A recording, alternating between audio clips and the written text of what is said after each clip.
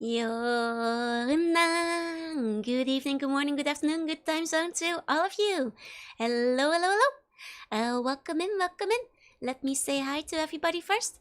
Hi, Sneo, congrats on first. Hi, Darksec, hi, Usko, hi, Alvarius, hi, Falcor, hi, Toshi, hi, Sixshot, hello, hello, hello. Hi, Biggest, hi, Ketchup. Are you okay? Waka waka. Hi, Benjamin, don't worry, I'm back. You don't have to miss me anymore. Joe's in the bunch? No, no, no. I was just taking a very long nap yesterday, so I'm okay now, don't you worry. Hiya, Kanyu. Welcome in, welcome in. Hiya, Bebo. Meowdy. Meow. Hiya, Six Shot. Hi, Gamer Boy. Hi, Weshio. Hello, Fogon. Hello, hello, hello. 100,000 billion implemented Fallout facts, that's right.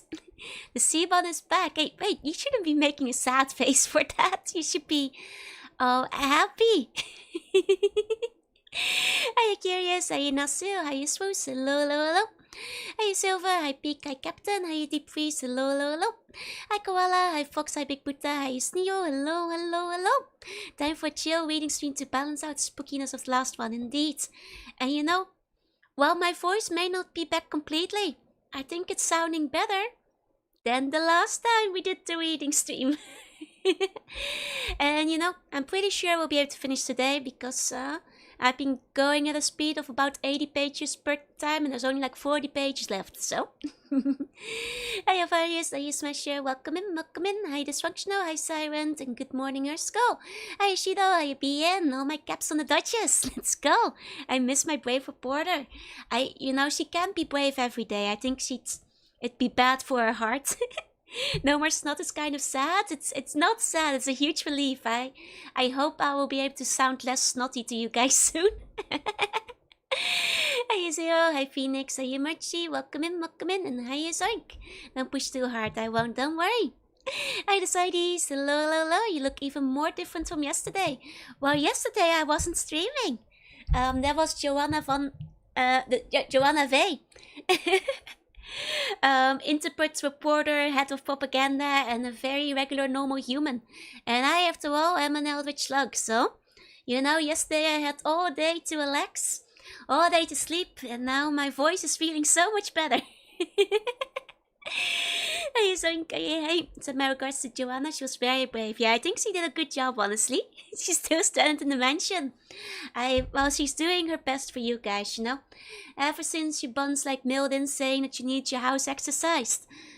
She's been training very hard to take the pictures for you. Didn't you know I have a co-host for this channel? Of course, yesterday was Joanna, who is not me and also a human and not a slug. I am definitely not human, and that's what makes us two different people. Can't even remember our employee's name. Joe is a Sony executive. Joanna van de V, Joanna V, Joanna V. Yes, you start mixing them up sometimes. Hey, press V. Yeah. My Jabberdisk kept growling. No, I think that was a ghost. You think that sounds sus? No. How did you get a visa as a non-human in Japan? I want one too. You just have to go through the non-human department. It's very easy. Even easier if you decide to live on the ocean. Hey, Quest, welcome in. Hi. Now it's my turn to prove how brave I am. Nah, I'm not playing scary games. At least not till October, most likely. My houses need exercise. Could do with some more walks. No, not exercise. Exercise. Very, very important difference where one of the two is one is not like the other. Don't worry. It's all good. But yeah, extra ties. Well, actually, one of the fan arts that came in for today is a little bit like that. But that's not what I said. I hope you all have been okay. It's already the end of the week and man, this felt like a long week. I'm asking this from each VTuber because you're bored. Any good games we should try on the PC? Good question. Go play Fallout. They're not very expensive on GOG these days. Go play some Fallout. You can play Cave Story if you just want to play a game that's for free. I'm just listing off the games I'm playing currently, maybe. And otherwise, there's plenty of good RPG Maker games, depends on how much you want to pay. One of my all-time favorites is still EIB. Extra dice, exercise, extra wise. Extra wise. Nah, I already had some French fries tonight. Everyone was getting sick and could not sleep at all because of the coughing. I feel that. I didn't think of before. Thanks for the tip. Of course. You are more than welcome. I hope you have fun. I've been playing God of War since watching you. Let's go. I definitely want to play some God of War once I, get the next CD. But I have to hold off on making game purchase for a bit because all my money went into Dittos. For the next month. Hey, final bio. Hi, Slip Slop. Welcome in. The extra wise to my face. It sure isn't. Mostly I just saw you posting other families with extra dice. I do that sometimes. I do that sometimes. It's hay fever season here, but I don't get hay fever. You're lucky. I do. That's why I should be under the ocean where there's no flowers and I don't get hay fever. I mean, this Gaia, also a good choice. Better use of money, right? Well, speaking of PlayStation games, though, I did look into the disc repair stuff. I see a grain of rice where you'd have a nose. It's not a grain of rice. I saw the VOD yesterday where you guys were telling Jorunna that she had a nose. And I'm just, I just have some questions. I just have some questions for you guys. When I think our noses are quite similar. So you tell Jorunna she has a nose like normal human do, but you say I do not. Nose needs to be resurfaced. We do not share our wife's grain, but I do think our noses are quite alike, so... Of course, Joanna has no one knows, so she's a normal human. You and Joanna similar? Well, I just think the shape of our nose is quite alike. Is all I'm saying. Just, we're not alike in many ways, but I think our nose looks quite similar, right? At least that's what I've been told, and well, I don't know about that, but I'm pretty sure. I don't think pretty sure that's rice. You're pooping the rice.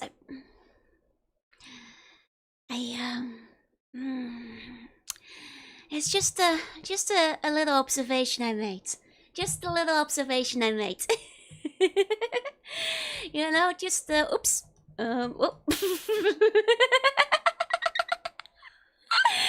Kinda like Joe is one nose versus no nose. It's a noseless one again. I'm not noseless. I think it's more the eyes and the hair that go weird, Joanna with. I mean the eyes and the hair are quite similar too, but I feel like our noses are quite alike too. I saw nothing. Yeah, you saw nothing. That's right. You guys saw nothing there. Buns are being awfully nosy. It's still. You're cooler than hair. Thank you. Do you go to the same hairdresser? Both me and Joanna cut our hair ourselves, and I'm also gonna turn the AC on. 1 second. There we go. Both me and Joanna both cut the hair ourselves. That's why it looks like a mess. Your nose is totally alike, like an orange. Huh? An orange.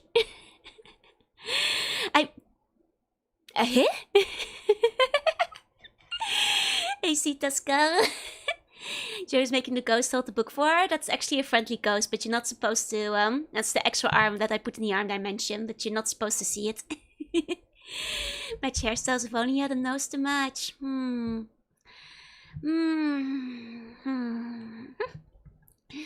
Well. What I was saying, I like an orange and nothing. Makes no sense if I mean, isn't it like apples and pears or apples and oranges? What I was saying, I did contact the like the CD repair people. Oh, CG, congrats on releasing yourself in the Bone Wars influence. Congrats. And hi, Bajango, welcome in. You don't even cut each other's hair. It's much easier to do it for yourself. I did find a place that does the CD repair, and it's actually kind of tough to find them that don't like rely on sending them in. But I didn't want to go through the hassle of mailing it, because then I'd have to wait a day or more for mailing, and then I'd have to wait for them to fix it, and then I'd have to wait for them to mail it back, and also I'd have to go to the post office. So I figured it'd be more practical to find one that does it in person. Because then I can just get it resolved in one day and make sure that the game, if it can be fixed, is ready for next week. And Joe has been even 75% as cute as Joanna. If only I had a nose. I see. If only I did, huh? Hey, look. So I did initially send them a mail because they had like a 24-hour mail support thing, and then they were like, they took like a day to apply, and then they were like, you can't actually make reservations through mail because you do have to reserve for the walk-ins, apparently. So I was like, okay. So I called them on the phone, and I completely fumbled it for a second, which was embarrassing. But I did make a reservation for tomorrow. So hopefully, I can get the CD, the PlayStation disc fixed. Hey, SSDs, hello. I'm not a mother. You can call me Nathan. They love the process. Not even 3 words without a nose. Why? Joanna doesn't have a flapper. That's a good point. Hey, Polly. Hey. Unfortunately, it is like 2 hours away. So I'm gonna do 4 hours of travel back and forth, but the appointment is early enough that I should still manage to make it back for streaming time. But I might be a little bit tired. Hey, Hilton Gunner, hey, everyone, welcome in. Make a day of it. Yeah, I'm not actually sure. I'll keep you guys up to date over Twitter and stuff, because they told me like there's no waiting area within the CD repair stuff. So they said like you just kind of have to, F off and entertain yourself while they're working on it. I don't actually know how long they will take. If it turns out they take like 4 hours to do it, stream might be delayed, but I'm gonna assume that it doesn't take that long. And I'll probably just go out for lunch or something.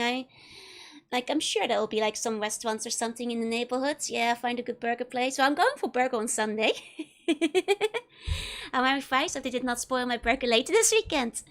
Honestly, my appetite isn't still fully back, but I'm slowly trying to work my way up again. Joanna has a totally normal round of wrist, unlike Joe has an abnormal wrist black hole. You're not supposed to say it out loud.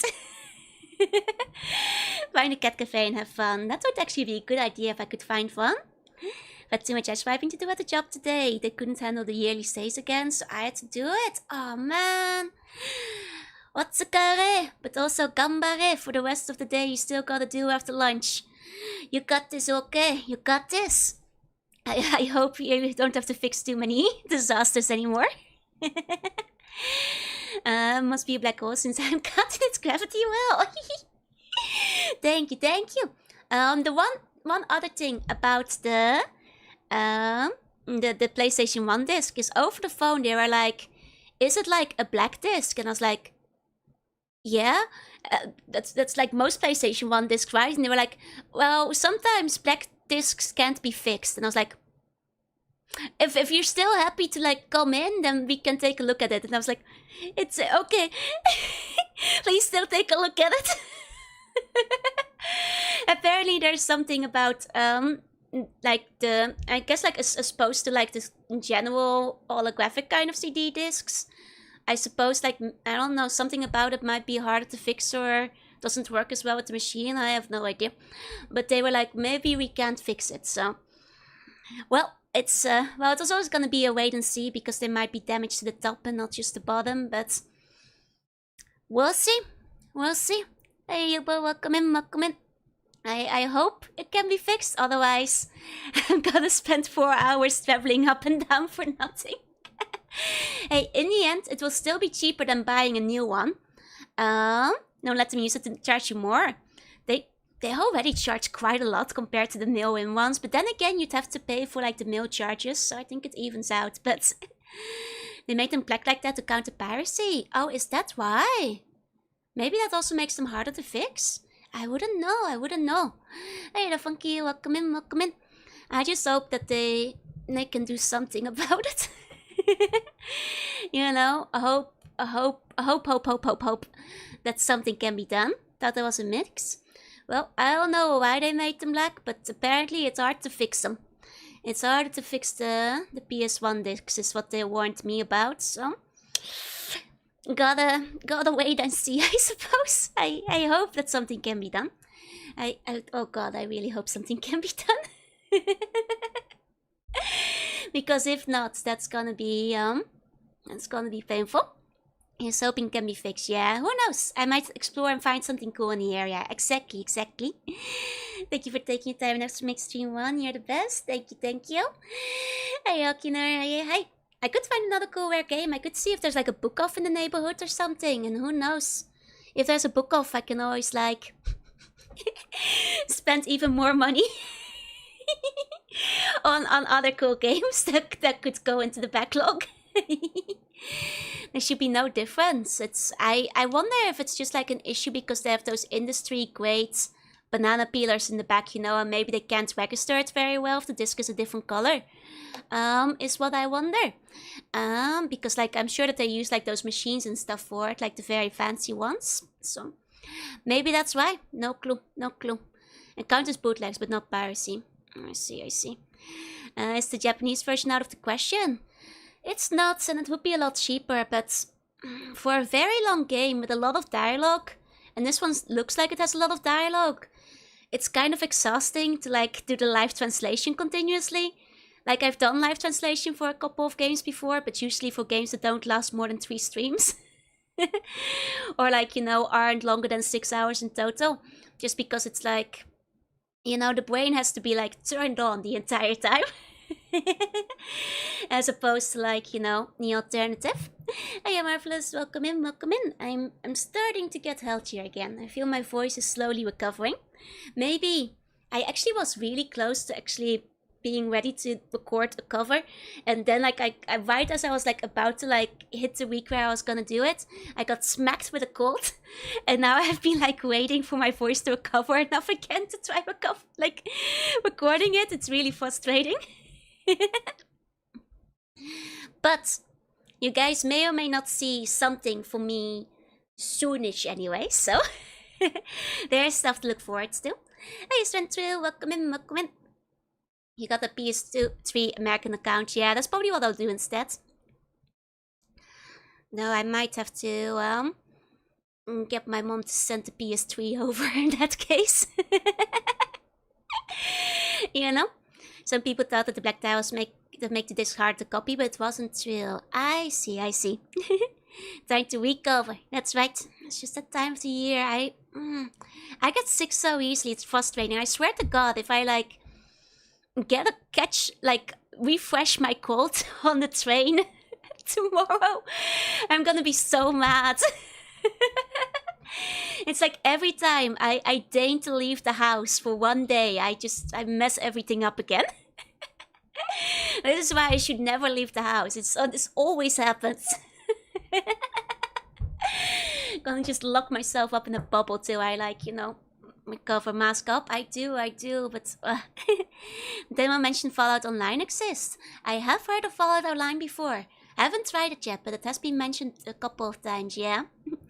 Time to bulk up with vitamins. I do have like, you know, I drink a lot of those drinks that are like your entire vitamins in one day.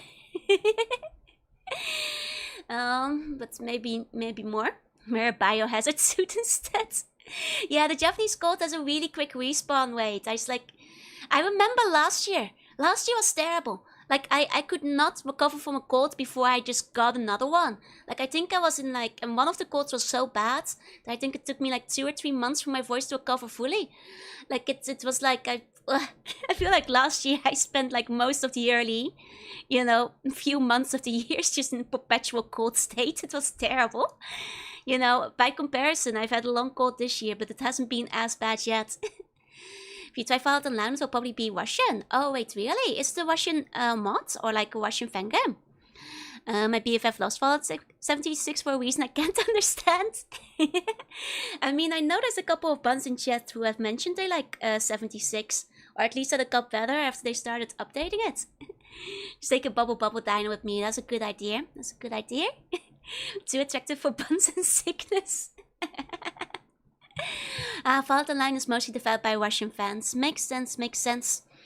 I guess like it would need you to like have the Russian language installed then, right? If they use like certain fonts and stuff. I guess like, yeah, these days PCs don't really come with all the fonts pre-installed. You often have to like get a separate pack for them. I know I had to for like Japanese games and such in the past. Well, Sunstring is the best. Regular fresh air and sunlight. Regular fresh air and sunlight, eh? Well, you see, we just had a radioactive fallout, so it's full of radioactive isotopes out there. It's very dangerous in the sun. There's a massive Russian Fallout 1 and 2 mods and games. I have heard. I'm kind of curious about some of them, but I don't speak or know how to read Russian, so I'm probably limited to whichever ones have had translations, unfortunately, even though you guys have recommended a whole bunch of really cool ones. My friend got a cold when we visited. It lasted a while. I swear the colds in Japan last way longer than they do in Europe. Mama's luck, she says she gets you 15 minutes. Yeah. Moonlight counts, right? It's decent. It's fun if you got people to play and goof around with. I guess like a lot of multiplayer games are like that. There's some really cool games using the engine like Olympus. Let me check Olympus. I'm not sure if that one has been recommended before. Let me take a look at that. Olympus Fallout. Oh, total conversion. I see. So is this like... It's not like a Greek thing, is it? Okay, it's just like... Oh, I'm seeing a lot of like Russian characters. I can't read that. Oh no. It looks cool though. Oh, it does seem to have like it's like a Russian like god kind of style. I see like Tartarus in here. I've been sick back to back before I had an ear infection. Dang. It's its own unique sex thing. Gotcha. I'm sure you can just use Passion Russian, I believe you. I'd have to learn the alphabet first. Or like, the writing, like Cyrillic, right? I'd have to learn how to read Cyrillic first, otherwise I don't think I would be able to get through anything. I mean, it would be cool just for the bragging rights, but I'm actually, despite what people might think, I'm actually not very good at languages. I've always been very slow learning them. Hey, Clem, hey, probably at least keep the window open. Yeah, I should probably do that. Can we get unnamed Otto in the corner again? Sure. There's a translation for the big mods. I've seen them. Nice. Yeah, any game can be fun with friends. That is true. Oh, that's them. That's a different one. There you go. Are we going to off-guard in a hazmat suit? Understandable, yeah. Got the strangest turbo last count. Lasted like 36 hours, but I just sweated out 2 liters of water. That happens. You keep the window open, the pollen comes in. Exactly. Can you check out the true purpose of Fallout and Fallout? Does it have spoilers? I've not played beyond the first and second game. So if it has spoilers, I cannot look at it. If it has spoilers for 3, 4, New Vegas, or any of the other ones. The baby hippo too. You guys want Mudang back? That's the wrong one. There we go. Might need the 1984 meme up as well. You guys haven't gotten horny for that clause yet. I'll keep it on hand if I need it later. I'll keep it on hand for later. I think she already knows these spoilers. Are we sure? Are we sure? Every Russian word that ends in Tion or ism has the exact same meaning for the English counterparts. I see. So I'll know like 0.05% of the vocabulary? I mean, I know that there are a couple of Russian buns, so if you guys, feel like teaching me, the most vital important words that I need to survive the apocalypse, I'll take them, but it's eating slowly of us. I mean, I suppose that maybe you guys will be able to behave about that class. We won't need the 1984 picture. Otto Small is so cute. Thank you. Mainly swearers. I already know the two most important ones. I mean, I might, but I'm not sure if I... that claw, Oh, fine, I'm... Here, stop looking at sexy dead claws. The game was only involved in Fallout 1 and 2, so it shouldn't have any spoilers beyond that. I suppose in that case, once we finish up, we can take a look at the video. If it doesn't have anything beyond that. Hey, though, welcome in.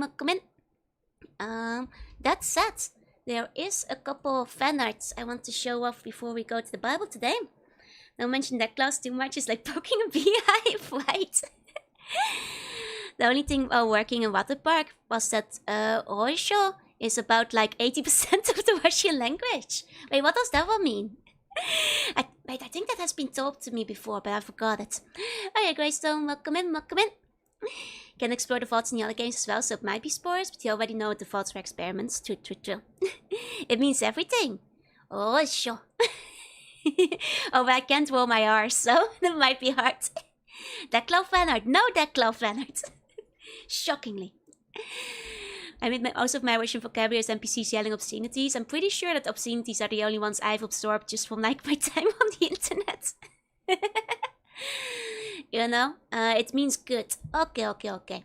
I mean, like, then I know. Oh, sure. And vodka. and privyet. And I think that those are the most of them that I know. He often talks about stuff like that was in his head while developing Fallout, but it's never explicitly stated in the games. Fair enough.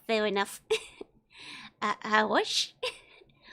Ocho means 8. Okay. Oh, in Spanish.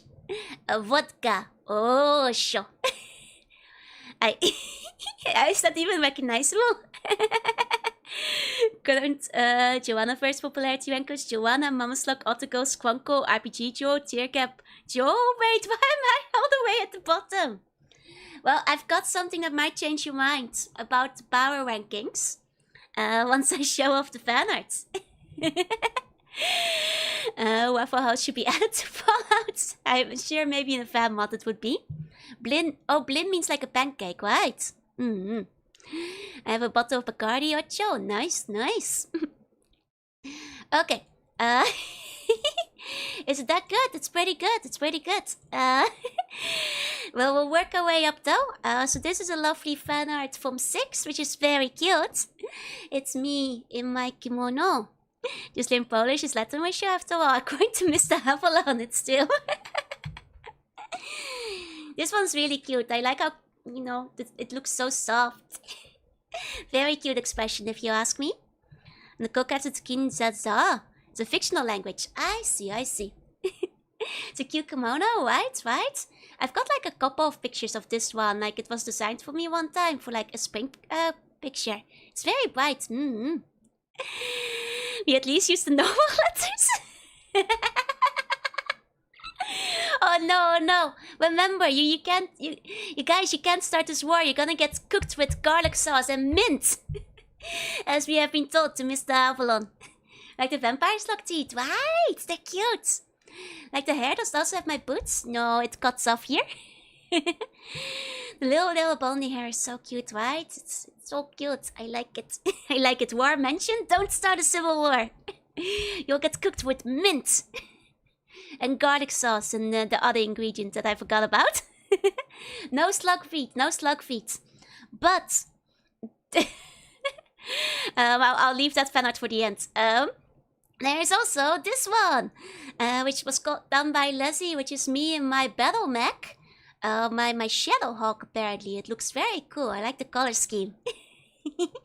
Hey, sweetie. Hey. Mint flavored buns if we wore. It's peak, right? It's so cool. Very cool. Like, I love I'm very bad at wearing, like, mechs and stuff. like a very so like seeing people are actually really cool at Max. That's awesome. We're dying compared to dirty steroids. Well, how about this, huh? Infernal One, this is Parva Prime. It's getting awfully crowded down here. Where's my support? Damn it! Hurry it up then. Can't hold out in here, and I'm always running out of ammo. Sorry, Parva Prime, we can't support you right now. There are too many enemies within the facility. We can't find a proper place to set up. You are on your own. Copy. We are doing our best to help you out. Just hold on. We are sending Sulu Company on your location. Just send your coordinates. Very, very cool. Very, very cool. Till the end? No, to the end of the fan art section. So after this one. Hey, let's shy fly. Say to me. Hey, would the bundle be better? The bundle would be good, but it would be different. This one's very cool. I love it. Deploy the flapper. Can't wait to use the mecha in the war. Tried making the shadow hole work. I really tried. The crab is still the best medium. 2 large lasers is hard to argue with. It's still. Great. Dispatch Benzodia to the rescue. It's so cool. You could kind of, I kind of have the flapper here as well, Yeah, we can deploy the flapper, but don't destroy the flapper. I thought you meant the Shaggot from Metal Gear. No, this is a Battle Mech fan art, and it's really, it's really cool. It's really cool. I love it. Like, very good use of colors. Like, very, very awesome. I like my whole equipment and everything. So if you guys wanna go, send me out into battle, you are more than free to. You are more than free to. So, and then finally, we have another art from Ali. Who you guys have seen art of before. The poor werewolf flapper has to be covered in armor. It's very dangerous otherwise. and this is the one that does have the feet and thighs. So you're welcome. Hey German, welcome in. But first, some of these close-ups. However, Succession Wars, I assume. The arts just strapped me into the Introtech diagram. It's the latter, I'm afraid.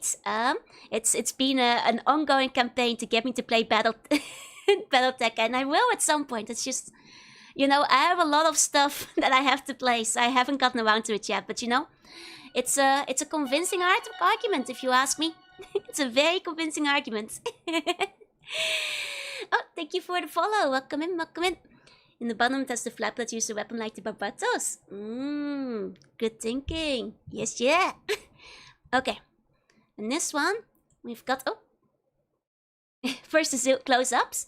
We got some more alley art, including some very, very nice close-up portraits, which are very pretty. Very, very pretty. Ali is really good at drawing evil women. Holy moly, right? Wowee. Joanne was jumping upstairs. Thanks to hear the sub sound I'm missing. The hair is so good, right? It looks very good. It looks very good. The nose is there. I've always had a nose. The Vel's doing too good of a job, right? It's good at hiding. This is the reference sheet. It is here. And here you guys get the promised dice. And there's your feet. You guys were asking for. There's the feet and there's the no reference. Extra dangerous jewelry, yep. Yep. Extra slug feet, yep. Looks amazing. She did a very good job with it. I'm very fond of like all the expressions. Hips for days, right? And noses and thighs, yep. It's very, very cool. And she also drew a close-up of the mermaid form over here, which is very nice. Yeah. I'm saying more that drapes over nights. I don't know. I'm make the veils. Yeah, I do like my veil, but it looks a bit silly with my Fallout outfit. So I usually have it off while doing the Fallout. So you guys get the tail. There could have been more. I'm sorry. The hips had to be nerfed ever so slightly. But you can always, the rest is up to fan art and imagination. Armlord tail action. Yep. Full tail action over here.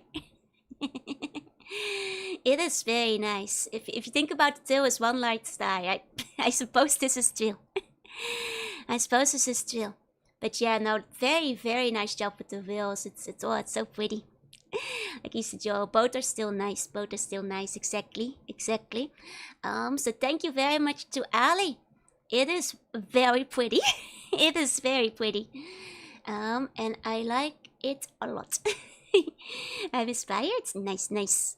Before, do you ever keep your promise to download and quarantine it? I have had so much to do. I haven't reorganized my fan art folder yet, but I will do so. I will quarantine it eventually. Don't you worry.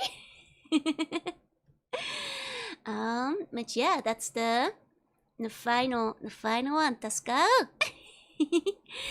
That's the final fan art of the day that I had to show off. I've, some other ones that are related to specific games, so those will have to wait for those specific games. Those will have to wait till then. Hey, Zaki, hey. It's so. Callostis crushes skull. Yes, bone lord skeletons beware. A chicken jockey? There's no chicken jockey, I'm afraid. I already sang the what is Lava Chicken song last time. Loved one that kept the extra long bangs, right? It is part of the design as well, after all. Even if it's not always out. Watch the Tank Gang video, I can confirm there's no spoilers. Excellent, then I can watch it later. Then it should be fine, But before we start watching any Team Claim videos about vaults or deck class, we'll be reading the Fallout Bible first. My tuning powers are off the charts. They always are. I come with a nose and everything. I always have a nose. It's always been there. You guys just you are unbeknownst to you. It's always been there. We'll eventually retouch videos on the Battle Deck lore. As in when we actually get to it. I plan to. But like I said, the schedule is kind of full as it is. I would love to look at some Battle Deck stuff, but it's a matter of finding the time for it. Likely story. Are you in Tokyo? Welcome in. Okay. Let me pull it up. There we go. This is where we left off last time. There we are. Just remember to watch Dex. He's the gold mine center of the Battletech. I see. I will when we arrive. When we get there. Okay. So, let's dive back into it. So, last time, we did not finish up one of the chapters. So, we're gonna finish that one up, and then one more.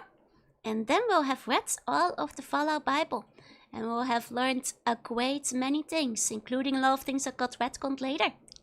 Hey, Wintoki, can we swap the position and size of Jorunna Otago? This is still my channel. If Otago ever gets her own channel, I'll let you know. But for now, it's still mine. My hair's too long. I haven't cut it in a little while. Now the GameCube actually has a good Robotech game. Oh, nice. Is that related to it? I'm a proud citizen of Cargonia. Wait, is Robotech and Battletech, are they related? It's like I said, it's not a series I necessarily know a lot about yet, but... now we all knew before Cargonia. So I'm getting that Cargonia as the favorite, huh? There's perfect this way. Thank you.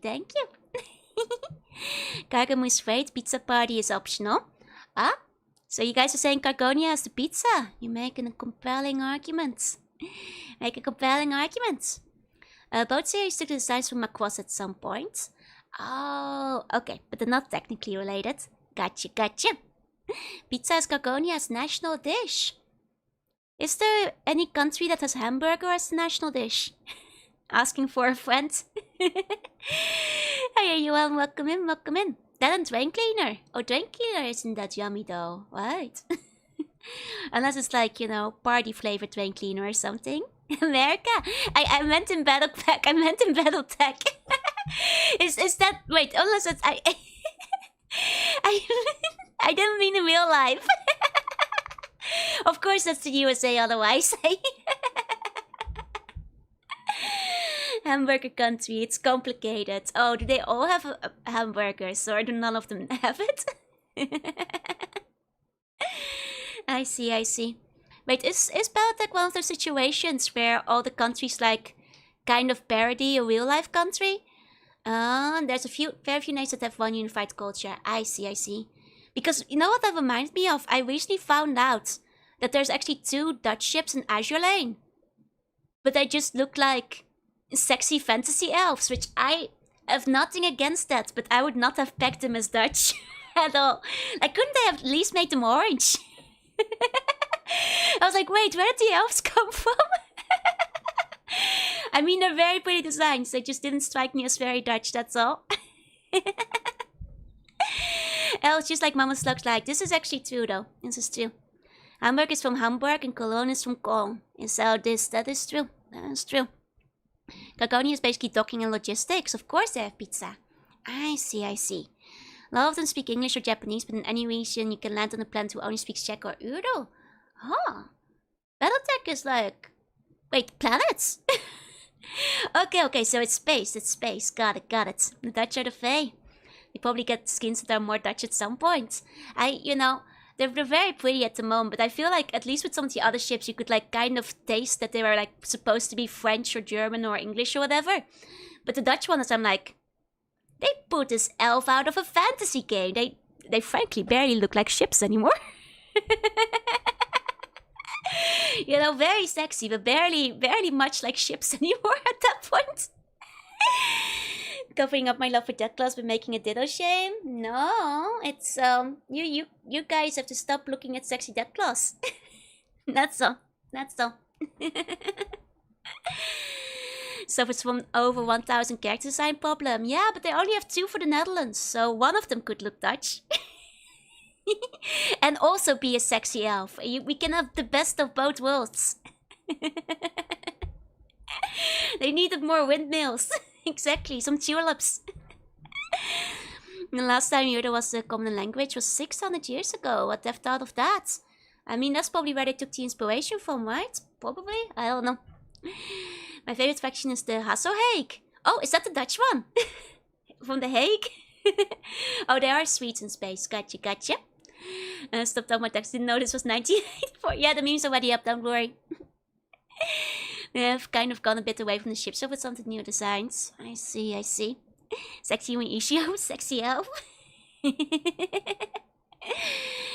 I mean, to be fair, you know, the design probably does what it needs to do, which is be sexy. So that was probably the main requirement. It's just, you know, as a Dutch lady, I want to see my nation represented. That's all. So I hope that at some point they might get alt outfits or like some, you know, they could just make them orange. They could add orange or red, white, and blue to it or something. That's all. I was got the bio because the buns sometimes needed for the close cock. Hey Jesse, hey. I want them to make Azure Lane too so they can make use of the actual 3D models. I mean, they're probably never gonna end it. They're just gonna make a separate game, right? Yeah, Dutch Mech. Like the good old G Gundam. You know, with the windmill. The classic. That's how, you know, we're represented around here. That said, you know, I guess there is like the one Dutch ship going Cancole. And her design does strike me as a bit more Dutch. So she's pretty cute. I mean, the elves are too. Then you're just not Dutch. The Prinsenvlaggen everywhere, right? Next gacha character should fly with a windmill, have an orange color pad and tulip particle effects. Exactly. Feel like the Mexico's representation is a little on the comedic side. Yeah. And so is the Dutch one, to be fair. Hey, Cerberus. Hey, the Windmill Gundam. I love Windmill Gundam. I want to get the figure set. The ship's crew should have been a windmill. Exactly. Oh, and Alex, thank you so much for the resub. Thank you. Please enjoy the emotes. Thank you so much. 29 months. That's crazy. Thank you very much. Okay, but let's get to reading. Last we left off, we were asked, what's Carlson's deal? And this entire time you have not looked at the screen, so you don't know what his deal is yet. And I'm about to tell you. Brady Brewer, whose emails are black text on a black background because of a stupid glitch in Outlook, asks, does Vice President Castle in NCR serve a purpose in NCR? Serve a purpose in Fallout 2? Because I can't even get him to talk to me. He's just there to be assassinated for the Bishop mission. Die, Carlson, die. Ah, fantastic. I'm ready, let's go. Hey, General, hey, welcome in. I was too mesmerized by my emo bangs. That's right. They wiggle very nice, right? They move real good. 29 monsters like 3 babies. This is true. Poor assassination target NPC. You can't even talk to the guy. You only dare to kill him. Bird school work dead. Henry has some questions about the birds and the bees. In the Fallout Bible timeline, you say that the Vault Dweller was born in 2141, right?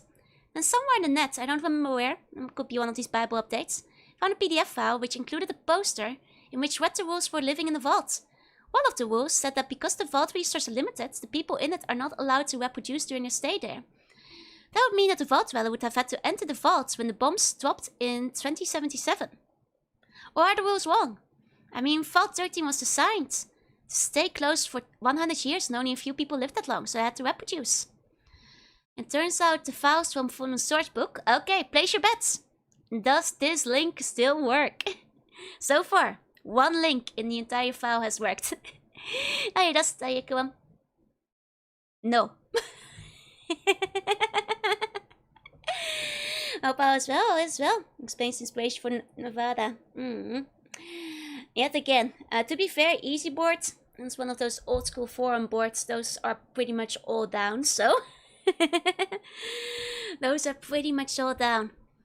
The next question is that the new Fallout Bible said that the Arroyo Elder was Vault Dweller's descendant. However, in the game, the player, the Chosen One, says all the time that the Vault Dweller was his ancestor. Yes. That would mean the player and the Elder were related, maybe even brother and sister. Or the Elder was his mother. By the way, why does the Chosen One speak of the Dweller as an ancestor? It's only 80 years later than Fallout. I hope you now understand how confusing this is. Honestly surprised that one link still works. That was like for the movie page of Mad Max or something, right? It was frankly surprising that was still up. Okay, here's the problem with Vaults and no web production though. War starts in 2077. Vault 13 has the Vault Dweller out in 2161. So you're right, if no one in the Vault is allowed to have children, then there's some weirdness going on. So my opinion is that people within the Vault were allowed to have children, but the birds were strictly controlled so as not to interfere with the equilibrium of the Vault population and fuck up the whole ecosystem. I mean, they kind of mention this in Vault City, right? That they are like doing a strict controlled system where they basically just, choose exactly when, where and how the children are being born and all that. If I recall. Meanwhile, Pete Hines is we're not beholden to something written 20 years ago. I mean, to be fair, a lot in this book has been, retconned, I'm pretty sure. But either way, they do it in all the vaults, don't they? I'm pretty sure. So I'm pretty sure that, it's probably it's literally what they say about Vault City. So they probably did the same in Vault 13, no?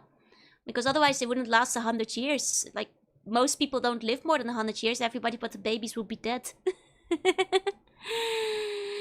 And just Emil no can write? Oh no. The Arroyo Elder is the daughter of the Vault Dweller. And the Elder is your mom. Yeah, obviously. The white ancestor is used because it sounds more cryptic and tribalish. Ooh. Especially in the 12 with the one guy, most likely. Bethesda doesn't like the old lore. That's discouraging. I'm a bit worried about the Bethesda games, but I haven't gotten around to them yet. Because I quite like the old lore. Suicidal Bob takes it on home. You said in the fourth Fallout Bible, I think, that the Enclave could remotely go through the logs of the Vault inhabitants and their Pip-Boys. So wouldn't they have been able to monitor the location of the original Vault Dweller? And then the main character in Fallout 2? You would think that if they saw him in San Francisco, then running around in Navarro at about the same time their vertebrate plants disappeared, they would have disposed of the character. Did I totally misunderstand what you said? Am I crazy? Do I need to go outside more than a year? That's a good point. Wait, don't, I'm not, wait, Super Jesus, I'm not gonna read all that. Don't give me spoilers yet on what does or does not get retconned, okay? Please be careful, I haven't played the games yet. Let me discover things on my own. We are not beholden to something written 20 years ago unless we can use to justify our own lore. That's a bit of a shame, though. At least the current lead writer does not, even for their own games. Yeah, I have heard New Vegas was fun. There's a lot of jokes and nonsense in the originals, but they did have cohesive lore. Exactly. Like, it's a direct sequel, even though within the Bible they're already saying that they were gonna, like, you know, retcon a bunch of stuff.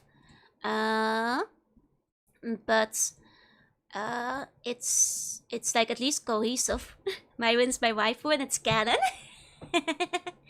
Yes, exactly. Didn't the show nuke off a whole faction or something? I think like most people have said they are basically like spin-offs. I've heard a lot of people say they're basically like spin-offs, yeah? It does have ways, it dissolves in water. Myron?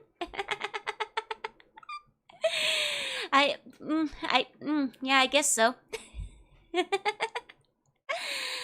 Okay. Under ideal conditions, they could have monitored both, but there are problems doing it in Fallout 1 and 2. 1 is kind of irrelevant since the Enclave wasn't really an idea then, nor were the Vault's experiments then, I believe. Oh, so the Vault experiment thing was something that was only decided for the second game. That's interesting. So let's shelve the Vault Dweller issue. Huh. Hey, Snoozing. Welcome in. I guess, like, I wonder if they were trying to justify some of the things in the first game that they, like, made it into the experiment. Like, probably, like, maybe the Overseer's, like, behavior and all that kind of stuff. Well, classic Fallout games are games that make jokes, where the Bethesda Fallouts are joke games. Might be just the best to treat them as a whole new series. Fair. But yeah, no, like, I think, like, there are silly parts in the original 2 Fallouts, but it's like you say, like, there's some meta jokes, but they don't, like, rule the plot or anything. Lack of the spare water ships was turned to experiments, so that's probably a big one. Pete Hines is a horrendous writer. Though in the second game, it's the water chip thing is still an accident, though. Like, I'm not sure if they retconned that like a second time later, but in the second game it's still just an accident rather than an experiment. Because that vault was meant to last originally and was supposed to get like 1 million of them. The fact that Myron got stabbed in the end in the den, the same time where you left him, is very funny coincidence. I thought it like remembered where you left him for the ending. It's not canon. Okay. Yeah, that's what I thought. Like, the going back in time was basically an in-joke. Exactly. Like meeting King Arthur and all that. Before we go into an annoying list, the vaults were an experiment. The experiment is useless if you can't collect the results. Brainiac came up with the question, hey, is there a way of collecting results without compromising the experiment? So why didn't they track the chosen one? The accident was intentional. No, it doesn't seem... it's very much is still an accident as explained by the game. Very much still an accident. From what I could see. That like kind of messed everything up. It's more protected, but even that the hikers seem to care little for continuity. That's a shame.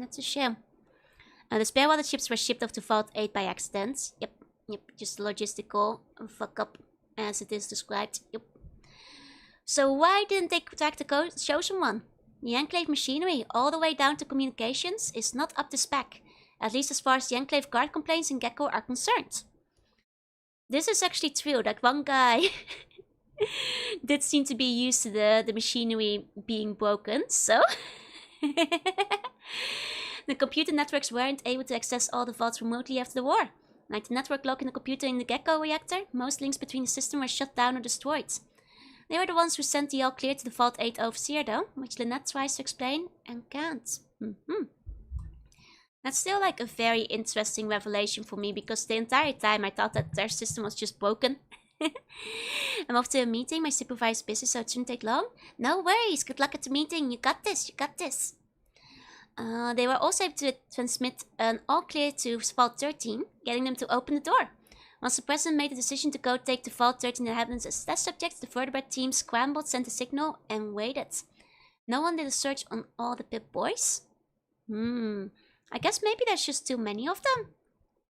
That they're not like looking into it all that much. Hey Bjorn. Reading information on the Pip-Boys within the vaults is one thing, but tracking them while possible is a different story. They probably could if they knew what frequencies to look for. I guess it's older tech, so that's like the kind of stuff they might not have pre-registered. And if they had bothered to read the Pip-Boy specs. My feeling was that they wouldn't even have considered trying to hunt him or him down with the Pip-Boy, because what would a tribal be doing with a working Pip-Boy? Good point. As for Vault 13 Pip-Boy, they already had the members of Vault 13 captured too anyway, or so they thought. Plus the Hoyo is many miles away from Vault 13. Also true. I'll be work lurking? No worries. Good luck with work. Also, I have no idea what happened to the player's Pip-Boy while it was laying at the bottom of the Temple of Trials. I doubt it was up to spec anyway. Yeah, I bet like some scorpions bit it or something. A rat ate it. Hey, you're welcome in. No one in the Enclave, i.e. Chris Avalon, was really bright enough to think of this idea. Only a few people in the Enclave knew the in-depth secrets of the vault and how the inhabitants were monitored. This may help, or may simply be more confusing. If it's more confusing, let me know. And sure enough, it was confusing. So, follow-up question. As for the player Pip-Boy not being up to specs, can't you bring it up to specs at the Vault 8 computer if you have high enough perception? Or does reformer thing not count? Or the fact that there's wires hanging out of it not make it up to specs? And I was also curious about the button on Pip-Boy that is scratched out. Is it actually supposed to say something, or should I stop looking at it so hard? Nice follow-up question, don't back down. You can bring its programming up to spec, but not its mechanics, if that makes sense. I think the button was for another interface screen, but I'm not sure. I think only the artist on Fallout 1 know for sure. Let me ask and see if I can get an answer for you. Interesting. Okay. Pots, caps, and vines. This is a question about Fallout tactics, but the answer is I don't know. And I asked some designers and they said no. So no. Was the scratch out button ask a question? Is that true? I couldn't really see what it was saying on the button. Sorry, it's very loud outside, but I can't remember. I guess maybe I didn't look closely enough, but I don't particularly remember what it said at the time. Maybe it comes up in the next part of the Bible. Forgot how sassy this guy is. He's so sassy. He's like increasingly running out of craps to give, so... Who suggested there be a real currency type? Gold coins as opposed to bottle caps into, and why? Was it just the team thought that enough time had passed to start making money again? Somebody, not me, didn't like bottle caps. I personally love bottle caps, but I'm not allowed to be lead designer since the toilet paper incident. Wait, what was the toilet paper incident again? Was this brought up before, or did I forget about it? Doubt it was cut content, but he doesn't know anything at least. Don't think it was. Ask a question was available in the first game, but scratched out button was there from the start. Could be. In that case, maybe it was just something that was very early on and scrapped, or else it might have just been like there for the aesthetics, you know? Just for the pure vibes. Was there any specific reason the she's vine? It was a vine, right? Wouldn't grow in other soil. I'm talking about the radiation eating one in the end movie. Did I get that in my ending? I think it was intended so the plants couldn't cure the rest of the world, since we want to keep the rest of the world a nice irradiated desert wasteland. That was just a game-based reason. Yeah, in case you want, like, you know, the sequel. Makes sense. Hey, Epion, welcome in. Which does mean that, like, theoretically in the sequel, San Francisco would be, like, nice and green, potentially. That's kind of nice, because I do like, you know, how much Fallout 2 starts recovering, right? Like, it really shows, like, a side of the apocalypse you don't often get to see in movie and media, which is, like, the recovery phase and people getting better again. and like, you know, things getting. There's a slide about how the sheep entered a botanical monstrosity. Wait, this was a bad plant. Wait. From the question, I was assuming they just like brought back greenery to the wastelands. Hold on, is this like a what's it called? A Seymour kind of situation, or? Think it was a term of endearment. I see. I thought maybe they were just like, you know, getting like, because we have farmland in other areas, but nothing particular green outside of Vault City, I guess. Maybe I thought maybe she were like fixing things up, but if they're, you know, putting a Seymour back into the environment, that might be different.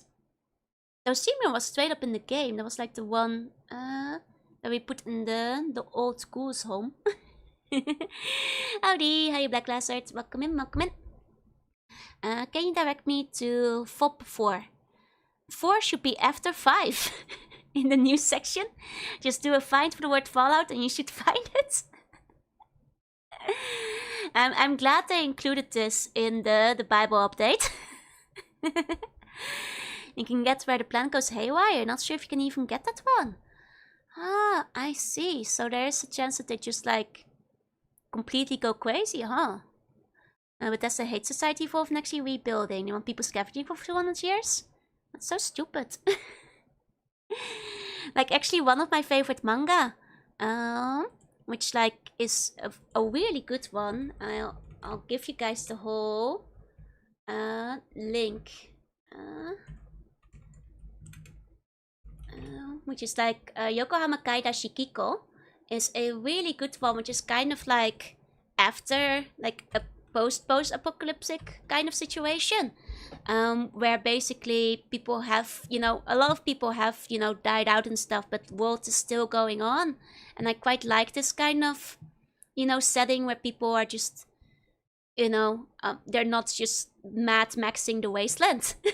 You know, there's coffee shops there, you know, they're talking despite that the fact that the world fell apart. They've rebuilt their society. It's, you know, I think I've heard of it. It's really good.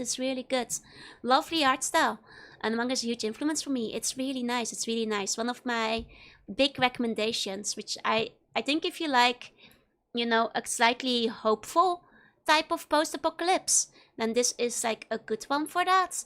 Because it's you know, despite the fact that a lot of like humanity died, it doesn't feel like too depressing.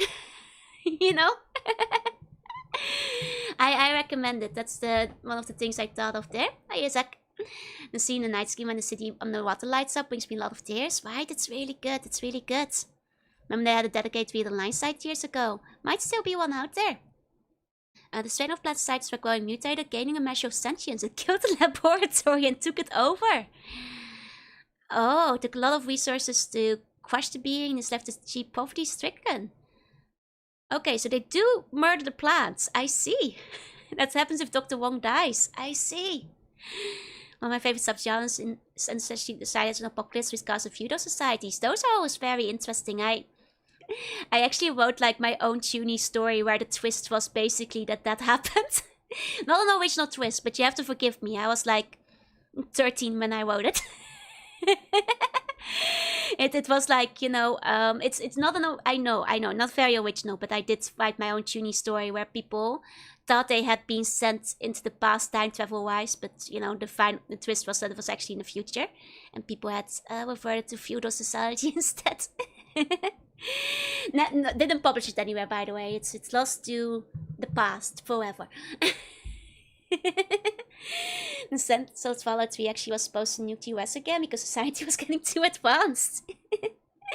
I want uni stories from Joe. My mom did bring my old laptop, like my old laptop with her. And I haven't had the time to delve into it yet. There might still be some salvageable Junie stuff in there. Is there an anime with the same thing? Yes. But I wrote the story before I read that one. I think... Is it the one you're thinking of where half of humanity turned into like mole people? But the twist is that they don't know that. I'm sorry, that's a twist. If you know the manga, don't say the title because that's actually a bit big spoiler. Yeah, it's a Planet of the Apes type quiz, exactly. You blew it all up, Maniacs kind of moment. Planet of the Apes did it sooner. Hey, Serno, welcome in. Love you meant he died up, but the walked off type manga sounds good. Exactly. But yeah, I think more wats, not most. Yeah, okay, but we're thinking of the same manga. We're thinking of the same manga. Don't say the name because otherwise it's a big spoiler for the manga. if you find it, you find it. Isn't that just the time machine from 1895? Like I said, it's not an original idea at all. It's been done a million times. What I'm thinking of is where the guy dies thanks to cult worshipping a goddess called Mitama. I'm not sure if I know that one. The first example I was thinking is Turner. Turner is really good too. Turner. Now we don't get to know what the manga it is. No, it's too big of a spoiler. You're gonna have to either go into it blind or get it recommended on a different stream when I don't tell you the big plot twist at the end. You know, so that the full effect isn't lost on you. Hi, Senpai Dragon. Hi, I did like that one. Yama was quite good. Yeah, I quite enjoyed that one. It's a good manga. It has a quite good anime adaptation too. I'm sorry, I promise. Okay, everybody who knows the manga, wait like a month and like casually bring it up. Like then, and then we can like recommend it to everyone without, you know, the big plot twist. You just have to wait a little while, and then, you know, we can still get away with it. You keep on welcome in. I read Minona Nana recently. Oh, I haven't read that one yet. And it's just Spotted the Time Machine by H.G. Wells. I'm not surprised. H.G. Wells did a lot of all the sci-fi stuff. H.G. Wells did like a whole bunch of like stuff back in the day, so, and a lot of writers went on to be inspired by him, so wouldn't even be surprising if the author took some inspiration there. Would not be surprising at all. But yeah, that's one day I'll sneakily sneak it into the recommendations, and then you guys can smoothly pick it up. Are you familiar with My Dear Marie? I don't think so. Let me double check. No, I don't actually know that one. The art style looks vaguely familiar, but no, I can't say I know it. Audacity of you. It's to save you guys all from plot twists and from spoilers that I slipped out by accident. Mr. Postman. I'm just another Fallout junkie named Geraldo. I'd like to thank you and everybody about this Fallout Bible thingy. That's just up my alley, getting to know practically everything about my favorite game. And so, I'd like to contribute. My questions are simple. The manga I was talking about is Pokemon. This is correct.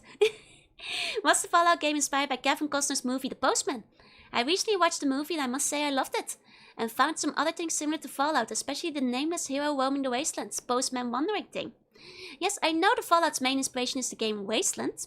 I've played it a bit, but it's a bit tricky. But I guess the team had to get some ideas from other places as well. Nope. The Postman has some good Fallout ambient stuff in it, but the book is a lot better. It's possible the book had some influence since Senor Kane and Senor Campo are pretty well had. Okay. They must not have seen Mad Max. I'm pretty sure that Mad Max definitely had some inspiration because we know it did on the car from the earlier Bible part. And there's like a couple of quotes, right, that are basically Mad Max quotes. Hey, good luck, say Autoplex. And there's like, there's also a couple of designs and stuff. Like, they definitely saw Mad Max. More technical question. I was playing Fallout 2 recently and came upon Metzger the Slaver, with two NPCs by my side, Cassidy and Vic. When I asked Metzger if he wanted to buy any slaves, Cassidy was listed at McRae. Oh, same bug as before. What gives? McRae was Cassidy's old name. Fergus originally called him that. McRae is also Fergus's middle name. Or one of his crazy ancestors, as it turns out. We changed it. Cassidy went through a crap load of names in McRae to the Cassidy transformation, but all the others sounded like pussies, so Cassidy it was. Yep, the only working link, the Mad Max butt car incident, yep. The only survivor. Yeah, and the leather army is a copy of the Mad Max armor too. Exactly. And the armored jumpsuit as well. Yeah, there's definitely inspiration from Mad Max. One of them is the boy and his dogs. I could see that too, yeah. And then last but not least, in the latest Bible updates, You've been adding info about several stages of the NPCs. My question is there any way we can check where the NPC is at? Also, how do they level up? After going through 4 levels already and the damn NPCs never set those white floats of the leveling up. There's no way to check what level the NPC is at except with the alertness perk. Which checks the current hit points. Then you can contrast with the level info and see where the NPC is. The NPC should have a chance of leveling up when you do, depending on their level up rate. Don't know why it wouldn't be happening in your case. I mean, it's like at a certain set of levels, right? Or I forgot what it was. McRae sounds a bit cooler than Cassidy. I don't know. I think Cassidy. It's like, you know, it's like Butch Cassidy. It reminds me of cowboys. So I like it better than McRae. You know, it's like Cassidy and Butch Cassidy. Like it's a good name. It's very cowboy. Minor thingy, can you list the songs that people have been recommending you for Fallout Pen and Paper? I'll post in a few more months. I haven't got a lot of responses and some aren't really 50 tunes. I can still post them in a later update though. I see. Wee-oo! Kaboom! It's Fallout time! Welcome in, Nifty! Yeah, exactly, Rio. Cassidy is a very cowboy name, so I quite like it. Overwatch cowboy naming. Wait, what's that guy called? He's like... was he McRae? Something like that, yeah? It's a very villain casting cowboy name, exactly. I mean, that's because it's like a bandit, right? So... Chamber of... Death.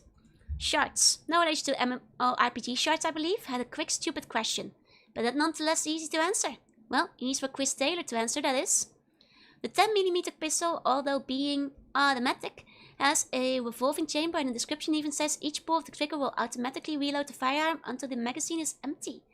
Why the discrepancy? Miscommunication between the artists and designers? It's high noon. Oh, they renamed the... they renamed the cowboy? Huh? I have not heard of this. I mean, I've never really played Overwatch. My friends were really into it, which is why I know that, like, the cowboy wasn't in like McQueen. They changed it to Cassidy. Yeah? I bet there's probably, like, a whole reason behind that, but that shocks me. Okay. So the person he was named after got into a controversy. I figured it would be something like that. I see. Gotcha. Must have been a tiny mode to rotate the home chamber. Okay, so... Cassidy now. Gotcha. I'm surprised because it's an in-game character name, but... Okay, I won't follow up, ask what happened, but... I'm guessing it was like a whole PR thing then. I see. But yeah, no, like I was gonna say, like probably nobody's using that because... Hasn't the game been out for like a decade? But... I see. Chris Taylor, who recently received a well-deserved promotion at his new place of work, so sent him cookies, says... The answer is... Duh! The longer answer? Miscommunication. I think the text was written before the art was done, or the art was redone and the text wasn't updated. It's a little fuzzy. Should be until the cylinder is empty, but I'd probably want to rewrite the description completely. Makes sense. Okay. Fallout tactics and the hot steamy sex. Well, we gotta skip that because it's about Fallout tactics. I'm sorry, you guys can't read that one. It's about a game I haven't played yet. Okay. The Union of Atomic Workers are mentioned by the gun merchants in Old Town section of the hub. If I recall correctly, his name is Jacob. Sorry, I don't have the whole name memorized. I appreciate any information on them, and it sounds like they would be an interesting aspect of the Fallout universe to develop if there isn't much on them. Damn you, chronology, you robbed us of the hot steamy ones. I did not know that Fallout Tactics was an Arrow game. Well, it only makes sense. Fallout 2 is the game that invented sex, but I did not know Tactics was steamy like that. You know? Making you care enough for a reread after playing it. Yeah, but I can't take spoilers. Can't look at spoilers. It's mostly from before Tactics. It's kind of like during.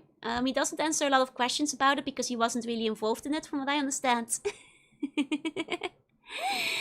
So, I'm afraid we cannot look at it though. Sorry. You guys will have to load up the Fallout Bible yourself if you want to hear about the hot, steamy Fallout tactics sex. People would produce fire toast before 1998, it's true. Fallout 2 invented it. Before that, there was only mitosis duplication and all that kind of stuff. Professional game designer assassin Scott Benny, who is interviewed later on this issue of the Fallout Bible, says, I did, Jake, though someone probably rewrote the dialogue since the tenor is terser than Benny speak.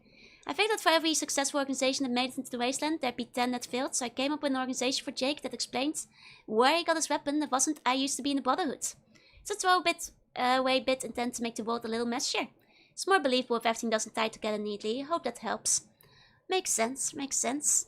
The entire tactics game is homework for the hot steamy tactics X. Hey SB Wong, welcome in. I honestly I'm wondering some things about the tactics game now. I thought it was mostly just the combat. But apparently it's an arrow game. I see. So tactics game so probably looks like when you took Skynet to the bottom, most likely. Giving the world a 13. Why does the Fallout flag have 13 stars? A good question. I had not noticed this because I am not American. My guess is that it's because NCR has maybe gotten, I don't know. Leon Lambenos said he used the flags because it looked cool and he didn't want to use the standard American flag with 50 stars. Eventually he planned to make up something about 13 superstates, but he never did. Makes sense?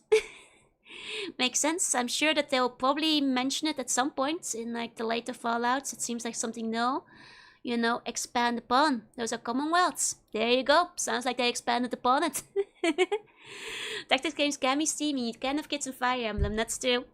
It's like those arrow games. You need to get to the hard game to get the steaming it. Ah, so like Sengoku Hans, eh?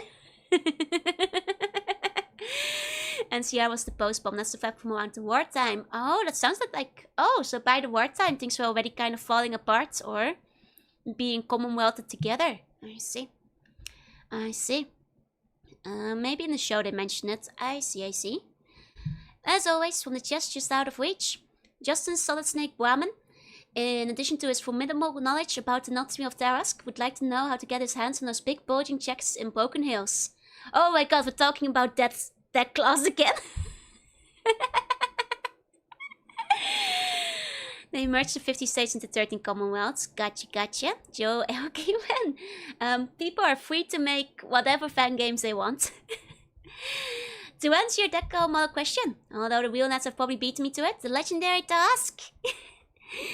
Good thing the image is already there. Yeah, you buns behave while we talk about the deck clause. In New Vegas, it is the flag in one of the DLCs. Gotcha. Hey, Gemstone, welcome in. One question that has always bothered me is as follows. In Broken Hills, during the gameplay of 2, there are several chests along the north edge of the first map that are apparently unreachable. At least, I've never been able to get to them. I'm just curious as to if you know what they contain. If so, what? This has driven me crazy since I first saw them, and I want to know if I'm missing out on something cool. Thanks for reading this, I hope to get an answer soon, but I won't be surprised if you say nothing. I remember this. I think I saw those. And I think I remember wondering how to get them. And I think you guys then told me that you can't. Stop thinking about Declaw's big bulging chests. First, Justin, you're dead on the tasks. Mr. Wayne, however, was the first to get it. He got it in 5 hours of the post. But everybody who's responded has gotten the right answer. The never-ending Bible. We'll probably be ending it today. Your answer to the chest in the Broken Hills is a technical answer. Basically, when we did stores in Fallout 2, we had fake chests placed off screen that handled all the store contents. Ah! As it happens, the ones in Broken Hills were accidentally placed so that people can actually see and get to them. As for the way to get them, I don't recall the bizarre series of steps you have to take to get there. But if you post a question on the boards, someone will be able to answer it, I'm sure. Or if you do a search for Broken Hills chests, you might turn up some lists on the boards when the search function starts working again. Otherwise, I will post it here. Oh no! Eternal broken search function. It's your way to protect us there, Tascal. You are welcome. Hey, welcome in. Are there any similar documents for the later games? Not that I know. I know there's a lot of documentation for Van Buren, but I don't think it's like in this style, so And I feel like a lot of devs these days, well, A, it's hard to attribute most of the stuff to the single 1, 2, 3 people anymore. And B, people just don't really write documents like this these days. So I posted some stuff on the forums, but not as comprehensive. Fair enough, fair enough. Having input just to handle the inventory is such an incredibly Bethesda coded trick. I mean, it's just like an old school trick to make sure that the inventory is somewhere, right? It's like a nice little programming loop around. They're also not allowed to say too much, yeah, because like people, like, you know, you have the liberty to like say as much as you want about projects that you are basically in charge of. But these days, if you're working on a game, you're NDA'd up to wazoo. So people can't really talk about these things anymore a lot of the times either, because of legal. We attribute to the 1 to 3 people who are competent at writing, that would narrow it down. I mean, there's also the NDA part, which was mentioned, which I think really narrows down how much can be said about it. So hoping for more Joe study streams. We'll definitely have a chance again at some point, like with the Van Buren stuff. Used to be a machine, now you're a coke. Exactly, exactly. So here's me excited for Halloween. Look forward to it. Fallout Tactics and the Vault Project. The Ever Deadly Kane has some Fallout Tactics questions I couldn't answer. As we all know that the Vault Project is a great experiment, so what is Vault Zero used to study? And the second question is, the calculator one of the ZEX series. If not, which company or organization designed it? The calculator? Do I remember a calculator? Yeah. Oh wait, it's Tactics! Oh, skip it! It took me a second to like, I was like, wait, which calculator? I don't remember calculator. I completely read over the fact that like, it was a tactics question. It's a good thing I didn't keep reading. I've already forgotten it, don't worry. Do not worry. One to the hills, tactics spoilers incoming. It's okay, we dodged them. Expertly, Matrix style. Dodged them like the bullets, don't worry, don't worry. He's talked about New Vegas here and there. Okay, that's nice, that's nice. So there's still some stuff. Should stop reading it and get into tactics. Nah, the tactics questions are so weird by comparison. In the 2 intro, we can see some Enclave soldiers opened an unknown vault and killed 3 dwellers. I guess after that, other dwellers would be killed as well. So my question is, which vault is the unknown vault? And why did the Enclave soldiers kill the dwellers? Don't they want to know the results of the experiment? My English is poor. Hope you understand what I want to know. Oh, we were talking about this before. Are you gonna play Brotherhood? I will try. It will probably not be very good, so I'm not sure if I'll bother finishing it, but hey game, now it's Vault 13 and no citizens were killed. The official story the Enclave soldiers were sticking to was that these vault dwellers were resisting capture, but that was bullshit. The Enclave soldiers were so keyed up after waiting for the vault to open that they opened fire against the orders of their superiors. They then stormed in and captured the rest of the citizens. Guys, I was saying this, you guys kept refuting me, that wasn't Vault 13. It was. He has confirmed it for me twice now. Including the part of opening up the fire. Or maybe some other devs like refuted it, but twice now. I was right from the start that it was Vault 13. Including the fact that they, you know, shut them down, presumably because they were overeager. Or resisting arrest or whatever. That's why Evil Team been playing the whole time. I forgot it wasn't turned on, so it was really silent, so I just turned it on, like, very subtly. I wasn't sure if people would notice. Those civilians were waving at us. They're a danger. That's right. It's kind of silly with fire on the only other pure humans. I guess, like, some people on the Enclave aren't, like, entirely up there in their brains. You know? Because they don't really consider, I think, the others completely pure, to be quite fair. The 2 bears high, because they were already preparing to, like, you know, experiment on them, so they probably considered them less than everything as it is. I think the Enclave was right that the rest of the world was more or less mutated by fire for the people in the vault, so technically wouldn't. Those of myself may have a sweet teen kiss on the forehead. Okay. Sleep tight. Have sweet bunny dreams. Hi, Ina. Welcome in. Okay. As a piece of development trivia, that was actually not the way the movie originally ended. The original ending had the vault door open up and a child stepping out into the wasteland and looking around. Then it faded to black. It wasn't very interesting, but it made you think. What was that child looking at? The desolation of the waste? The mirage? Yeah, that kind of... Yeah, it's a good thing they changed that, because that makes no sense with the rest of the story. That makes no sense at all, so it's a good thing they changed that up. I guess it was very early in the movie, or early in development, so maybe they weren't thinking of the enclave yet. Hi Hina, hi, because if you just have the vault door open up and it's just a single child all on their own, it makes me think that they murdered the rest of the vault, or the rest of the vault died out and they decided to leave. It would have like a very different implication, I feel, than, you know, the vault opening up and everybody smiling and waving and then getting, you know, mowed down. It's a good thing they changed that, because that makes no sense at all. At least not where the plot went as it was. You know, that only makes sense if, like, Vault 13 had some kind of disaster that doomed them all, and, like, you know, only the doomed child survived after eating all the other ones. Should have ended with a close-up of the child's field and a single tear going down, right? Makes sense, they predicted Fallout 3 speedrunners. Still barely makes sense, but at least it establishes things. Exactly. Like, I think it's, you know, you can question why the Enclave is shooting. The answer is probably just because it looks cool and makes them threatening.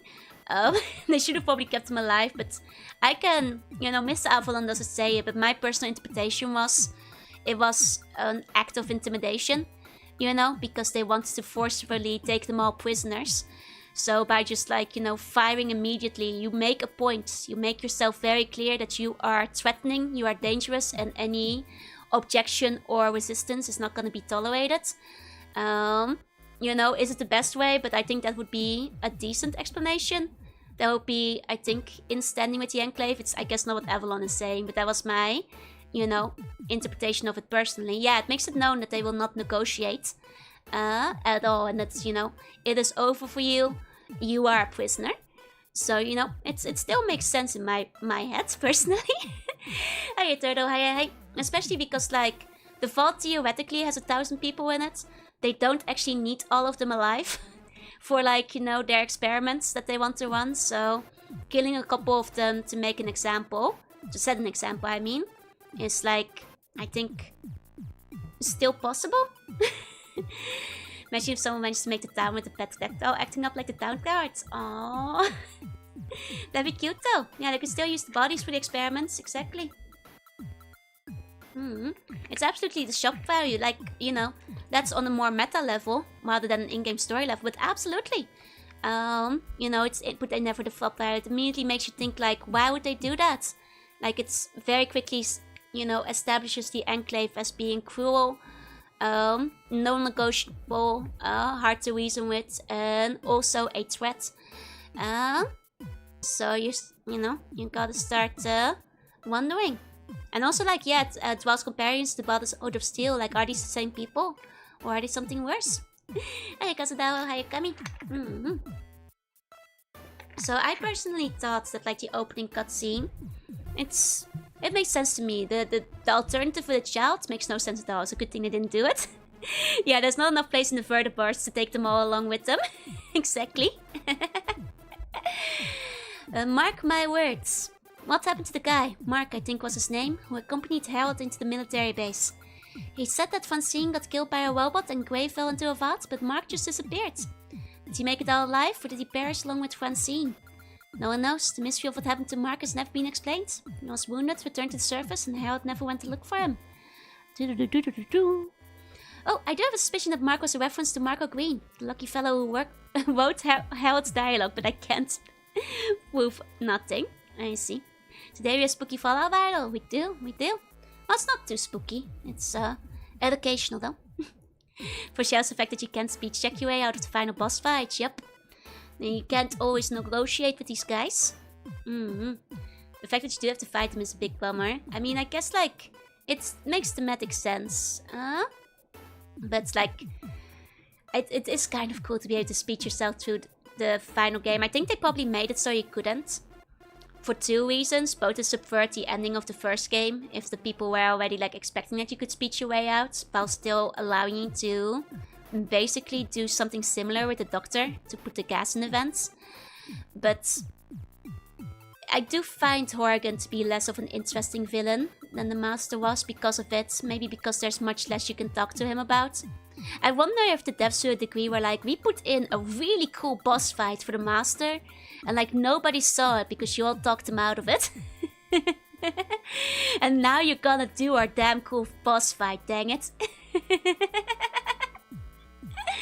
But yeah, how do you talk a guy like Horgan out of it, right? Like, I think in character it makes a lot of sense. Like, you're not gonna convince him. He hates you.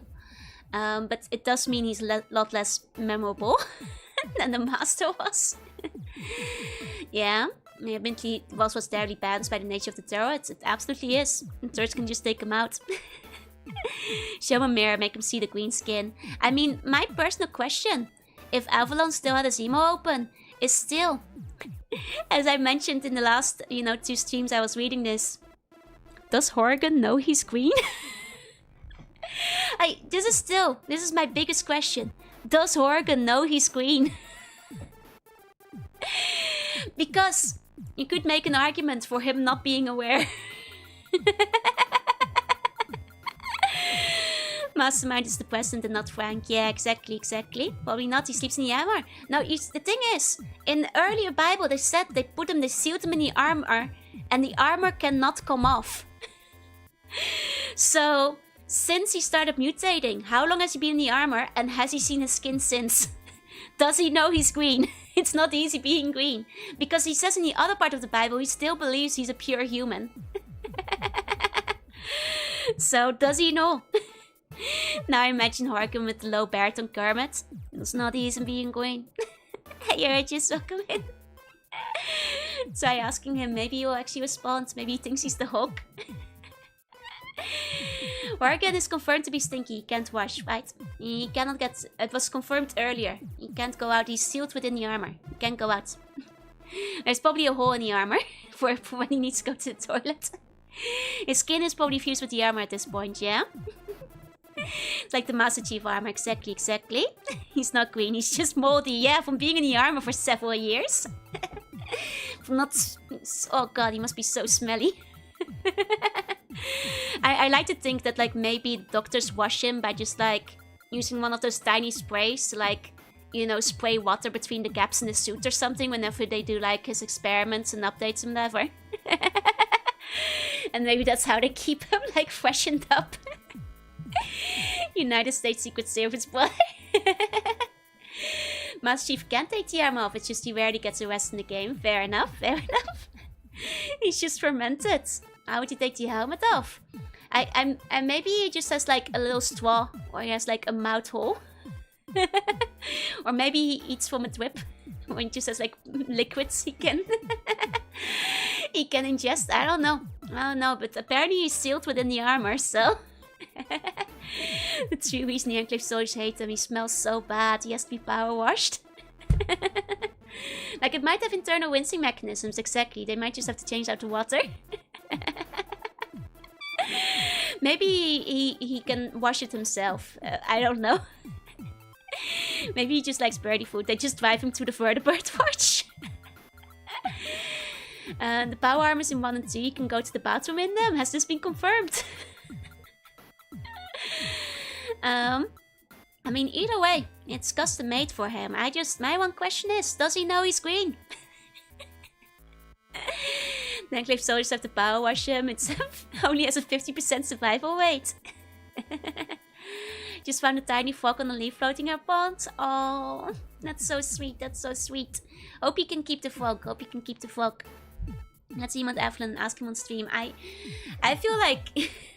so bad, but that's the question I would probably ask if I could. Mr. Avalon, I have several questions about Horgan. 1. Does he know he's green? 2. How does he eat or drink? 3.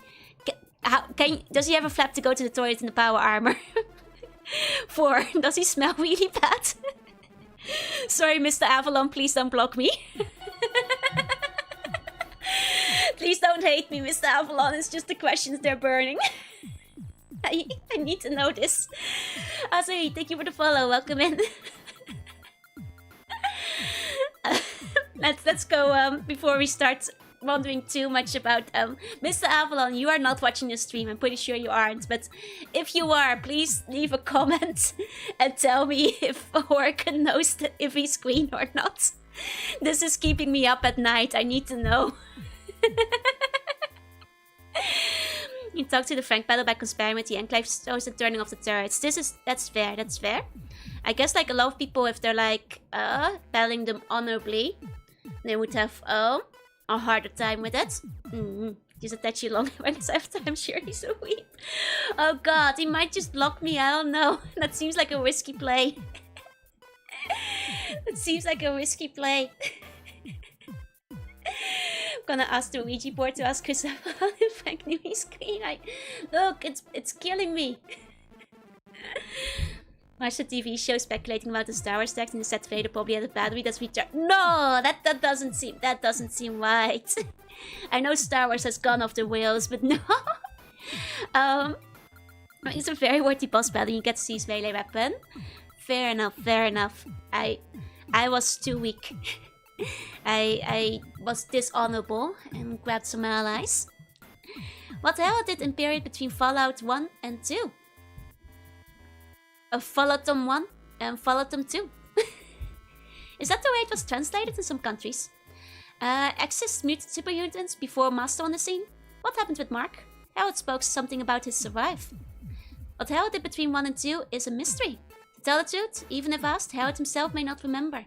He did stay in the hub for a time, then went wandering and eventually made its way to Gecko. This was 15 years before it went off the rails. Does everybody convince the Enclave goons to kill him though, right? That just seems like the logical thing to do. Hey, Jorunna, welcome in. It aired on primetime TV. But they didn't say it's canon, did they?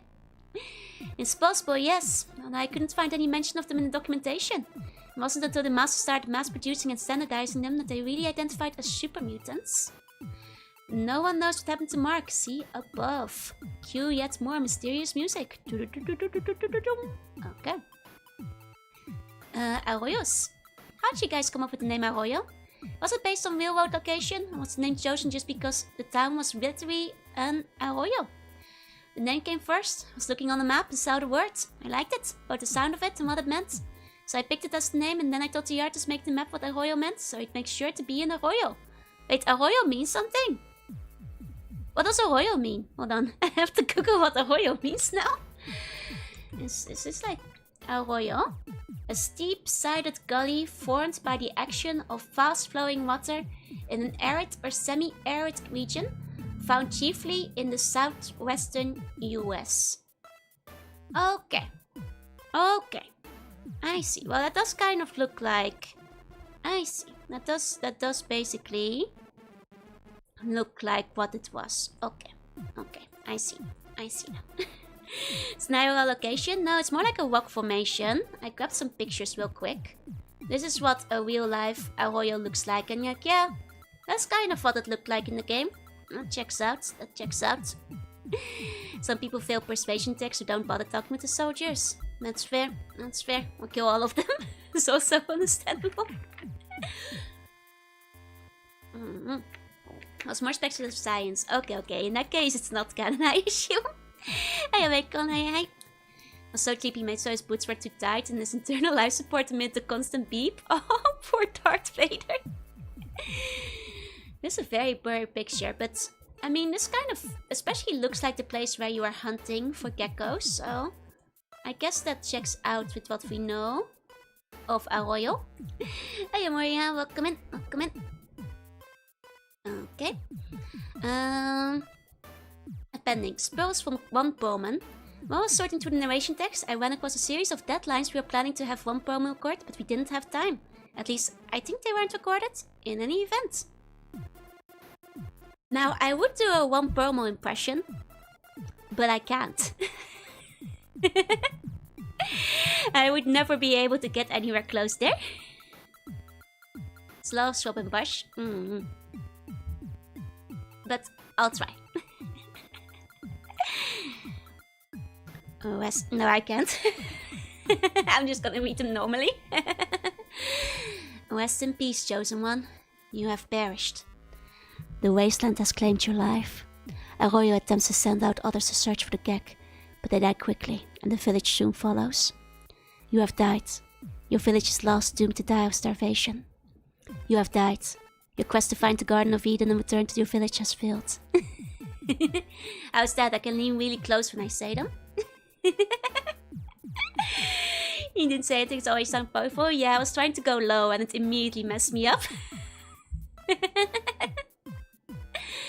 Most of the time when speech are not shown is actors wearing slippers. Oh my god. I think not leaning in sounds better. Dang it. I was trying to do like a cool gravelly voice for it, you know? Like One Pullman. You know, take advantage of the fact that I'm sick. Now I can still do it. Roy sends us to search for the gek, but they failed to operate the doors because they don't have the plastic tutorial anymore. Oh, you should do more of it though. And they did not have time to get him custom shoes. Oh, poor guy. Okay. You have died. You should never know what happened to your kidnapped village. You have died, along with everyone else on Earth. The Enclave triumphs, releasing the Vtuber into the atmosphere. The dead has released the fate of everyone else on Earth. The Enclave triumphs, releasing the Vtuber into the atmosphere. Millions die, and the Earth falls silent again. You fought valiantly, but to no avail. The Enclave triumphs and soon the entire world dies. No Empowerment Threats is probably one of my favorite bits. He mentions it so often that he's very threatening. Very, very threatening.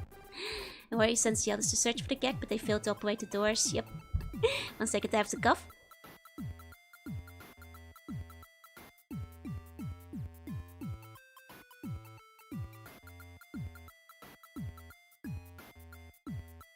You know, as much as my voice is recovering, it still has like the back of the throat. It's not sounding quite right yet, especially if I'm trying to do the One Pullman ASMR. Still sounding ever so off. No cough ASMR today either. Never any cough ASMR, I'm afraid. Won't let you guys listen to that. And One Pullman's a big guy. And apparently very scary. You're dead. Again. You're dead as a doornail. Time to reload. Hope you saved your game. Cause you're dead. Here's a picture of your corpse. Not pretty. Boy, are you stupid. And dead. You're dead, moron. You're dead. Maybe you should start the game off with a different character. Your point allocation sucks. Gonna slip one day and I'll be here to clip it. Nah. Well, I've slipped a few times if I can be fast enough, but usually I'm fast enough with the coughing. Those are some good ones. Remind me of the like dead nets. You are dead. Like the one with like the skeleton that mocks you for dying. The game over one. Thought the build sounded cool. The stats call out. Like you guys, do you guys know the song I'm talking of? Let me see. Yeah, it's the Total Distortion one. I'll show it off real quick. I'll show it off because it's very cool. You mean my gambling man character can't fight? Nope. 1 second. Oh. Open. And up. There we go. It's one of the best game overs ever. It's very cool. Let's see.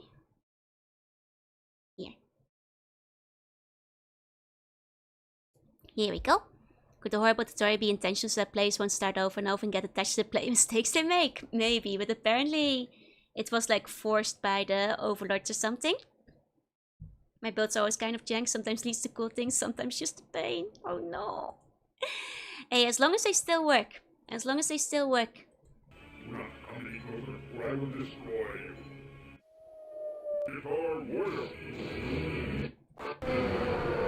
This is when you die, when you game over.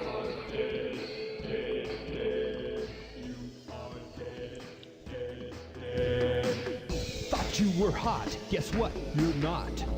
You are dead, dead, dead. You brought your whole adventure to a screeching halt. You are dead, dead, dead. What am I watching? One of the best game over screens in gaming. You were so dead. I remember watching this before. Yep, it's one of those old internet classics, I feel, that used to get shared out a lot. This dimension cuts like a knife. You are dead. Dead. What a pitiful waste of a human life. You are dead, dead, dead. Your heart has stopped and your brain is cold. You were so dead. And now your body is starting to mold. Maybe I should add this to my villain song list. When I do villain karaoke. You're gone, empty head in the red. Game over, you're through. Gone. How does it feel to be dead? Bye-bye, your history, you're through. You're dust. Is that the villain singing? Exactly, it's why I added to the villain karaoke. Adios. That's what I'm See you thinking. later. Bye-bye. Try again. Maybe I'll add it to the list. I leave by a wolf. But yeah, that's that's the song I was talking about before. It's very good. It's very good. This game really loves loving it in. It sure does. It sure does. Very classic. A game over screen. Okay, event. That's it for the update. If you have any questions, see anything wrong, see anything take the exception to, feel free to email me at the address at the beginning of the update or post on the message board. Email is usually faster, even with Outlook acting all screwy. Until next time, that means we have only one final part left. One left. It's the Fallout Bible 9. The Fallout Bible Update 9. It's not it yet, but we are in the endgame. Hey, leave welcome in. Okay. Here is the 9th Fallout Bible update. If you missed any of the others, check that main page. Okay, for those who haven't seen these before, it's a collection of background materials. You can, say if there's anything wrong and I'll see what I can do. This kind of sounds like he was still planning to make a 10th update, but as far as I know, 9 is where it ends, because I'm pretty sure that's the last one that's in this document. So, interesting. This update contains an interview with Fallout design programmer Jess Heinig, who wrote Sax, helped set up Junktown and spent his time trying not to bodyblock Enterprise's Jolene Blalock, some assorted trivia that Jess was happy to pass along. I'm curious how the end cinematic sequence in Junktown were supposed to go. Brahmin and gender identity issues, mutants and sex, info and Patrick distilled from 1, some questions and answers, but not as much as FOB 8. Yeah, FOB 8 was a really long one. Lots of pies being thrown by Canadians, the truth about the Brotherhood of Steel, honoring the Fallout flag, the win of the Ink Spot contest, and yet more Fallout from your favorite post-Holocaust world of the future. Thanks for supporting Fallout. Hey, Vimit. Hey. Actually, this is the... No, wait. Yeah, no, this is the last one. This is the last one. It's just that the other one was really long, as you can see. Okay. Okay, it does seem like they were still listing questions, suggestions, and all that kind of stuff as of this one, but I guess the 10th one never materialized. Let me double check. Fallout Bible, because I know they're all in the wiki too. Yeah, it does seem that the 10th one was indeed the last one. Okay. There are a lot of questions sitting in my archive. If you don't see a question here, especially if it was recent, I haven't forgotten. Just haven't gotten around to it yet. And you never will. Or at least that's the story I'm sticking with. If you send in 500 questions in one email, I can personally guarantee I won't be getting around to it until sometime next year. So don't hold your breath, Mr. Question Man. Looking at the people who sent in like 1 million questions in the last update. This man is so tired. He probably just wants you to send your questions in like 1 or 2 at a time. Okay, Fev and vegetation, specifically carrots. Through the power of bumping, despite the loss of search functions on the BizBoard, I am proud to present the argument of Senior Carrot. Carrot is not to be confused with the Flaming Carrot comic book character. By the way, MCA is a christening for Mr. Quiz Avalon, me, for the uninitiated. I feel so street. You know, for those initiated, Joru is actually short for Jorunna, aka me, for those uninitiated. I feel very street. Hi sheep, welcome in. Someone sent him in 1,000,000 questions and see if he's still working on it. That might be what happened. That might be what happened. As has been publicly stated, work on 3 has now started. I hope this gives a good deal of time to fully work out the universe issues that have arisen. The current FOB thread has grown into a monolith of off-topic posting, and one thinks any more sensible suggestions would be lost within its dark expanses. The big hit list goes as follows: Enclave, Timeline, Fev. The problem is perceived by some of the fans. Oh my god, this is like... Okay, so this person is just like answering the question for for Mr. Avalon. Feels so street, why can't. What does the V mean? Victory. No, it stands for Van de Zee. At least these days. Now clearly everything is meant to be the result of 50s radiation. E.g., every monster film in the 50s is due to radioactive material mutating everything. Now this is what I believe the Fallout was trying to capture. Why red scorpions are called red scorpions, etc. Instead we have miraculous wonderbush of the 90s style genetic mutation in form of Vev to explain everything. Now ignoring all the disparities between FOB Vev and Popper Vev, as described in the several scientific journals in one, let me examine where the wasteland mutating Vev came from. That for Juicy Umiyushi Labu United. Wait, is that what Joe stands for? There are 2 possible locations of Vev: the Mariposa base and the bunker at the West Tech facility where initial experiments took place, where there could be some small stores. Now let's theorize on the ways in which Vev would be released. Mariposa detonation was post 1. That said, there's an indication of leaking into the surrounding area. That would be the Vev surviving a nuclear strike on West Tech. But how would such a virus survive the nuclear sweeping? It was in one of the Bibles, airborne. Airborne. They already answered this. Hey, okay, hey. Victory is pretty good, but you can't go back on the Van de Zee now, it's true. Of course, the scenario is preposterous from the start. There is no way Vev could have penetrated the surrounding wasteland in a short period of time in the high enough concentrations from the small stocks available to mutate all creatures. Unless we wanted it to. Also, one of the main ways to Fallout, the ghouls, who to the first time players are clearly zombies created by good old radiation, have to be explained away by a supposed fog of Vev billowing across the California countryside to propelling itself under the Vault 12th door? Yes. When both the prominent creators of the Fallout universe disagree with this, one has to wonder if it changes in order. But that's why this thread was being written and there's still time to do it. Is Vev not self-replicating? I can't recall, isn't that just after the Enclave was working on it? Hey, Ocker. Mariposa. Yeah, pretty butterfly.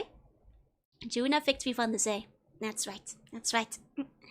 The game is called Fallout. Surely the universe should have a greater emphasis on the effects of its namesake in the guidelines set out clearly in the original than trying to update everything to today's universe. Seen also in the guns, etc. How to rectify this problem? I have the description of Vev lifted directly from the one logs, where it actually makes sense and is something rare and interesting. Make reference to the fact the universe is not our universe, indicating differing events on the timeline, e.g. no water date.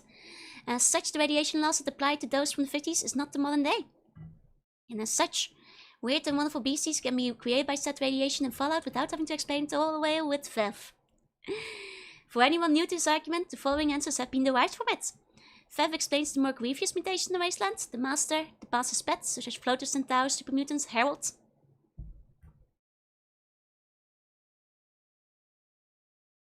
Huh? The radiation caused most by the other giant style mutations you see, scorpions, rats, ants, etc., and some of the others, ghouls. The Fallout world is much like Torque. Physics and natural laws are not the same as in our universe, but are based instead on 50s sensibilities and pop-era comics. The Fallout universe is what people in the 50s believed the future would be, and a lot of nuclear warheads dropped on it. As a result, there are endless stretches of desert, radiation will cause giant mutations, ray guns and brains in jars are realities. You might trip over a few giant evil tentacular blobs with plans of taking over the world. See plenty of clunky robots with glass dome heads and lots of blinking lights. And science in general is not only heavily atomic and optimistic, but it's also much easier in the Fallout universe. Or also science! Thus allowing people to create ultrasound guns, depth beams and lasers usually in little or no time, especially when an invasion from outer space occurs. Most modern day concepts concerning artificial intelligence, nanotechnology and so on aren't part of the Fallout universe, since people in the 50s didn't recognize that many of these concepts existed. Or except the terminology for artificial intelligence, which was officially used at the Dartmouth Summer Conference on Artificial Intelligence in 1956. If I have my thoughts straight. There's a comment there, super mutants are not necessarily the pets. Yeah, but that's also why you probably would have wanted to move those at the end of the sentence to make that sentence a little bit clearer. You know, when there's ambiguity, you want to usually rewrite it so the ambiguity is gone. How do they have enough oxygen on the planet if the entire world is a barren wasteland? Science fiction, that's right. And 50s era.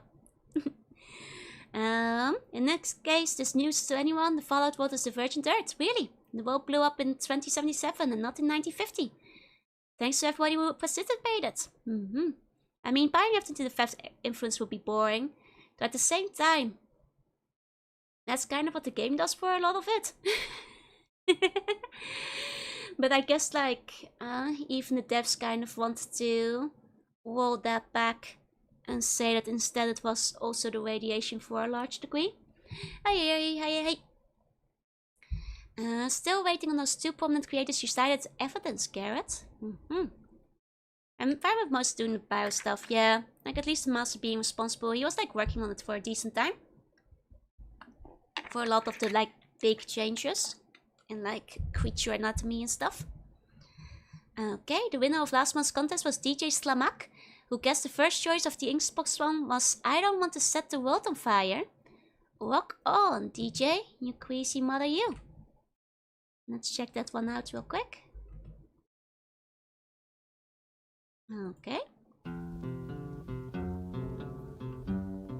Wait. Don't they wind up using that? Because I feel like I've heard this before. And they wind up... Vev consumed exhaust and produces oxygen here, problem solved. Everything is painted with Vev. They used in Fallout 3 onwards. I thought I've seen it, like, at least in memes and stuff, so... Okay, that's the maybe song. Yeah, that's what I thought, Oh, okay. See, because I haven't played Fallout 3, but I could have sworn I heard the song around before, like, just mimetically speaking. I see. So I guess maybe Bethesda picked it because, like, it was, like, in consideration for the first game or something. And yes, the word art is back, baby. The word art is back. Odin actually got it first, but he refused credit, so... You lose, Odin. Then Vev is the magic hero. It all comes back around again. Moving on to our next contest. Vev explains all, half, a third of it. Alright, here's the context for next time. Other than Vev 1 and 2, name 2 other non-real world viruses that exist in the Fallout universe. Go! Because you're not gonna get the answers to this, because there's no 10th Bible. That's all we got, so... If you guys have the viruses, you can still get featured in the 10th installment. And no, despite his appearance, the Master is not a virus, neither is Fergus. Funny people, now do some research. Spoilers! I mean, wouldn't it just be the ones that have been named in Fallout 1 and 2? Because all the other ones are, I guess maybe if there's one in Tactics. But I assume this guy is talking about 1 and 2. Because the other games didn't exist yet at the time of this Bible. So those don't count if there are viruses in them. No, I mean no 10th chapter. We already found out. I'm sorry. Damn you, Avalon. Somebody's waiting for that prize even now. Okay, broken foot knockers in Broken Hills. Tem Joe Gun whose name makes him sound like a sci-fi villain, want to extend help to those of you who want to get the mysterious footlockers in Broken Hills. Interesting enough, DJ Slamak didn't mention this, so he's now on my shit list of people that I will burn when I get my flamethrower. Of course, if you mentioned it and I forgot, then I will still set them on fire. Thank you, Mr. Avalon. I believe you were asked about the footlockers in Broken Hills and how to get to them. Well, DJ Slamak, who wants the fault of the future. Oh, so Slamak mentioned this for the contest, but he did not explain the footlockers, even though it's on Mr. Slamak's website, huh? Ah, negligence, Mr. DJ Slamak, negligence. No wonder Mr. Avalon will set you on fire. Who Wants the Fault of the Future, a Fallout fan site hosted by Duck and Cover, has a guide to getting to the footlockers with the screenshots. Okay, place your bets. Can we get... Oh, hello, welcome in, waiters. Hello, waiters. Hello, hello, hello. 1 second, I have to cough real quick. Welcome, waiters. I am Moria. I hope you had a good stream. Hi, everybody. I am Jorunna. I'm a sea bunny. I play retro games, do art sometimes. And today, we're doing neither of those. We're reading the Fallout Bible, which is a 205-page document written by Mr. Avalon about the development and the behind-the-scenes of Fallout. Welcome in, welcome in. Hope you guys had a lot of fun together with Amoria. Welcome in, welcome on. Amori Beam. Wait, was it today that you were watching like your Oshi group like debut like some new stuff, right? Or am I getting the streams mixed up? I hope you had a good time. I hope you guys had a lot of fun. Welcome, welcome. Yes, I hope they were really cute. I hope you guys enjoyed it. Yeah, today we're reading the Fallout books. Yeah, let's go. I hope it was fun. I hope it was fun.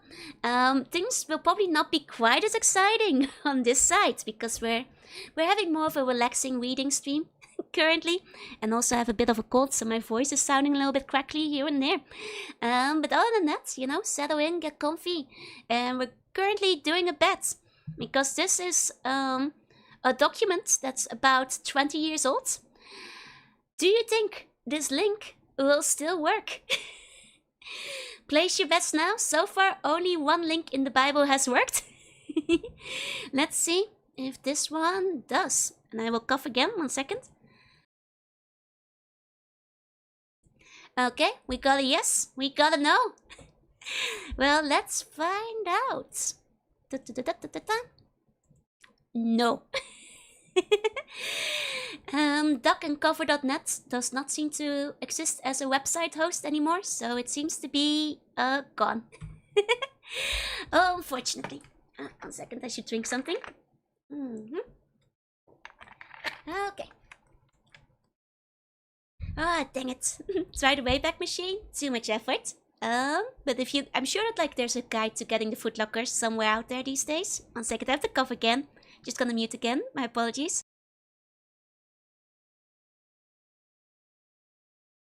I think I got too excited and gave myself like a little itch in the throat for a second. My apologies.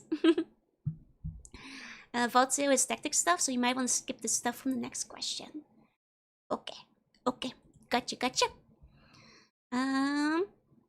Okay. So, gotta skip that one as for a game I haven't played yet. Whipping Tangler's Hand. Somebody, probably DJ Snack, asked about an item called the Tangler's Hand in the last issue. I love how Mr. Avalon is like, yeah, somebody asked, can't be bothered to check who it was. you guys figure it out.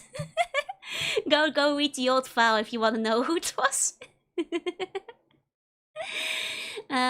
Turns out, according to Fallout 1 editor, it looks like the Tangler's Hand belonged to a fellow named Tangler. Surprising. Who had an AI packet that identifies him as the leader of the Whippers. Or at least he had Whipper AI in his scripting block, whatever Whipper AI means. In case you don't know who the Whippers are, they are part of the defunct inbred familial gang of Whippers. Presumably, they were a rival gang that lived where the Mother Deathclaw is in the boneyard, as evidenced by the Whipper movie poster outside her house hutch. According to some old dialogues, their building was fortified with traps and landmines, and they fought with the blades a lot. Oh, in an old dialogue line, Nicole mentions that Morpheus used to be part of them. Can't get her to mention it in the game, which probably went the way of the dodo when the Whippers were cut. If anyone can get her to say it, let me know the dialogue, Pat, and the wealth of nations shall be yours. I see, go pay some more. Goop. Nice Jeff hat. Thank you, thank you. Oh, I guess I should show the waiters. Because this might be a very confusing setup. We're currently in my restaurant. And that is written with a rat.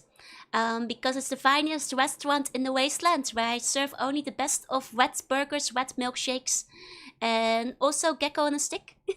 And there's some broth and beef and like all that kind of stuff. But you know, if you need to get your food anywhere, nowhere else serves better dead claw omelette than I do.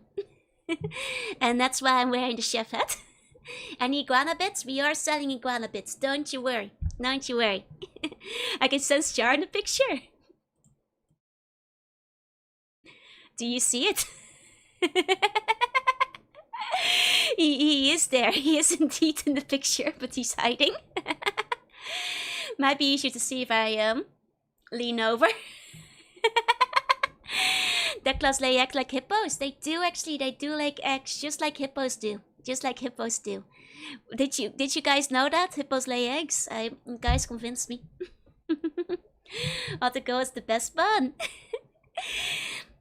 Don't order this bun fries though. No, any Declo egg. We have plenty of Declo egg. It's the Declo omurice is one of our favorites, and a Declo in a maid dress will come out and draw a little heart on it for you, and will go like very well. Declos kind of sound like more cool at you, you know. But that's part of the gap moe. That's part of the gap moe. So get yourself the Declo omurice. It's one of the specialties. Never had Declo meat. We used to have Declo steak on the menu, but then turned out the Declo were sentient and talking to us, and I had to take it off the menu for the sake of relationships and peace not breaking down. You do casto chicanare? Of course I do, of course I do. I mean, if I'm doing it, it's like, oi, chicanare, moe, kyum. But I'm not a Declo, so my Declo weights can possibly be this sparrow. How often is the attacked by Declos? Oh, never. We have a trade agreement. We get some of the non-baby eggs, and they work in our restaurant. It's all fine. We had to take the Declos steak off the menu, though. The face does lend her a bit to looking like a bunker jinka. She does have a bum face, doesn't she? She does have a bunch face.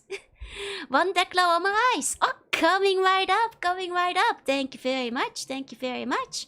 I think that, I think I kept my omurice, like, I think I still have it, like, somewhere recent-ish. Yeah, there we go. Do you mind if the omurice comes with a bit of green screen? Because I do have it here. Fresh Declo omurice offered to you by a ghost.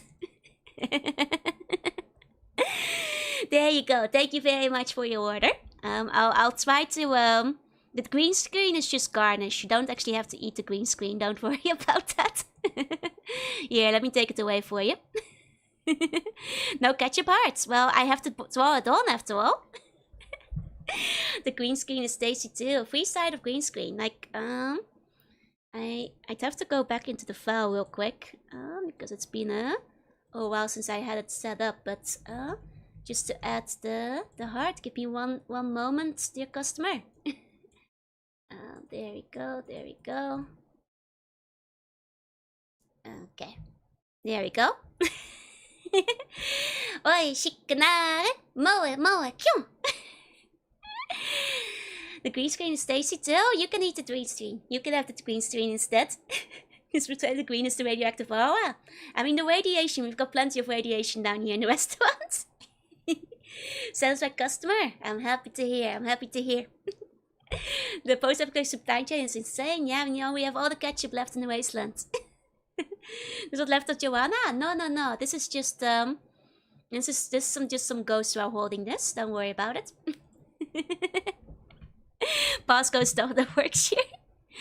What does it stop looking at sexy dead claws? I unfortunately have to keep telling Buns to stop looking at sexy dead claws. I against my will have learned that there is a lot of sexy Deathclaw art. Not that I have seen any of it, but everybody else keeps reminding me that it does exist and that they have seen it.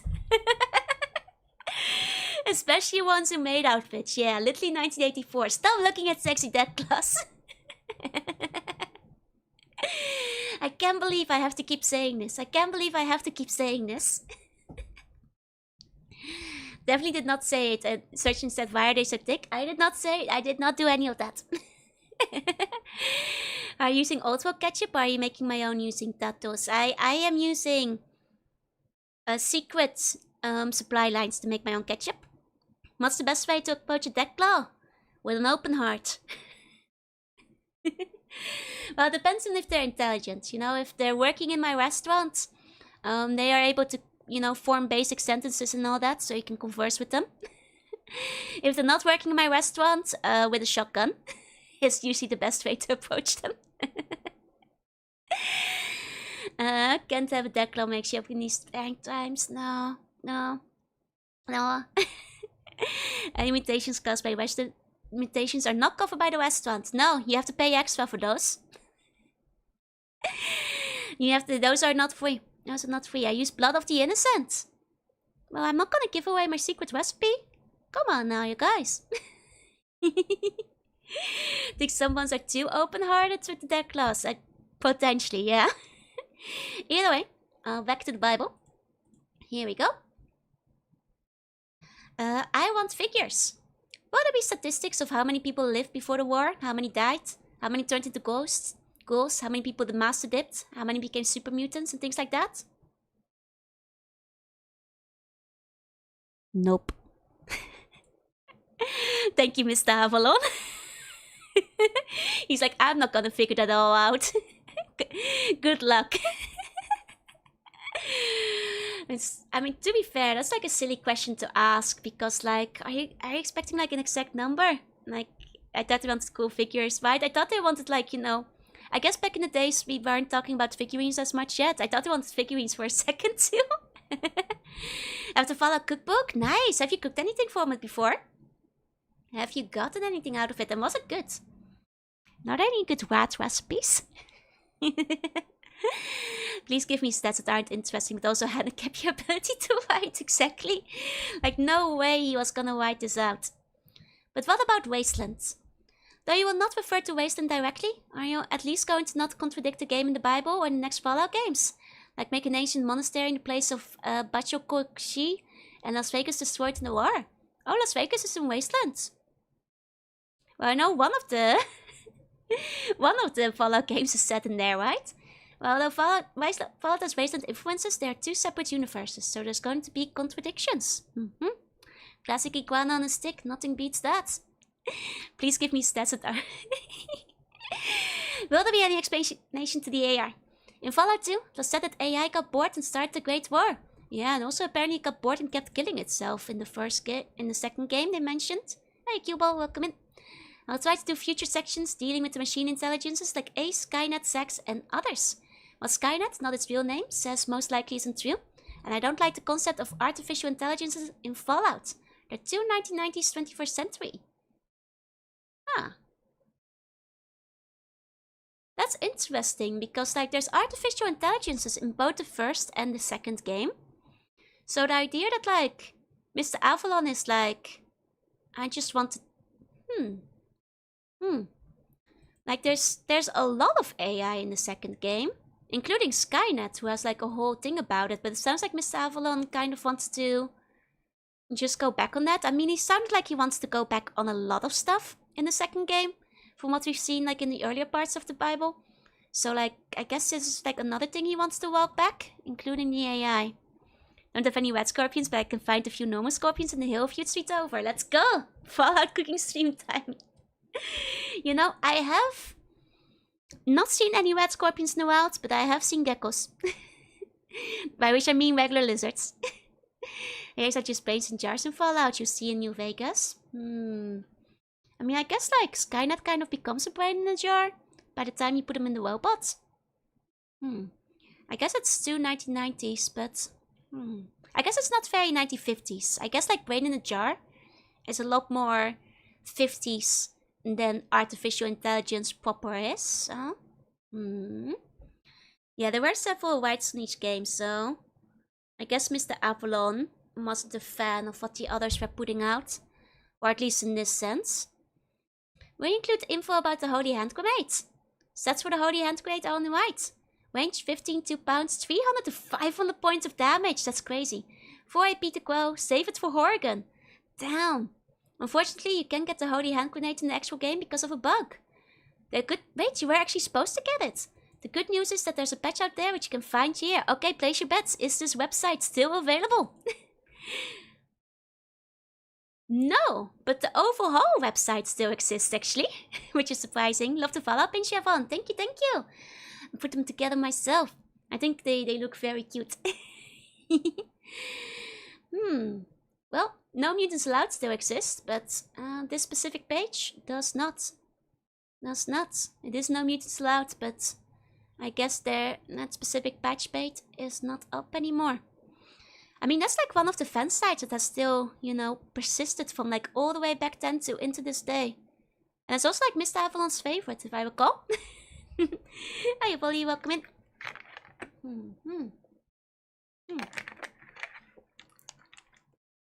Have fun. I believe the patch is courtesy of Maxim Sorkin, aka Seawolf.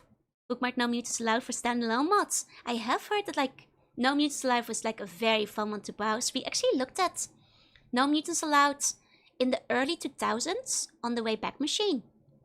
And was already like very like good even then. Like very thorough. I can see like why Mr. Avalon liked it so much. One day we'll click on the links and gonna be a sussy website. It probably is gonna happen at some point. So far, the worst we've got is like just like those domain squatters who sell it, but I think we had one asked about Brahmin once on some chat or another, so here's an entry for the Brahmin. The Holy Hand Grenade is useful against demons, yeah, and useful against Horgan. Because Horgan, what was it, like 1000 HP or something? He had like pretty high. I feel like it was like 1000 or something enough there, so the Holy Hand Grenade would put a good dent in him. Important. What follows is the rough draft layout for the critter section of the Fallout PnP game. Oh, the pencil and paper game! Oh, the pen and paper game, finally! If there's anything about the layout that's missing or you think would be helpful to you as a GM, please email me.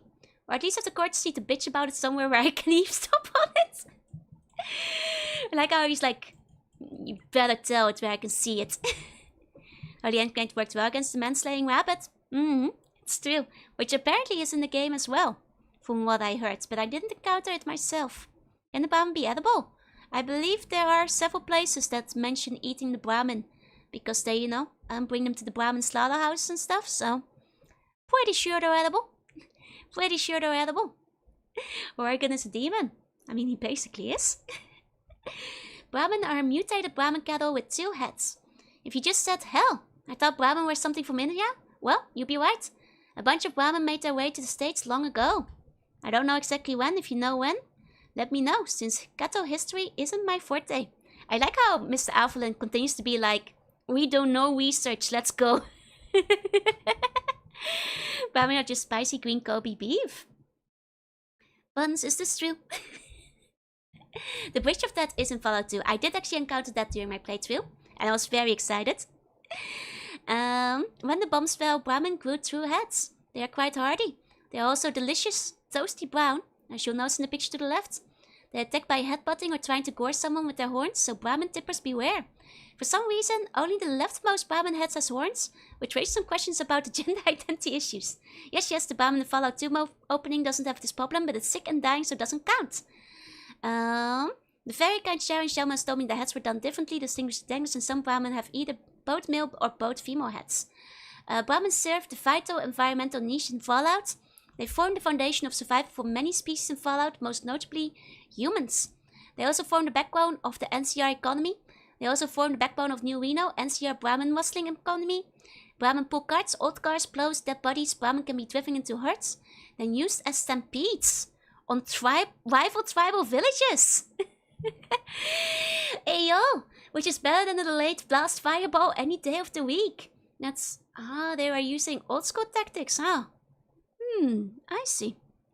Neil said the rabbit was not even included in the restoration project, which is so sad. It seems like something they should put in. The jet is also made of Brahman poop, which means it's very vital to New Reno's jet industry and economy as well. I cast Brahmin torpedo. Brahmin can be worshipped. Brahmin hair can be woven into bags or ropes. Brahmin hide can be stretched over wooden or metal rods to make canoes. If you're into that sort of thing. I mean, I guess even nowadays cows are pretty multi-versatile, huh? You know, you got milk, you got meat, you got hides, you got leathers. Makes sense, makes sense. Would continue to do so, even in the post-apocalypse. Hey, I'm again, hi generic username, welcome in, welcome in. In the second Cilia Fallout campaign, I played a character who was a bit touched in the head by something inhuman. Oh no, he kept killing the Brahmin. Do I have a favorite Nuka-Cola flavor? Well, in the first few two games, and I've only played the first two so far, Fallout 1, Fallout 2, there is to my knowledge only one type of Nuka-Cola. I think more of the flavors turn up in the later games. But from what I can see, there's only one so far, so I guess it's the only one I know. Guess it's the only one I know. Do people echo if you start blasting Brahmin? I'm not actually sure because I never tried, but I'd assume that if you're killing their, you know, local livestock, they probably wouldn't take kindly to it, right? Brahmin semen can be used for bowstrings or thread for stitching. Brahmin shit is great fertilizer, fuel for campfires. And ingredient for jet. Brahmin meat is delicious, well, only because no one in Fallout knows what a succulent pre-war steak used to taste like. Oh! Oh. So, does that imply that Brahmin meat is inferior? You'd think that with like double the head, double the cow, the steak would be as double as juicy, but I guess... Oh, that's so sad. That's so sad for the people in Fallout. They don't know what a succulent steak is like. They got bad, sad steak. Oh, that's so sad. They don't know that... Oh man, that's depressing. They can't... Oh, bet they don't even have good burgers. They don't know about the pre-war burgers. I mean, they're not pampered Kobe beef, but like... They're like... You know, the two-headed cows. You'd think they'd be kinda juicy. The Nuka-Cola fires were a fun addiction. I'll look forward to them. Then when I wind up encountering them, I suppose. If you guys have any favorite flavors, feel free to let me know. But as I know it, I only know one Nuka-Cola so far. Brahmin can be tipped over. Brahmin bones can be used as clubs, knives, arrowheads, eating utensils, hoes, and even dice. And their skulls look really scary dotted all over the desert landscape. Their horns can be turned into drinking horns if you feel like getting medieval. Brahmin can be used to distract a hungry death claw. Brahmin fat makes decent soap. Their hide can be used to make tents or teepees. Clothing, belts, saddlebags, shoes, leather armor, or a bizarre Brahmin looking disguise so you can sneak up on other Brahmin and listen to their conversations. Man, Mr. Avalon thought this through. You can also use their tails as fly brushes or paint brushes depending on your level of artistic talent. Didn't the bombs fall in the 60s? Of course they knew nothing about good food. No, it falls in 2077. So technically they fall in roughly 52 years from now. But they fall in the future as envisioned from the 50s. So, you know, it is the future. But the future as if a sci-fi writer in the 50s wrote it. So, you know, a bit of the yes and a bit of the no. They wouldn't know about the good food yet. They don't know about weird growth hormones. But then again, they know a lot about FEV these days. Which, what is FEV? Is not the funny growth hormone that gives you double the cow? Are there more rats in Fallout? There sure are. Including one really clever one that tries to take over the world. I guess the Brahmin are a good bargain. If you like cow tongue. Because you get 2 of them. The fact that the milk is terrifyingly different is also concerning. I guess it's like milk with radiation? But I like how much, like... You can also use their tails as fly brushes or paint brushes depending on your level of artistic talent. Mr. Avalon has thought a lot about Brahmin. He has thought a lot about Brahmin. I mean, I guess this is for the pen and paper tabletop game. so they like wrote it out properly, but they're domesticated Brahmin and wild Brahmin. PCs are encouraged to approach wild Brahmin like they would domesticated Brahmin because the end result is amusing for the overseer. Nice, nice. Makes you imagine the texture of a wet steak. Don't think about that. Those are delicious. Don't worry. Hi, Team IG. Wild Brahmin can forage for themselves and they can be found across the waste, gathered into small herds, wandering here and there, munching on dirty weeds scattered throughout the desert. Fortunately for the ecology of the wasteland and the survival of their species, Brahmin can go for long periods of time without water. They don't need much to survive. They have a strong sense of smell and they don't hesitate to stomp over any wasteland predator that threatens them or their calves. Well, except dead claws, because no one messes with dead claws. Brahmin are a great source of cattle drive and range war adventure seeds if you feel like getting Louis L'Amour on for a few sessions. Is that somebody I should Google? Louis L'Amour is an American novelist and short story writer who wrote Western novels. Okay, and frontier stories. Gotcha, gotcha. See, that's a reference I didn't get, but okay. So he wrote cowboy stories. Got it. That makes sense. And there are rumors that the smell of Brahmin shit is highly addictive. So they're not gonna mention that they use the Brahmin shit in Jet. I guess. Oh, but if you're playing the pen and paper, wouldn't you as a DM know this? Or want to know this? Feels like an oversight. Brahmin in Chinese actually translates to twin-headed cow? Wait, really? Oh, they actually thought it through. They actually thought it through. The Jenkum host? I don't know what a Jenkum hoax is. If you want to give Brahmin perks, you probably want to give them 3 levels of perk. Strong back, possibly the perk acute sense of smell, but no one really cares. Also, I know that like Jet is addictive, but like this is a world building piece that I didn't want to know. Like seriously? The smell of it though? I still assumed that like, wait, is that why they didn't clean up like the entire village when you like explode the dunk tank on them? Like I'm just like, wait, what? Jacob is a fake drug made of, oh, ew, gross. You have pretty green eyes, thank you. I appreciate it. I'll give you a close-up.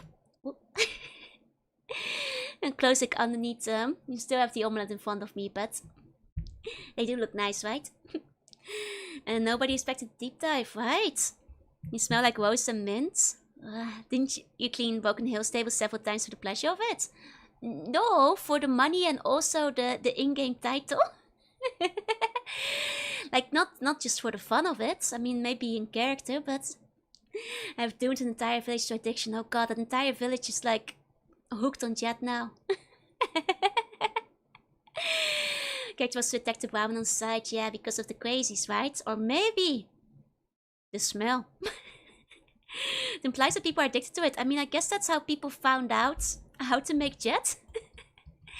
Is the implication here that this is how people realized that that's how you could make Jet? Which is concerning. Very concerning. Brahmin-like giant ants are believed to be the result of radiation. It's a little worrisome since they may be radioactive. Okay. Lazy in Reno bait in Brahmin put as perfume. Ugh. Gross. But honestly, that sounds like something Avalon would say. And Joe with the tiny arms holding up the omelette rice. That's a ghost, that isn't me, don't worry. So it seems the wild Brahmin are generally speaking stronger. Makes sense. They have higher poison resistance, all that. So, all of you. What? I guess they attack with their butt? What? Oh, headbutt. Okay, I was... Huh? Okay, they can use headbutt and gore. Okay, I was like... Huh? Are they like backing into... What? If Brahmins have one charisma, how do they form herds? Well, when all Brahmin have one charisma, then, you know, they're not striking out. I'm not being lewd, they wrote butt over here. High definition butt, HD butt. Does magic damage. They could kick you like a horse. Yeah, no, I thought like, to be fair, as somebody who used to ride horses, and as somebody who has, who, you know, had a horse assassin after me, like a horse who tried to assassinate me by crushing me against the wall, I guess I could see how it could work. But I guess like people might not know this story. Basically, long story short, when I was a very small slug, I rode a horse, and I was in the horse riding club. But because I lived the furthest away from it, and I had to bike uphill both ways in my horse riding boots after school, I was always the last one to arrive out of my class. Which also means I got last dibs on the horse. So I got the only horse that would be left was a terrible horse that was evil, named Baby. And Baby was ironically a really big horse. A very, very tall horse that was bigger than I was as a small slug, like maybe twice my size. Well, both ways, that's right. And this horse, there was a reason why nobody else picked Baby, and that was because Baby was an evil horse that hated children.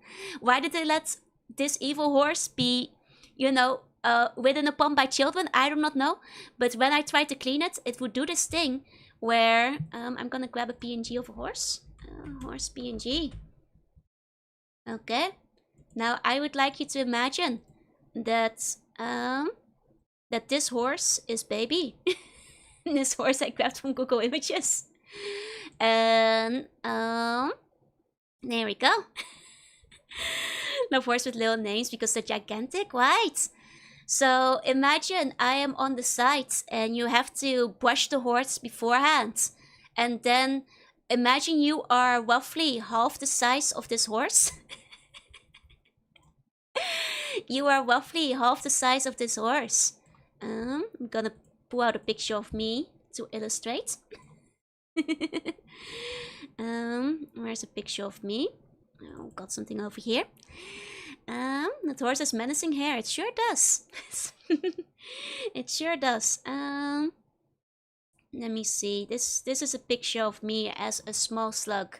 Imagine I'm roughly this size compared to this horse. Well, not that small. I'm a little bit bigger than that. I am roughly like this size, like here. But the horse is taller. My pain point is the horse is bigger. And now, what the horse is doing is like I guess I need like imagine that's a steppable size. So like I am like over here, and imagine I'm a wall. And I'm trying to like, you know, clean the horse beforehand because you have to clean the horse and you have to use the brush and stuff. And all the while the horse is doing this, where it's like slowly pressing its side against me to murder me against the wall by flattening. That's basically what the horse is doing the entire time. And the horse was known to do this until you screamed and called for one of the instructors to stop the horse from flattening you against the wall. The horse was very known to do this. The horse just wanted to hug. It did not want to hold. The horse wanted to hydraulic press all the children. I don't know why do they do that? It's because this was an evil horse. The other thing this horse liked to do is like if you were sitting on the horse, it would like to do this thing where imagine my leg is hanging off the horse, and I'm gonna grab a PNG. Fence PNG. This is not your average horse riding fence. Like imagine like a metal fence. Wait, metal. Okay, fences don't look like this, but you're just gonna have to imagine that this is what a horse riding fence looks like. It doesn't actually look like this. It looks quite different, but I'm not gonna be bothered to look for a better PNG. The foot scraper, yep. Yep, so like over here we have the fence, And then what the horse would do is it would like try to like lean into the fence and grind your leg up against it. Like it would try to break your bone, and this horse had actually broken the bones of some children before. Like it would just like slowly start going off course when the teacher wasn't watching, and then slowly try to grind your leg up against the fence because it was a bad horse. It was an evil horse. I didn't put it down. I think it was one of the situations where like all the horses stabled there were probably private horses that like the owner said were okay for kids to have lessons on.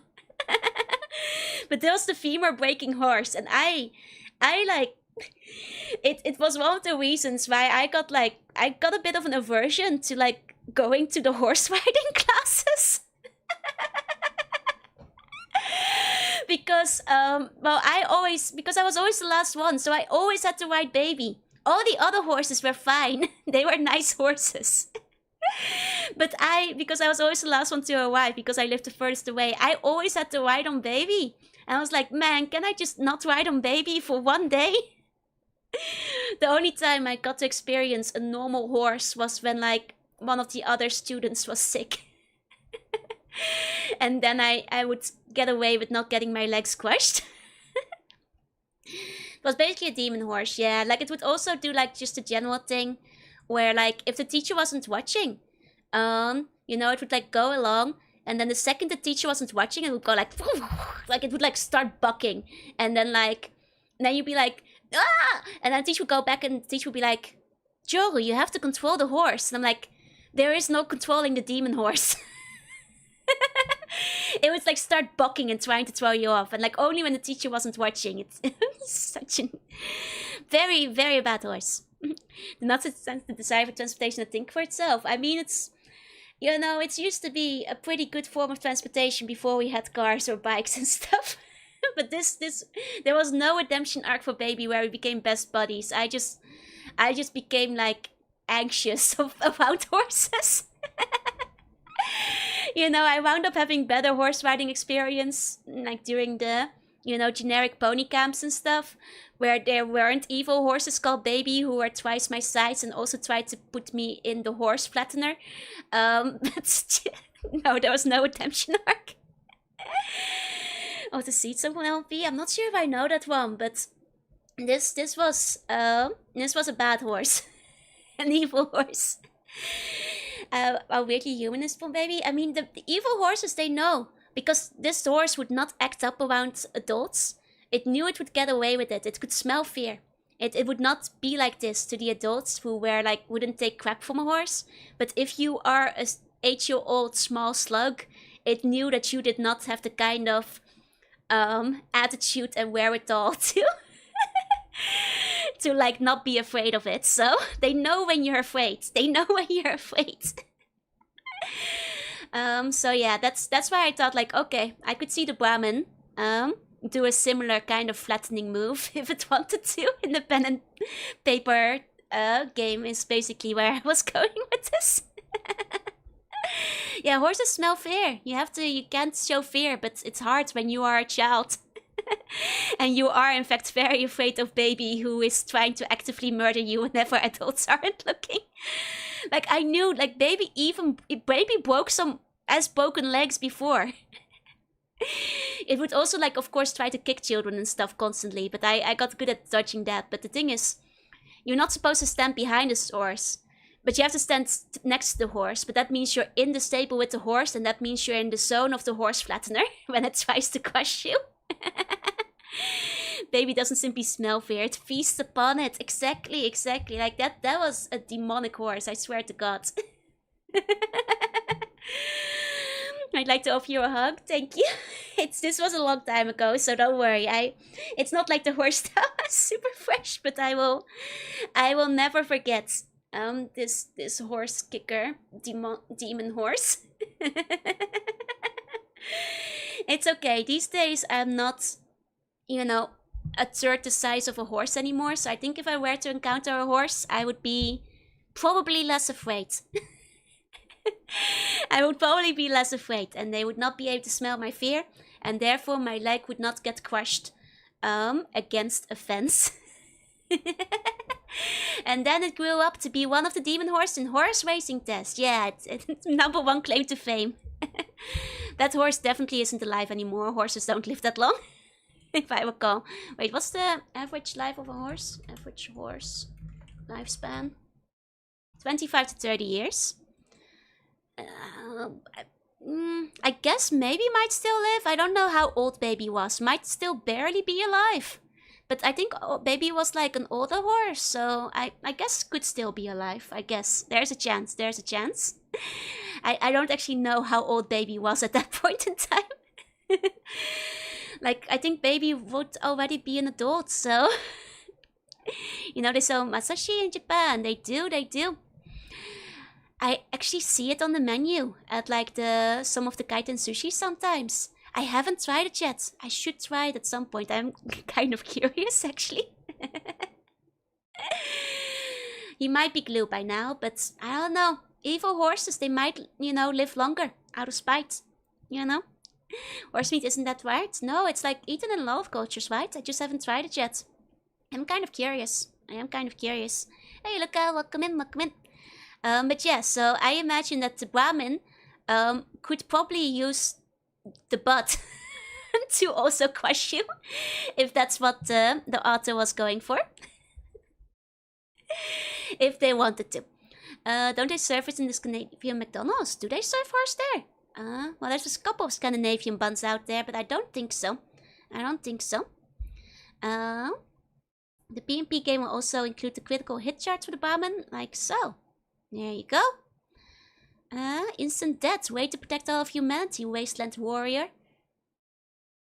I mean, this could have been a bad Brahmin, you know? It could have been an evil one. We suddenly hear the galloping outside of the... Oh, it's okay. We're not going to be attacked by super mutant horses, I'm sure. He maybe might have been a super mutant horse. Dipped in the fev. If I ever get attacked by a horse, it's probably Baby. It's probably Baby remembering me. It's true. Ignores armor, you know? Because amazing Brahmin armor can stop bullets. Okay. Ignore armor and blinded. Lose your fucking turn, Super Brahmin. Oh my god. Avalon hated the Brahmin. He got a bit spicy in the middle of this one.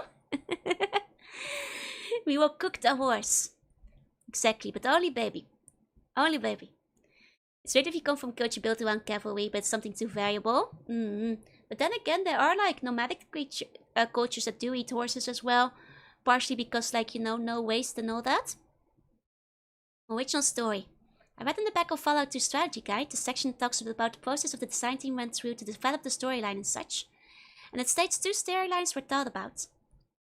One of them being an intelligent computer making a city of androids, and the main character going to space. The other about the Master's armies capturing mutants for slave labor. I was wondering if in the actual storyline of Fallout did this happen? Or were these ideas just scrapped when the storyline that was used for 2 was selected as the one to be used? They were scrapped, and they never happened in the Fallout universe. They are ideas by the original team that were tossed around before the second original team, Tim, Jason, Leonard, began to work on 2. I have been able to find the original copy of the original story doc, but if I do, might point it out in all its glory. This would have been a very different game if it was about going into space. That would have been a very, very different game. I ate horses in Kakistan. The horses are bred as food stock. They're huge and as big as cows. I guess it makes sense if you're gonna be eating them actively. You need a lot of meat on them, right? Hey, regular, welcome in. Jet? When? Myron? How old? Huh? This is where I sent stuff for the Fallout Bible. Right? Yes. Well, I was wondering this. How old is Myron? And how long has Jet been around? Because he looks to be late teens, possibly early 20s. However, if he's that long, he's like 16 or something, right? As far as I can figure out, Jet wouldn't be around. Mrs. Bishop got hooked on Jet by Bishop before they got married. And for that, she kicked out of Vault City. Oh. However, Angela Bishop, her daughter, is what, late teens, early 20s? Because presumably she had Angela after she got married, and thus after she got addicted to Jet. Jet would have at least been as old as Angela Bishop, and Myron would have to be older, at least 10 or 15 years, I figured, than Jet. But he doesn't look it. Did Myron really invent Jet? Or is it just his usual egotism? That's actually a really good question. I hadn't thought of that, but that's a very, very good point. That's a very, very good point. Hey, Luca, have a great day. Have a great day as well. Huh. You know what? You're right. That was a mistake on my part. Myron is supposed to be 1720, but that kind of messes things up if you take bishops into account. I'd always thought that he made Jet pretty recently, within a few years, so that the Mordinos could rise to power. Myron really did invent Jet. He's really, really smart and really, really annoying. So ignore the bishops and the messed up rendition of events. They've been taking too much Jet anyway. Okay. I mean, I think, yeah, that just sounds like an error. And maybe it's like, you can assume that maybe the Mrs. Bishop got hooked on some other kind of drug. And because the writing is done by different writers, they might have not taken into account how young Myron is. And they just kind of included Jet because it's the big drug in New Reno. Because like everything else seems to, you know, support the fact that the Mordinos only came to power recently. Like I remember some text in the game itself being like pretty much supported by that, and that Jet was a big part in that. We like to fancy that Myron discovered the old world Jet in an old world book. I could see that. What's a Brahmin burger? A Brahmin burger is a burger made of a Brahmin. And a Brahmin is two-headed cow. So that's the Brahmin burger. That's the Brahmin burger. Of course, we serve those in the restaurant too. Don't you worry. Don't you worry. Okay. Just a quick update on the timeline. The original timeline I credited to Scott Cameron was done by Brian Freyamat and approved by Scott. Much of the post-Fallout 1 stuff was already laid out by Rob Hartenstein, who I do not know where he has absconded to, but if he is reading this, I would love to hear from him. My apologies to the miscredited parties, and knowing is half the battle. And separate teams for all the areas, as far as I remember, yeah. I mean, technically this would have been for New Reno, but I wouldn't be surprised if, like, somebody worked on the Mafia separately from Myron, or different people worked on different parts of the families. I could see that happening quite easily. So, I could see where that could, like, easily trip up somewhere. Neither Fallout handled leap years, did they? Nobody thinks about the leap years. I was thinking that might make for an interesting adventure seat.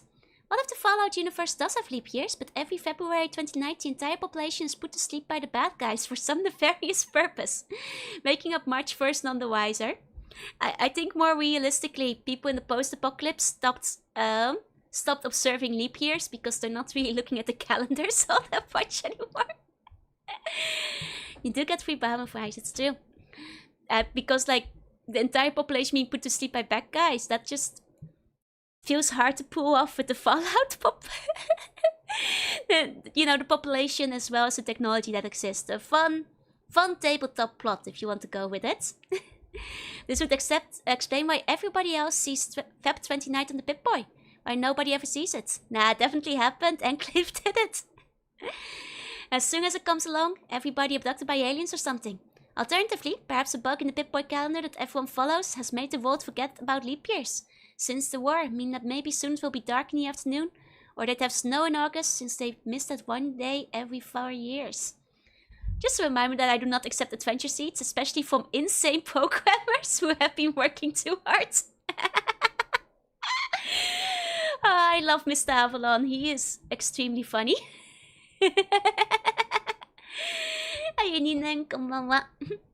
That's honestly hilarious. I mean, the reason it's in there is because it would be a pain to program, no? Or something people just didn't think about at all. Very good, very good. According to Fallout 1 editors, it looks as if there are following internal breakdowns among the Brotherhood of Steel ranks for the Scribes, Knights, and Paladins. Knights and Scribes have the following ranks: Initiate, Senior Initiate, Apprentice, Journeyman, Senior, Head Knight, and Scribe.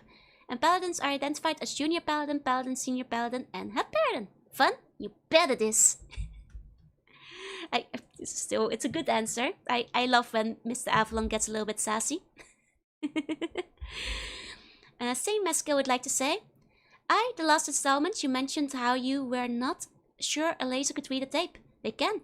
In '69, I believe, RCA made a prototype system called Holotape for video playback that read hologram data on a plastic tape with a laser.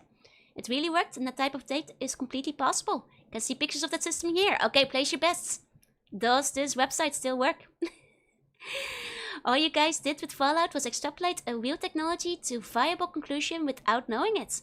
So that is holotape explained at last. Thanks, Sean. Okay, I'm going with no.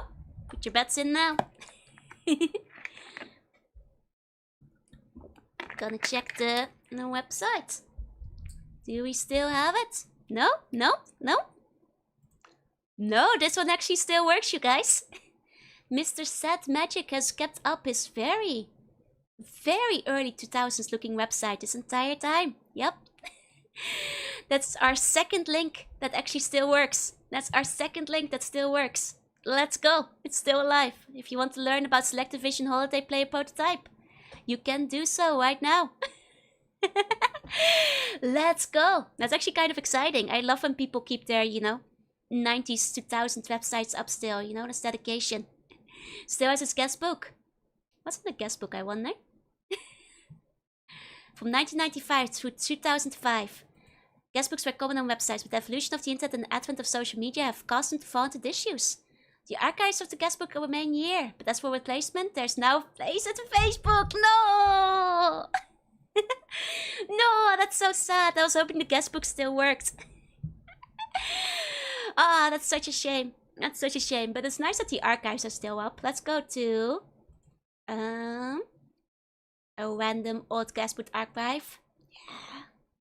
That's the good stuff. That's the good stuff. Have titles, will sell. I was just surfing around and saw your website. It's a really great website. Easy to interact with, cool interface, simply great work. Keep it up.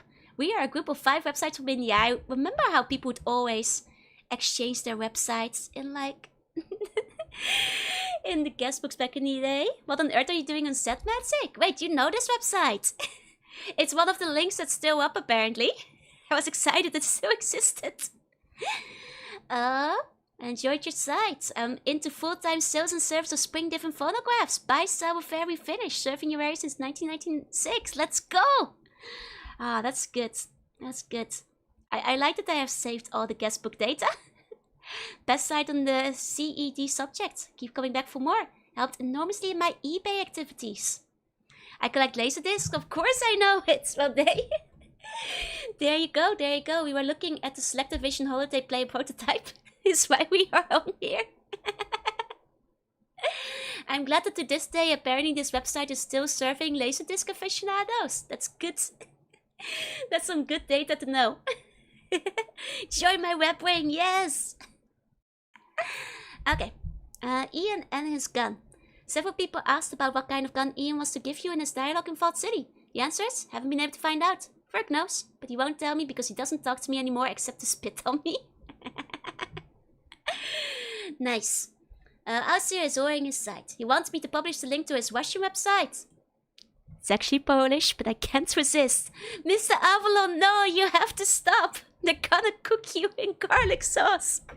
And mint. You can't keep making that joke. They'll kill you. Mr. Avalon, no. You can't keep getting away. Okay, place your bets. Does this one still exist? Does this one still exist? Okay, okay. No, no. No, it does not. This website has not survived to this day. Not survived to this day, unfortunately. There it is. I guess he was too busy cooking him in mint and garlic sauce. Things man was not meant to know. Chet and Mr. Cheater. DJ Slamak is messing around with forces he cannot comprehend, and Patushka has the same question. Hello, Quiz. I've been fiddling around with the master debt and found something. Can you look into it? Love you too. I love you too, Tyler. Gone like tears in the rain, like tears in the rain. You see, Mr. Cheater? He looks like a cheater. Hello, I am Mr. Cheater. How may I help you? Will you kidnap my tribe? Will you put me in a sheep chest? Will you put me on the Elven quest? Will you put me on the Brotherhood quest? Make it so I've already been to the military tribe. Oh, so there used to be a Mr. Cheater to help you cheat. Interesting. I've kidnapped your tribe. I've put you in a sheep quest. I've put you on the Elven quest. I've put you on the Brotherhood quest. Now you have been to the military base. Thank you to Mr. Creeder. Ah, probably for debugging, yeah. Seems like one of those cheating kind of stuff. You see the listed location's chief chat. You see a shifty looking man wearing the Fallout 13 jumpsuit. You see the listed... okay. You see a shifty looking man wearing a Fallout 13 jumpsuit. Hey there. I'm the listed allocation chef, but you can call me Chet. You need something? Need anything else? Set the endgame flag, Chet. I'm all done. Make me captain of the guard now. Yeah, this is definitely a debug NPC. Make me a real citizen if you please. Make me a fake citizen and give me the papers. Make me a kicked out citizen. Change my reputation. I need a character in my party. Doesn't work. Nothing. To what? Make me a slaver? Make me a child killer? Just lower my karma by 100? Wanted something else? Nothing? Who? Marcus, Lenny, Vic, Myron, nobody. I have more needs. Never mind. Interesting. Those were 2 cheat characters that were scripted into the game so we could test reactions of people in those locations in the game. They were never intended to be in the final version. I remember writing Chet, and he was very useful indeed. Notice the skill and imagination woven into each of Chet's line. Lovely character so he blends seamlessly into the game environment while providing much needed services for designers and testers. Truly, he's a work of art. I mean, it does seem that they I was just thinking they put more effort into the lines than they had to, frankly. They put a lot of extra effort into actually writing them out instead of just putting the debug things in. I do not know if the scripts are still in the game. If they are, I would exercise extreme caution before using them. Much badness could result. Quests could be thrown into turmoil, from which Fallout 2 may never recover. Yeah, they put the flavor in the debugging tool. That's just another little charming thing. Well, very charming thing of the behind the scenes here. The way things were in the old days. Alistair Powell is playing it a little safer than DJ. By the way, again, have you seen these pictures? They're in the Fallout 1 demo files, but were not used in any of the games. According to Tim Kaine, they were meant to be GURPS, advantages, disadvantages, when Fallout was still GURPS. Place your bets, as the website exists. So Fallout Sci-Fi. These are fun, check them out, people. See the colorblindness, obesity, and odious personal habit this adds in all their glories. Oh, I see. So those were bonus advantages, disadvantages they might have said. Gonna say no, say beside, it's down. When did the first Fallout game come out? What was it, 1997? Somebody can probably correct me if I'm wrong. Something like that. It's in the 90s somewhere. 97, that's what I thought. As a prize, can anyone tell me which of the 3 disadvantages Tim Kaine has above? For bonus points, you can ask Just Sours disads from the 3 above too. 97 is correct. And sure enough, this site still doesn't exist. It's the same Polish site again, so we cannot look at these disadvantages, unfortunately. That's a shame. Sex and mutants. How come no female mutants are ever seen? I've never heard of a female ghoul or super mutant. Are they actually all over the place? Have they just muted so badly? Badly you can't tell. There are female ghouls and super mutants, but they look almost exactly the same like their male counterparts. In fact, Free can't even determine the sex of the super mutant in her autopsy report in Fallout 1. Although you could argue that might be because the wild dogs bit the super mutants back off. Ow. I thought it was just because they were... I thought the implication is that they were all Barbies down there, which made the conclusion that they were all incapable of reproduction. Makes sense. I thought it was just, they were just smooth. But why sexy deck class? Stop. I swear to God, do I need to tap the sign? Do I need to tap the sign? I will bring the sign back if I have to.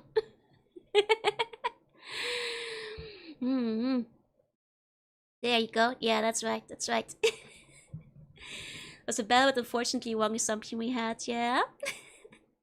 Female super mutants are hip bone smashers. Oh, good stuff. Do I need to make a second sign, but for super mutants? Maybe using the red clickbait circle? I do have it. I do have it from yesterday still. Do you see it? Do you see it? We all remember Granny. Don't call me Granny. Boss Ghost might still be around to loot. The top right just have some guy saying no mutants. No muties allowed. You fake it. There we go. I did the research. I told you. I literally told you not to do the research. You do have white hair there. Just because my hair is going grey doesn't mean I'm old. I will not stop looking, you can't make me. I will. I will. Oh, there's a granny super mutant. Wait, really? She looked at sexy deck claws at 2 a.m. She has no bones. I'm gonna take your bones away. I already take your bones away. That's not a threat. I already moved all of you guys' bones, but I've seen Lonar's jet claw. I swear to God, if this is not a sexy deck claw. If this is not a sexy deck claw, I swear to God, I swear to God.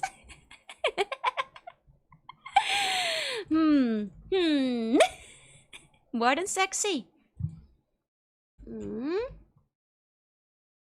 Oh, why did you make me Google that? I'm enlarging the sign. I'm enlarging the sign. We don't spoil which game the granny is in. Joe has the horns that Chloe has horns. Checkmate. I fell for it. I stopped looking at sexy dead claws. I swear to God. I swear to God. Okay. Giving a sign saying to keep looking at sexy Yumiishi. You can imagine it.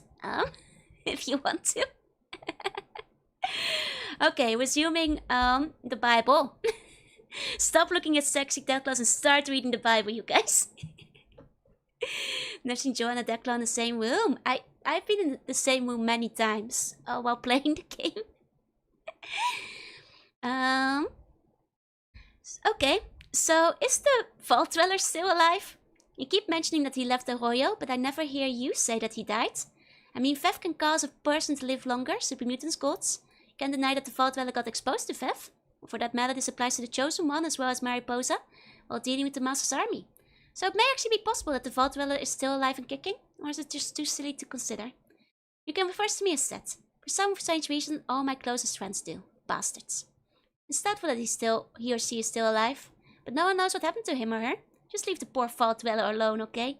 I mean, I guess if you got irradiated enough, you could be a ghoul at this point. You could be a ghoul at this point. I got that claw Fallout 77. Means the search result must be personalized. That must be it. That must be it. Put all of that back just in case. The only deck claws you guys can look at is the one here, the deck claw button in the background. That one is okay. That one's okay. Became a VTuber Yumiushi. Yep, that's right. That's right. Donku's only result from flash radiation, not ambient. That's true, but like, the Vault Dweller did spend a lot of time around the Vevvots. Why does the person search have such lewd deck claws on it? There's none there. There's none there. More BOS. In his quest to join the Brotherhood of Steel has some questions. Why does it say the original warriors of the Brotherhood of Steel came from the military base? It's one of the holodecks you can get. Captain Maxon's diary. It details what happened when Maxon decided to desert from the US Armed Forces at Mariposa. Can't remember which one it's on. If you do remember, let me know. I'll give you some sort of prize involving your name in a funky font. Spoilers. He never went on to give this prize. Because there is no next part. This prize would never be given. Was the main base for the Brotherhood still originally some kind of military vault? I just kind of find it hard to believe that they built it. Used to be a government security bunker base called Lost Hills. I'm still waiting to this day. Someone makes sexy claw art? No, you shouldn't do that. Email quiz and demand answers. I'm demanding answers. Does Horrigan know he's green?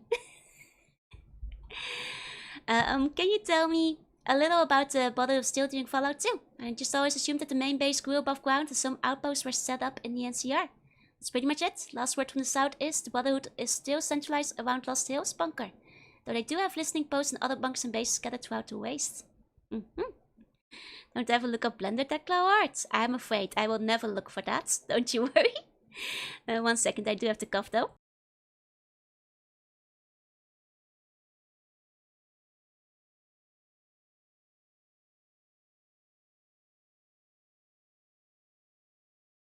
I am okay. I think much like last time. I have like one of my ears is like I can't hear again, which is like makes the talking so annoying. But well, it's not as bad as last time, but it is unfortunately still there. Hated when it's just one ear, right? It's the worst. It's the worst. It's so unbalanced.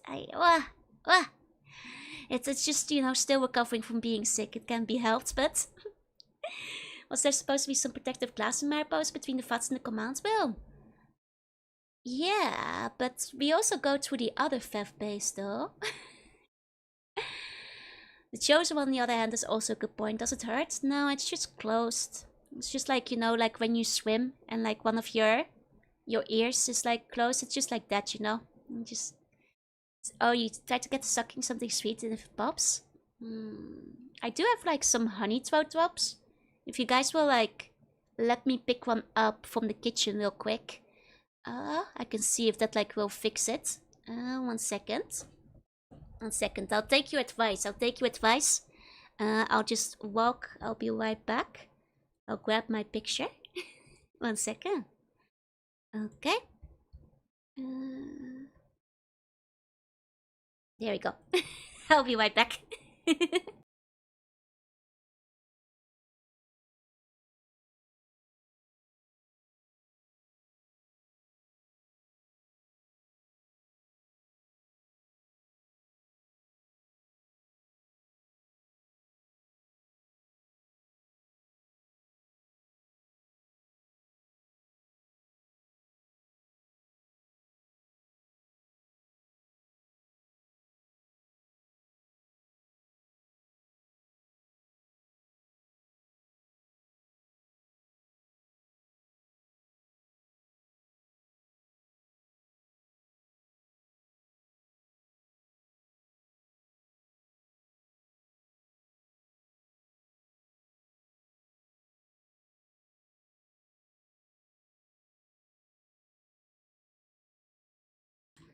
I return. I return as a scary bug. It's from the best game ever made. Scunny Back to the Forest. Just jump on one book while tilting your head towards the block there. Use the bomb to go out. I'm not gonna. I think that made it worse. I also tried to doing like closing your nose and like blowing until it pops, and that actually made both of the ears glow up. So some of you guys' advice is making things worse. I'm gonna try the thing with the candy though. 1 second. Actually the candy.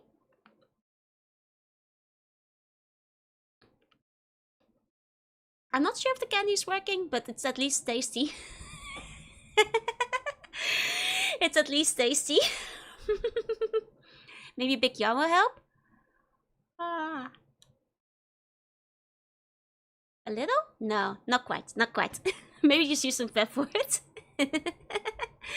It's a good excuse to at least, you know, grab one of the honey drops, so I'll take it.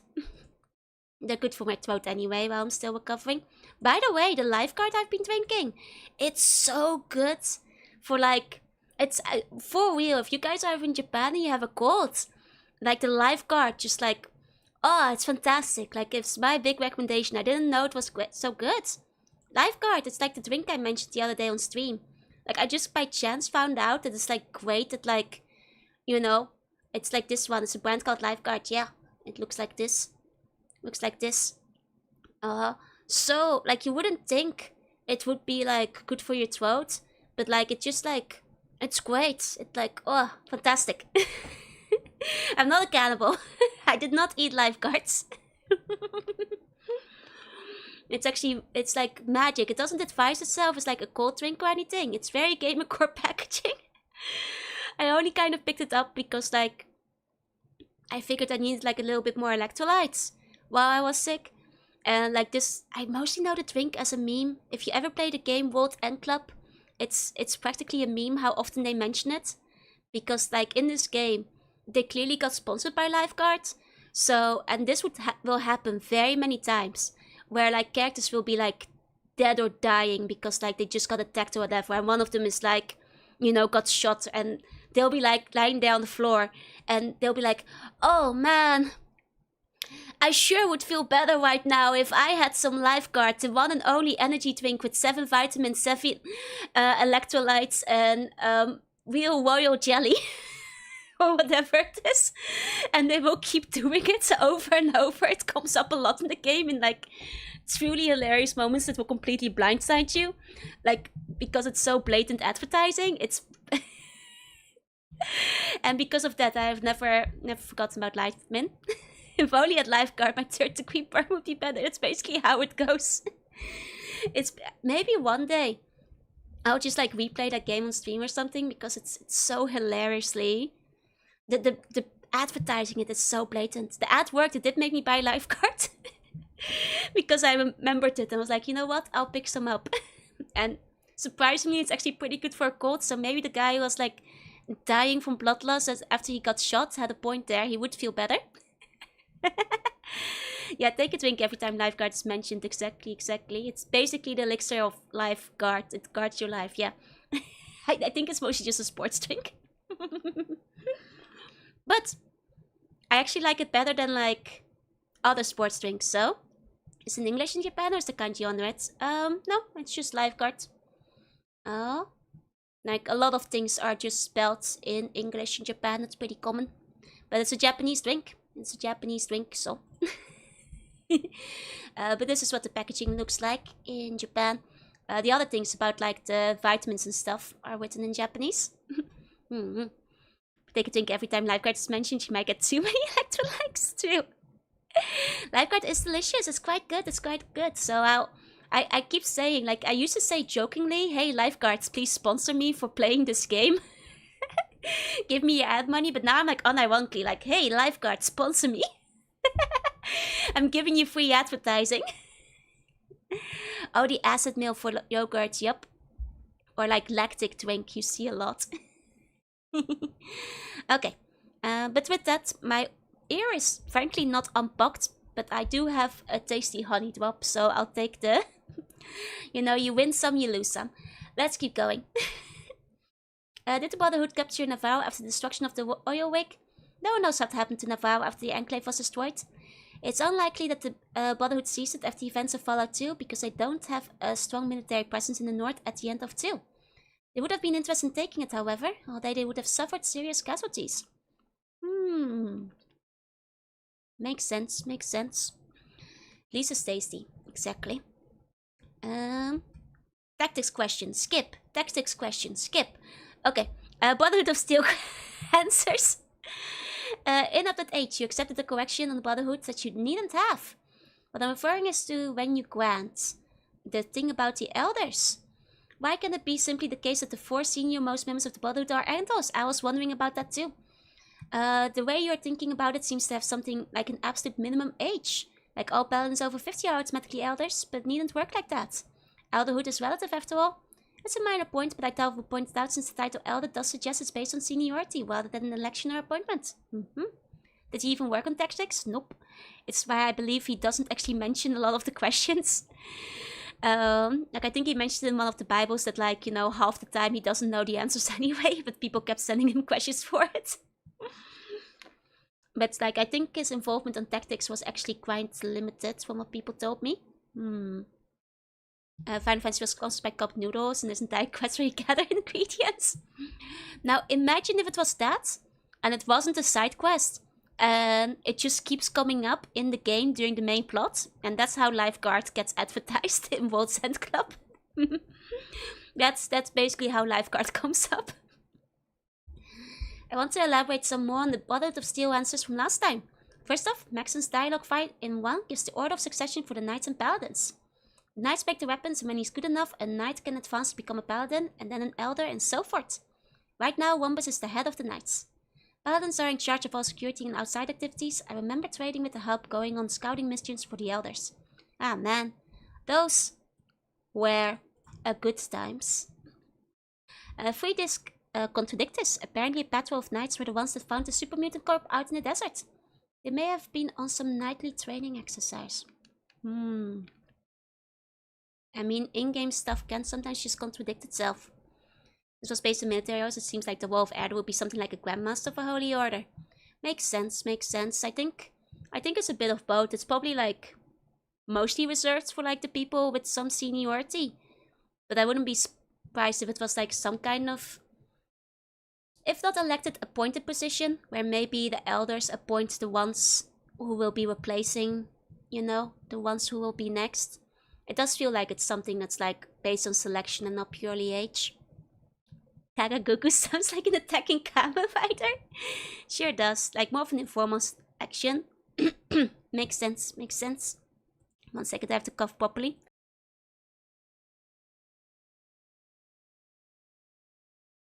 Okay. Oh, I think, no. For a second I thought coughing like popped my ear, but it did not. It unpopped itself again within seconds. Dang it, I can't be that lucky. I can't be that lucky. Okay.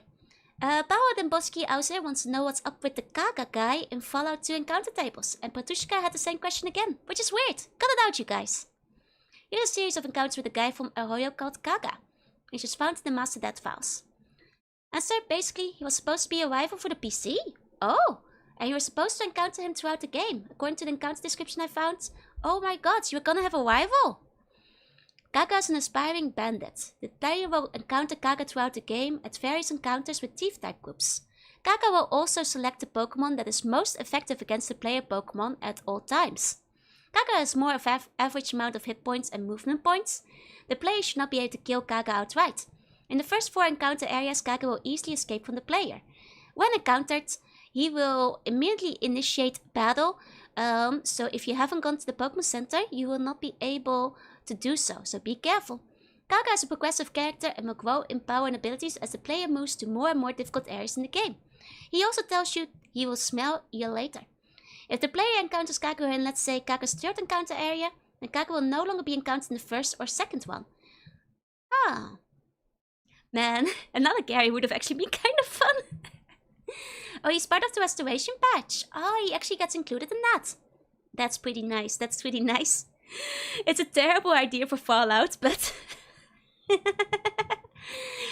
it's amusing to think of because it really does feel like a Gary situation, like down to the part where you can, you know how you have like Gary, you can encounter him on like, what is it, Route 8, like out of Viridian City, but only if you happen to go there, and you can like, you know, that encounter does become unavailable if you keep going.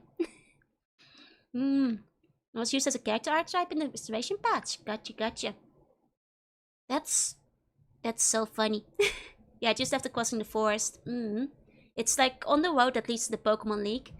And like, if you're not going... I actually, when I first played Pokemon, I completely missed Gary over there. And that could have been Kaga instead. Okay. He has 5 spears. And 1 Super Stim pack? That's crazy. Kaga will flee after getting hit 1 time. He has 12 movement points. I should have been the chosen one. How dare Arroyo cast me out of the tribe? I will have my revenge on you. Kaga will send you to the next life. We will meet again. I have never been beaten before. I will dedicate myself to your destruction. Smell you later. Oh, he does have all the dialogue. He has all the dialogue. Ah, that's fantastic. Though they probably made a good move not putting him in, because it doesn't really feel very in line with what they were going for, but it's hilarious. It's nice that one of the patches put him back in. Oh, 2nd encounter. He's no longer the primitive body type. He now has male hero leather armor. Good old blue. Good old blue. It does feel like the Death Play Pokemon 1 weekend to put this in, because Fallout 2 would have been in production technically after Pokemon Red and Blue became a really big hit. It's not completely something you could rule out. That's not to say that it was, you know, rival types can just, you know, be thought of independently, but I'm seeing some similarities. Kaga will send you to the Shallow Well. Can't believe you cooked this rat rack on the SSO tanker. 3rd encounter, you find Kaga rubbing the shoulders of the captain of the squatters on the tanker, complaining he didn't give him HM cut. Or what is it that he gives you? It was cut, right? Hiya Punak, welcome in. Kaga will 1 after taking 75 points of damage. He has 12 movement points. Low skill and small guns will miss 90% of the time. He has an assault rifle and an empty 250. It is cut. It is very, very cut. Even that the Bullet of Steel are very cant about the influences, it seems a little too coincidental. True, true. Black Owl Studio, sorry, not Bullet of Steel. If Kaga match, yes, this will be the last time we meet. After I kill you, I will burn Arroyo to the ground. Oh god, he like lost it. Feel the wrath of Kaga. I am the great Kaga. I am to be feared by all. Kaga will have your head for a trophy. Surrender and your death will be quick. The thing is, we can't ask him about this because the Bible stopped. We'll never know if somebody sent a question in about it. I'll be back. You cannot kill the great Kaga. Your lucky Kaga has business elsewhere. We shall meet again. Okay. You can't kill him by accident, apparently, it does seem. Okay, the third time. He's wearing metal armor, assault rifle. Will take 1 after 100 points of damage. You again. I grow tired of our constant meetings. Chosen one. Let's end this. You will regret you ever heard the name Kaga. My skills have increased since we last met. This is going to be a bad habit. Kaga will need to train more. Kaga will return. If only we could beat him up and become Nakama. If only we could pick his name. He was also used as a faction leader in Hearts of Iron 4 Fallout mod. Ah, interesting. And he's still modding over not being chosen. He's so tsundere. Chosen one. It should have been me. When you enter Horgan's chamber, Kaga is already standing there on top of Horgan's corpse. Yeah, when you enter his chamber, he's like, you were expecting the champion? No, I already arrived just before you. and defeated Horgan. Now you must beat me to become the true champion of this game. Chosen one, you idiot. God, that would be so funny. Okay, then his surrounders, he's wearing combat armor. Okay. This time I'm prepared for you. The chosen one will never return to Arroyo. Kaga will crush you. Kaga fears no one. Hold still so Kaga can get a good shot. We will meet again. This is not the last you will see of Kaga. Kaga definitely needs more training. It is like Gary, absolutely. I thought I escaped you on the tanker. Why are you here, Chosen? Chosen one, why must you always ruin everything for me? You can't even let me kill Horgan? Fine, I shall be the one to kill you. He shows up behind Horgan, cuts him in half before he finishes his speech. When Horgan says there's no time to talk, he just bursts in, murders him, and says like, oh, you thought you could get away from me, Chosen one. I told you would never return to Arroyo. I told you. Imagine if he sacrificed himself in the end to kill Frank. No, pure hostile type of rifle. Oh, he even gets the power armor Mark II. Okay. Encounter name mercenary Swan. So this would be San Francisco. Okay, so this wouldn't be in the army base, unfortunately. Kaga will fight to the death. Ah, and that's an... Okay, that will be the last one in this one. Okay. I tire of the chase. Let's finish this. This is the last time you will meet Kaga. You are no match for Kaga. I look forward to sending you on to your next life. You have been a worthy enemy. If Kara good, this part of the waste doesn't need a do-gooder like you. After I kill you, I will be the most feared person in this part of the waste. I'm looking forward to going home to Arroyo. To burn it down! Kaga will be famous for killing you. Kaga will not flee in this battle. Burn to the ground! He's so mean. When you beat Kaga in Horgan's chamber, Haknuk comes in and says, I heard Kaga became the champion, so I washed over, but now I'm disappointed. Come now, Chosen One. Let's register you as the new champion. Exactly. Kaga's just wearing Frank's armor. You see a pile of mutant core nearby. You should double battle Frank with him. He gets a full heal level up. Horgan to Kaga. Not a mutie for me to squash beneath my boots. Must be my birthday. There's no co-op event at the end. You thought you could lose me, could you, Chosen One? Your time is over, mister. Time to die, idiot. I'm super late. How did I miss? You missed all the part about Kaga, who is basically the the Pokemon rival they didn't implement in the game.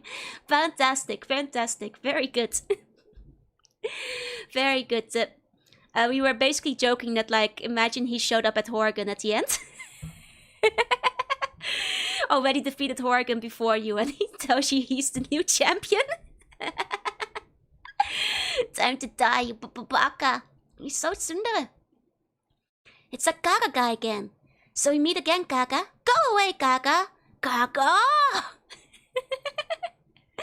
He returns as the boss of Megaton City Gym, but you can fight him only after finishing the whole game.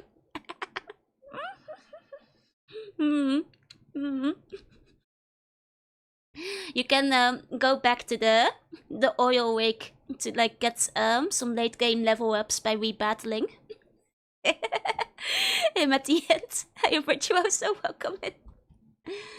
How much XP do you get from him? They don't mention, huh? Decent amount, I assume, with 350 XP. Dark Souls also had an implemented rifle, even with full voice lines. Quite similar then, quite similar. Kaga, no Kagaing. Go away, Kaga. Kaga, no Kagaing. No Kaga. It was probably for the best that they removed him. I'm not sure if he would have like fit in quite as well. Basically, from what I gathered from his dialogue, he was part of the royal tribe and he bears the PC ill will for becoming the chosen one instead of him. That's all I know. That's all I know. From Russia, with love. My name is Andrzej. I'm working on a translation of yours Fallout Bible to Russian language. I want not only to translate it, but also combine all the updates in one article. That's why I require your confirmation for the reconstruction of the original text. Also, I have several questions about your Bible. Gaga's basically karaoke. Yep. Hi, okay, well, welcome in. You wrote in the Fallout Bible. All psychers were officially wiped from the genre when the cathedral was vaporized in nuclear fiber. But later, now a question about the Brotherhood of Steel. How did they know my hero's name? They're psychic and can read minds. I said this. Does mean the psychics in cathedral is not the last of them. But I also said it was a joke. Hey Andrzej, first of all, thanks for the translation. It can't be easy. To answer your question, that was a joke. Basically, I was listing off all the powers the master was capable of, and based off that, if here's another scientific argument based on what's realistically possible, or not in the Fallout universe, the master makes that argument irrelevant. No psychers survived the explosion of the cathedral. Am I Andrzej? No, I'm not Andrzej. Because I understood it was a joke. I knew it.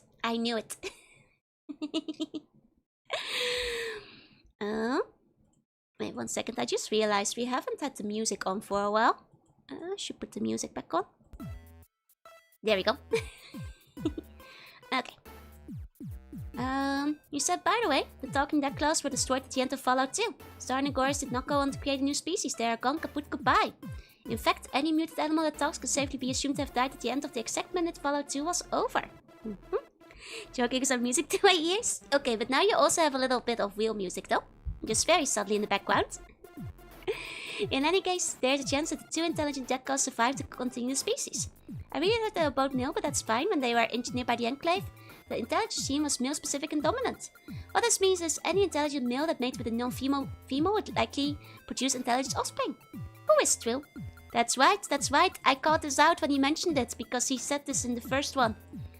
By the way, Tactics has a lot of talking dead claws.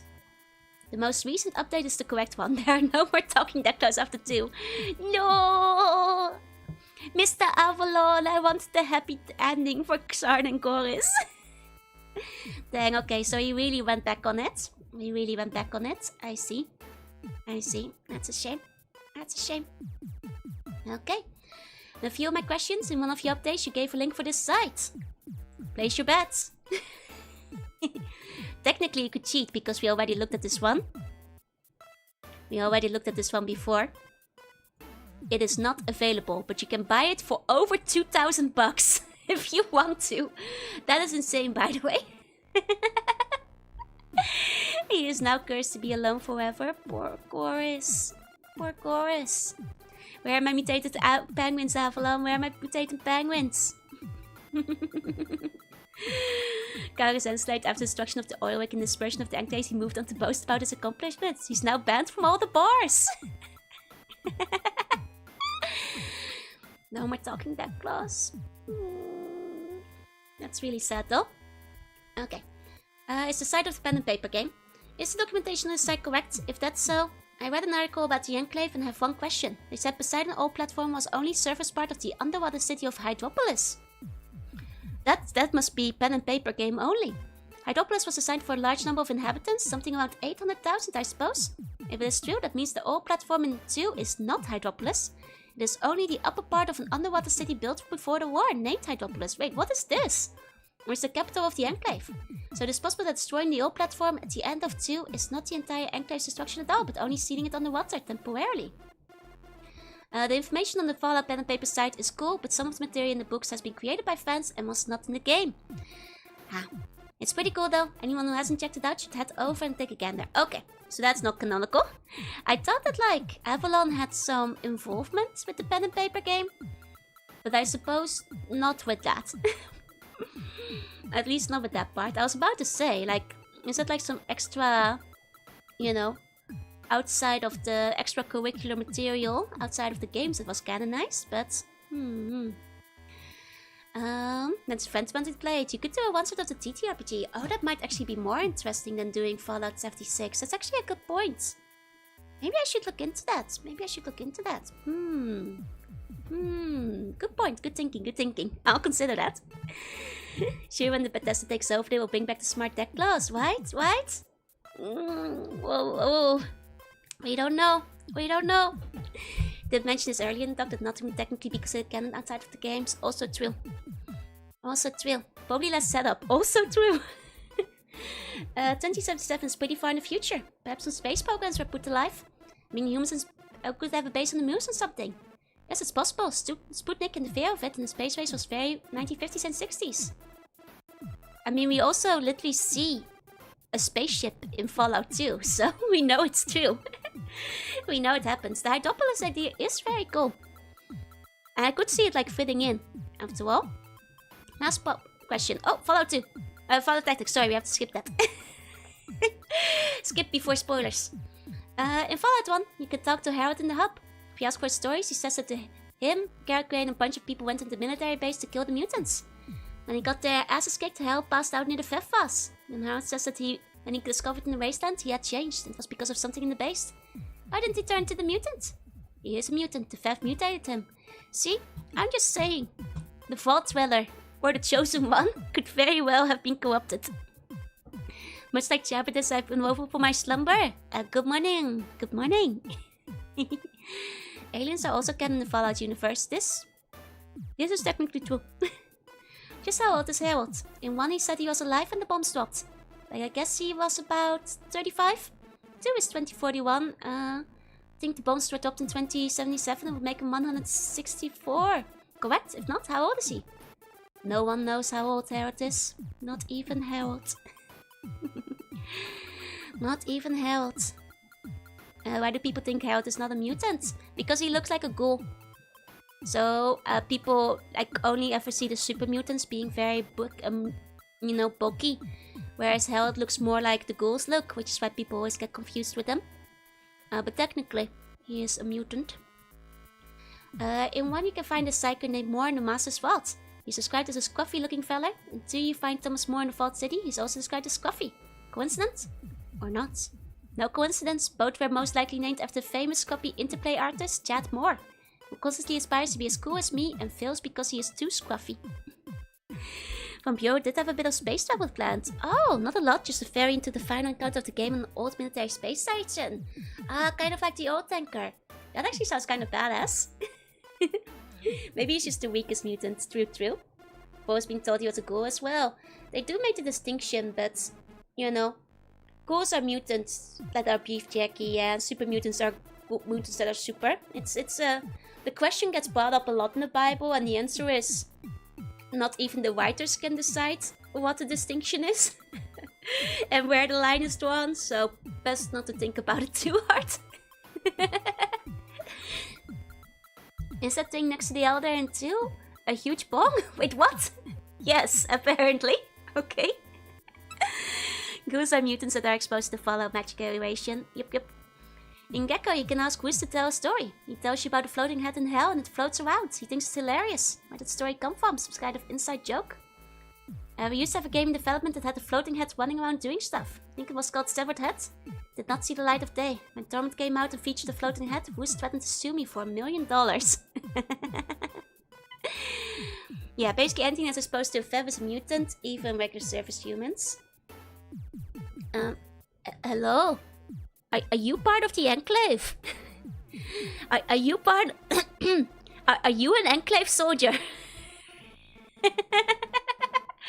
Hello?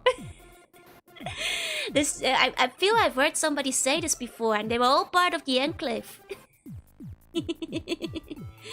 Just checking. Stuff for another mutant to live? Oh my god, it is an Enclave soldier.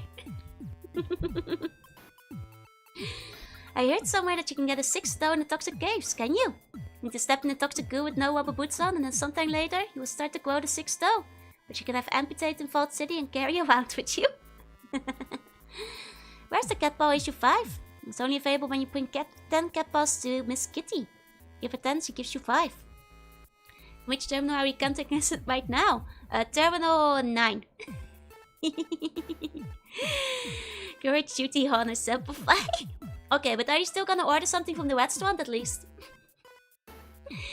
In Fallout 2 Strategy Guide there's an Easter egg. Where is it? In the new emo arms behind the piles of junk. Where's your uniform, soldier? Exactly. I'd like to ask why the fire geckos cannot be skinned. According to one of the lead designers, there was a bug. There wasn't any special hides for them in any case. Makes sense. All burned away. It's all burned away. Have a pre-war canned ration on it, please. Okay, coming right up. Wet, who is Canadian, had some questions and comments. First, he takes exceptions to how he is dressed. Okay, well, first of all, it's wet. No. Wet? No. Not that it matters. I had to be called wet when using the nick anyway. Please, refer to me as wet and or Sebastian Kais. Just put the names in caps so your eyes were sure not to miss it. You got it, wet. He does it incorrectly immediately. Yeah, wait, I just realized he does it incorrectly twice. I love Avalon, that's it.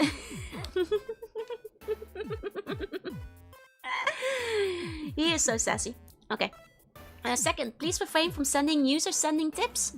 It's annoying as at least 95% of the tips are covered in most rock trolls. And again, we guarding that.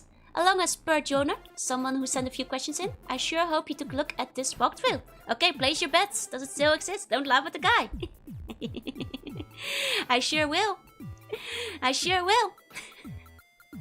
Also spent the name no incorrectly, yep. Shame you had to die so you could have the donut, right? I didn't realize he was so funny back then when I killed him. Okay, doubt it. Doubt it. No. No. Does not exist anymore. Does not exist anymore, I'm afraid. We need slug wisdom until you're 510 years old, which is the number of years it will take for you to pay back the Mark II power bomb where you have lost. I sure hope you took a look at this walkthrough, and it's the most complete out there and answers a lot of obscure questions, and on top of it, I contributed a lot to him out. Any questions about the game itself can have its answer found here. Or rather, it is answer found here, so when people ask hints whatever you might like to refer to them there. And heck, why not feature a link to it in the Bible? Hey alert peace, welcome in. The donut was worth it though, right? He is also a penguin denier, so he deserved it. Your mind control has worked. If you guys want to see a walkthrough that has stuff, I think you can go to the link above. Haven't checked. Might actually take you to some Viagra site or something. Third, about the party TXT NPCs. Car. The car is in fact used as an NPC that follows you. Red is connect, even if he is Canadian. Maria, it's Miria. Can't tell if it's a typo or a previous name though. It's just the way it's spelled in the file. There you go. Doc, I really don't know. However, I have a hunch it is the doctor found in Vault 15. There's no proof, but once Vault 15 is cleared, he seems so alone. I think my woman PC has the hots for him, really. Update. Looking at the PID found above, removing it, you get 162. Looking at 162 in the Pro Quitters message, you get Doc Jones. I kick ass. Note, using this technique, you can find all the other NPCs the same way, so well, it's a tested approach. I further checked the mapper, and the proto items match on the map. No dust in this guy. Actually, that's kind of interesting. So, I did think that, like, the Vault 15 doc, because he was held hostage, I thought it was a little bit weird that you couldn't interact with him after you free him, essentially. Because he's still there, like, yeah, I'm too afraid to leave, essentially, afterwards. And you can't tell him, like, hey, it's okay, you're good now. It's, I guess, like, if he was, like, initially intended to be, like, an unused NPC that could follow you around, then that makes sense. Because Evelyn's really regretting this, right? Chicken. Well, damn. It's the Easter egg. I thought that referred to the chicken in MODOK. You might be right. I'll check with Jason's stream. Call. Yes, it's called the Thankful MODOK. Did the same checks on Doc. Guess you originally had to bring him back to MODOK. Something I suspect you actually needed to do with Johnny originally. And protect him and them at the same time. Just an entry in the party table too. Checks out. Fourth.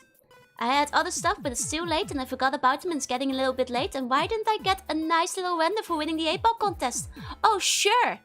They get all the nice stuff. Bullseyes. Oh, Chris Avalon was like, fine. Red Nemo spells his name incorrectly for the render. Ugh, okay. Sure, Red. Clap, clap. Great work. Great work. Even if you're Canadian. Specifically misspelled. Oh yeah, the toe. Well, just to be picky, it's not officially poison damage, as that would increase your Potion level. While using the toe, decrease your max HP, and there's also no more HP. Word art, my beloved. That'll be forever recorded. Fallout fans run neck and neck with Trekkies in the marathon race of insanity. Additionally, since you designed New Reno, that reference was in fact about the good old share quest games. I guess. I think it might have been an Infocom reference, and I played the hell out of those. Red would also like to humbly point out that the Fallout flag has 11 stars, not 13. So yes, I am a complete and utter moron. He even sent me a diagram because he seems to have shitloads of free time. So if Red's boss is reading this, make a note of that and double his workload. Mr. Avalon is... He is getting funnier as these go on. There it is, there's the 11 stars. Oh, he's not done yet. For more nitpicking, one of your titles is from 13 to 31 with 8 questions answers. Last I checked, 13 and 8 were 21, not 31. Is there something eluding me here? Red? Yes, Mr. Smarty Pants. I was referring to the fact that you start from Fallout 13 and Fallout 1 and he gave me 31 questions, of which I answered 8. It's nil math, but if you squint really hard, you can make sense of it if you feel compelled to do so. Christ, I hope not all Canadians are like you. God, Avalon is so funny. I want more. Oh God, I wish more devs were like this.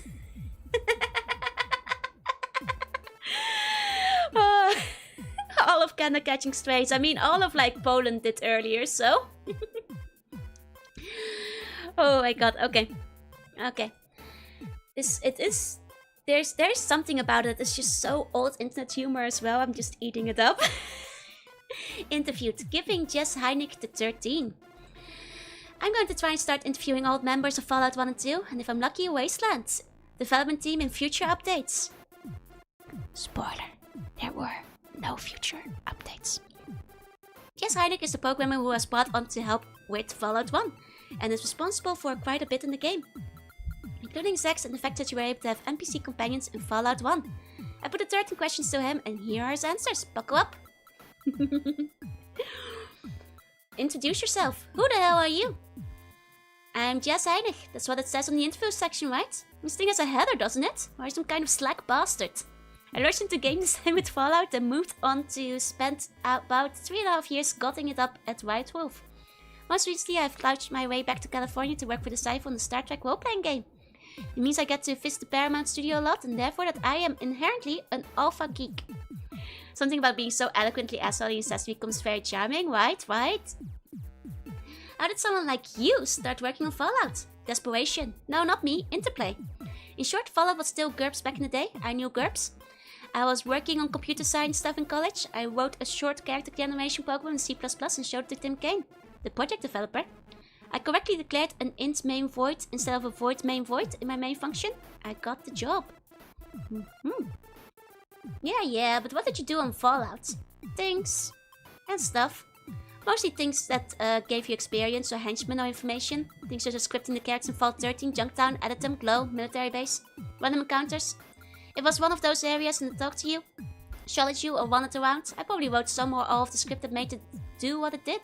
All of the party members, although we weren't really set up to have party members. How did someone like you, hey you, get the Fallout? What was your favorite thing, area, item that worked on in Fallout? Zex, the pseudo intelligent computer in the Glow, was my favorite little baby. It came from an ancient yellow design document from an early draft of Fallout that was found in a chest guarded by an orc or something. There was a throwaway reference to the computer that held a conversation with the character, so I wrote one up. The name Zex was of course an homage to Vax, the human form robot of Wasteland. I see. I would not have gotten that reference because I hadn't played Wasteland before. Zex is very cool, indeed. A close second in my favour was the party members. The engine didn't really have support for party members and the dev team didn't have much incentive to add them, nor did anyone think it was feasible. I wrote up a script for Ian, then I showed it to Tim Kane. $8 million later, we had functional party members who would shoot you in the back. How many pages of the Jorunna Bibles are gonna be dedicated to complaining about certain unnamed puns? I would never. I am no Mr. Avalon. I'm not that cool. It will be 100 pages of just saying how cool puns are. What's up, fellas? What's up, Leslie? Thank you again for the art. I showed it off a little bit earlier. The man responsible for Ian, yup. Major Wallace should interview Joro. I mean, technically she already did, on April Fools. Was mostly about speedrunning. What was your least favorite thing, area or item that you worked on in Fallout? The bugs. Seriously, the worst part about the bugs were the core code bugs. Sometimes there were function calls that didn't work right and crashed the game. This had happened in your script and you get the blame.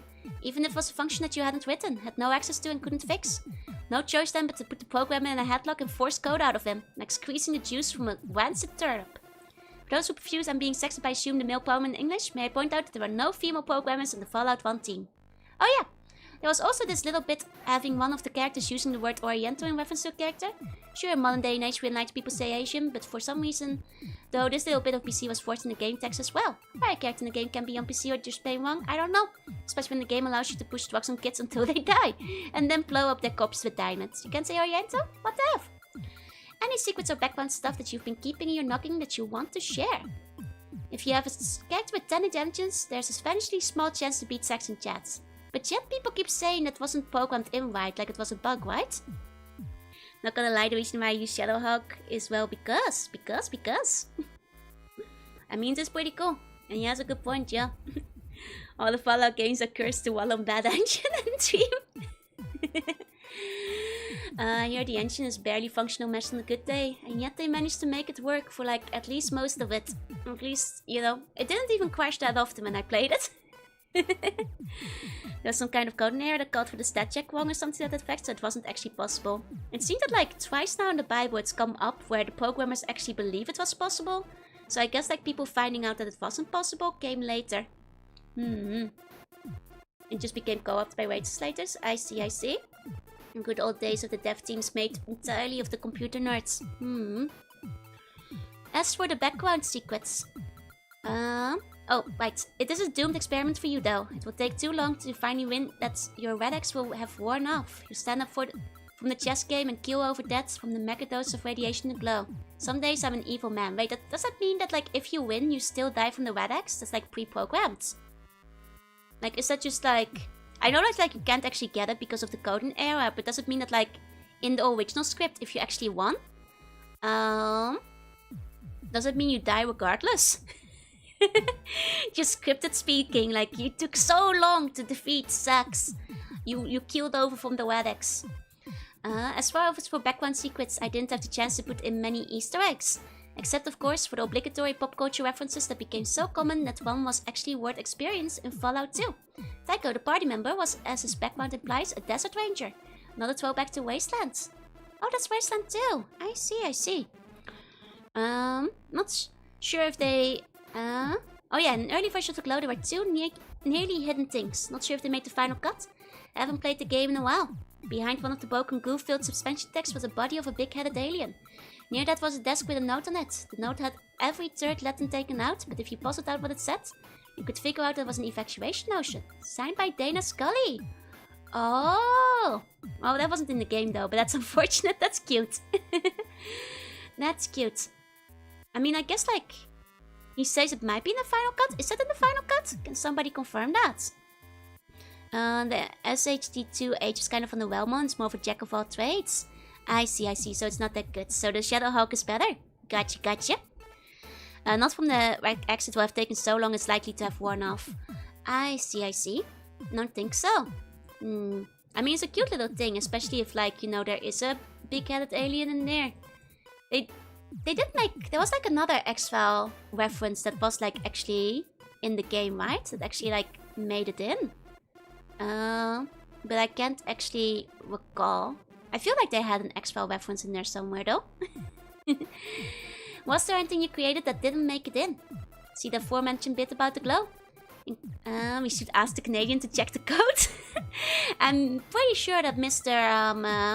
Jorunna would probably know about it.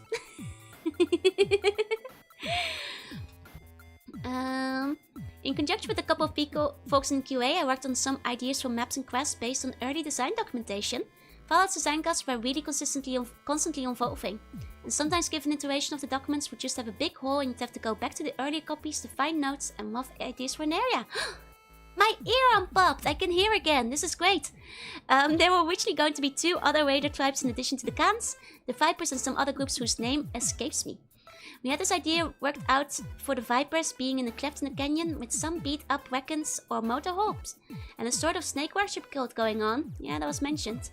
There was gonna be a quest where you could become an honorary Viper and go through some pit of serpent and gain the Snake Eater perk for free. Sadly, we just didn't have the time to actually build the map. That's a shame. Fun fact, Battletech had a cameo in Fallout games as an Easter egg. Wait, really? Which was called Battlemax since the 90s was very famous. Wait, where did the Battlemax come up? I'm trying to remember if I saw those around. In Fallout 2 you'll find that Easter egg. Did I see the Battlemat Easter egg? I can't recall. Maybe it was like one of those random events that I missed. It's nice to have my hearing back. It really is. Okay. I also championed long and hard for a different version of the Boneyard, but I was not really a senior staffer and Leonard Biaski had a specific idea in mind that evolved into the final cut. The maps would have been similar, but a lot of story for that area would have been quite different. In the personal stories, well, there was the whole thing about being at least 18 to blow... Wait, what? The tentacles Wait, what? Oh, wait, what? This is something new. Once again, it seems anything these guys work on never quite gets to be what they wanted in due time. Yeah, well, it's probably a good thing they took this out. I am LaceCon. I remember learning the virtue of testing. I had finally figured out how to set up the external variables in the script, and I'd managed to weasel the other Jesse into coding them in the engine. As a result, we suddenly had the ability to make one item affect another. A bunch of the team had been pounding their heads for literally weeks over the problem of just figuring out how to make it so that using the Vault computer terminal on the outside of Vault 13 would cause the Vault door to open, since they were 2 separate objects. Figured out how to make the external variables link, coded the script, and went to Leonard Boyaski. Foolish me, as I had not copied the script to the override file. That is, I wrote all the stuff to make it in one go, then forgot to put it in the right place. Boy, did I look stupid when I said, I've got it, clicked the button. The character walked over, filled with the door computer. Nothing happened. Boy, was my face red, as they say in the biz. I found the Easter egg. Oh. Let me see.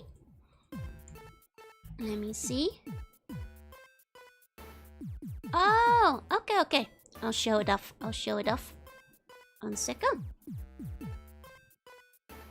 Here you go. Look like you become a Battle.Mac computer game. This Fallout 2. Maybe you opened the wrong folder on your hard drive. Ah, cheeky. Very cheeky. Thank you for looking for that one. I think I missed that one probably because I didn't have the power armor when I was in this village. And this seems to be a power armor specific kind of goat, but very nice, very nice. It's easy to miss the floating text sometimes. I mean, that seems to be like only if you're in power armor, which I don't think I had quite yet in that area. I think that bark popped up a couple of times when you're playing, really? But to be fair, I do miss the floating text sometimes. There's a lot of it going in the background. My other memorable moment was assigned to make the bounty hunter group for the child killers. We had debated heatedly the merits of having child killing in the game versus not having child killing. And I was a proponent of consequence-driven gaming. If you screw up, you suffer the consequences. If you kill children, then people get so incensed that they hire bounty hunters to come after you. Of course, I lovely named the lead bounty hunter Avalon in honor of Chris Avalon, the most humorous designer at Interplay. Ah, so that's where the Avalon was in the second game. Did get called a robot by random villagers. I do believe I remember that happening, yeah? Happened at least once, but it was kind of blocked by the other villagers yapping at the same time. It doesn't help that it all overlaps. And then like your companions keep yapping on as well. If you had one inventory item for Valhalla, what would it be? The Power Fist! I would smash righteous fury down upon the heads of evildoers and jaywalkers with Minsk-like ferocity. What do you mean, is there any particular inventory item that I feel responsible for? In that case, also the Power Fist. While playing through the game with the unarmed combat speech character, I concluded that you just couldn't dish out the damage to get past enemies in the endgame. Even with unarmed combat at 200%, more criticals, improved criticals, and a lot of shots. Called shots, so I lobbied for unarmed combat enhancers, from which we gained the Spiked Knuckles and the Power Fist. Mostly I think it was just because I kept saying Power Fist over and over again to Fergus until he finally caved in and had them put into the game. Thank you, sir, for the Power Fist. Solik will be grateful. Minsk is the character from Baldur's Gate. Ah, I haven't played Baldur's Gate, so I missed that reference. I see, I see. I prefer the poser. I wound up never using it because of the heavy gun. But the Power Fist of Jaywalker is so American. I mean, it's... yeah. Jaywalking is hardly a concept, I think, in any country except America. What are you doing now? What are your hopes and dreams for the future? These days I reside in Los Angeles and I work for the Cypher Studios in a Star Trek role-playing game.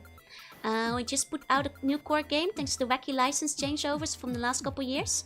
Current projects include working on some backlist source books for the Star Trek Aliens and Star Trek books. I nearly smacked into Jolene Blalock, T-Pole on Enterprise, about 2 weeks ago, which would have been very bad because she is not a large woman by any means and I would have crushed her. I doubt that Paramount would have been happy with me bruising up their resident Vulcan. I am hoping to leverage my Star Trek work into writing for the show and movies. Not only would that be enjoyable, but I could make some real money. I couldn't possibly do worse than some of the novels already out there. Minsk is a classic character from Baldur's Gate. He's even in the third game. Ah, should I Google him? She's cooking and good looking. Thank you, though, of him. Shooting poses with the Bozar. Let me look up who this Minsk guy is. Minsk. Oh, he's... okay. I have never seen this man in my life. Like, I have vaguely seen some Baldur's Gate characters. This man is unfamiliar to me. But I trust you guys that he is in all of the games. He has a very recognizable face too. I'm pretty sure if I had seen him before, I would have recognized him. He has his own Hamu Hamu. He does seem to have his own hamster, yeah? His own hamster does seem pretty cool. Does he throw it at people? Because I see a lot of pictures of him throwing the hamster at people. The hamster boo is very cool. Got a dip? No worries. Have a good rest of your day. Thank you for coming by. That was a pretty sweet hamster. Just need to get me to play Baldur's Gate. Add it to the list. Small version of a giant hamster. He's great. He has a really funny story with his hamster. I see. So does he... is that like his attack? He throws the hamster at people. Or is his combat line goes, go for the eyes, boo, the eyes. Ah, I see.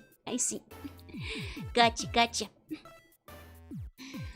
Okay. So I guess like he's also has a lot of ferocity. He also has a lot of ferocity then. I see. What question do you wish you'd have been asked about Fallout that wasn't in this list of questions? What was it like working with the Fallout team? You don't get off that easy though. If you want to know the answer, you have to actually ask it. Or cheesy, and then I bet Mr. Avalon didn't follow up and actually ask it. He is very good in melee. Gotcha. If you had one wish, what would it be? Right now, since I'm in a Fallout mood for this questionnaire, it would be the completion of Fallout 3. That the whole computer gaming world could share the joy that is more Fallout. Or the best sandwich ever. I've had some really good sandwiches, but the best one ever would be really nice right now. Is there anything you've ever wanted to say in an interview that you've never had the chance to say? Fight censorship, down with the man! Additional trivia from Jess. Jess also had some additional comments about Junktown. Oh hey, he got his wish. It didn't actually get asked, I think. He didn't get asked about Fallout. They didn't really get Fallout 3, did he? From what I hear, it's not what people wanted from Fallout 3. We got Fallout 3, but I doubt that's the one that was in production at the time. The vampire, and he got the monkey paw, yeah. Like in the end, I'm sure that might not have been the one he was looking for. Monkey paw, the wish there. Junktown was a pretty schizophrenic place because Christie had sent over a design doc that had basic Gizmo-Killian conflict, but almost everything else was unfinished. I'll get some general outlines from him and then fill them in. For instance, there should be a gang conflict between the bartender and some gang, turned into a whole gang story arc with the bowling trophy and Sherry and whatnot.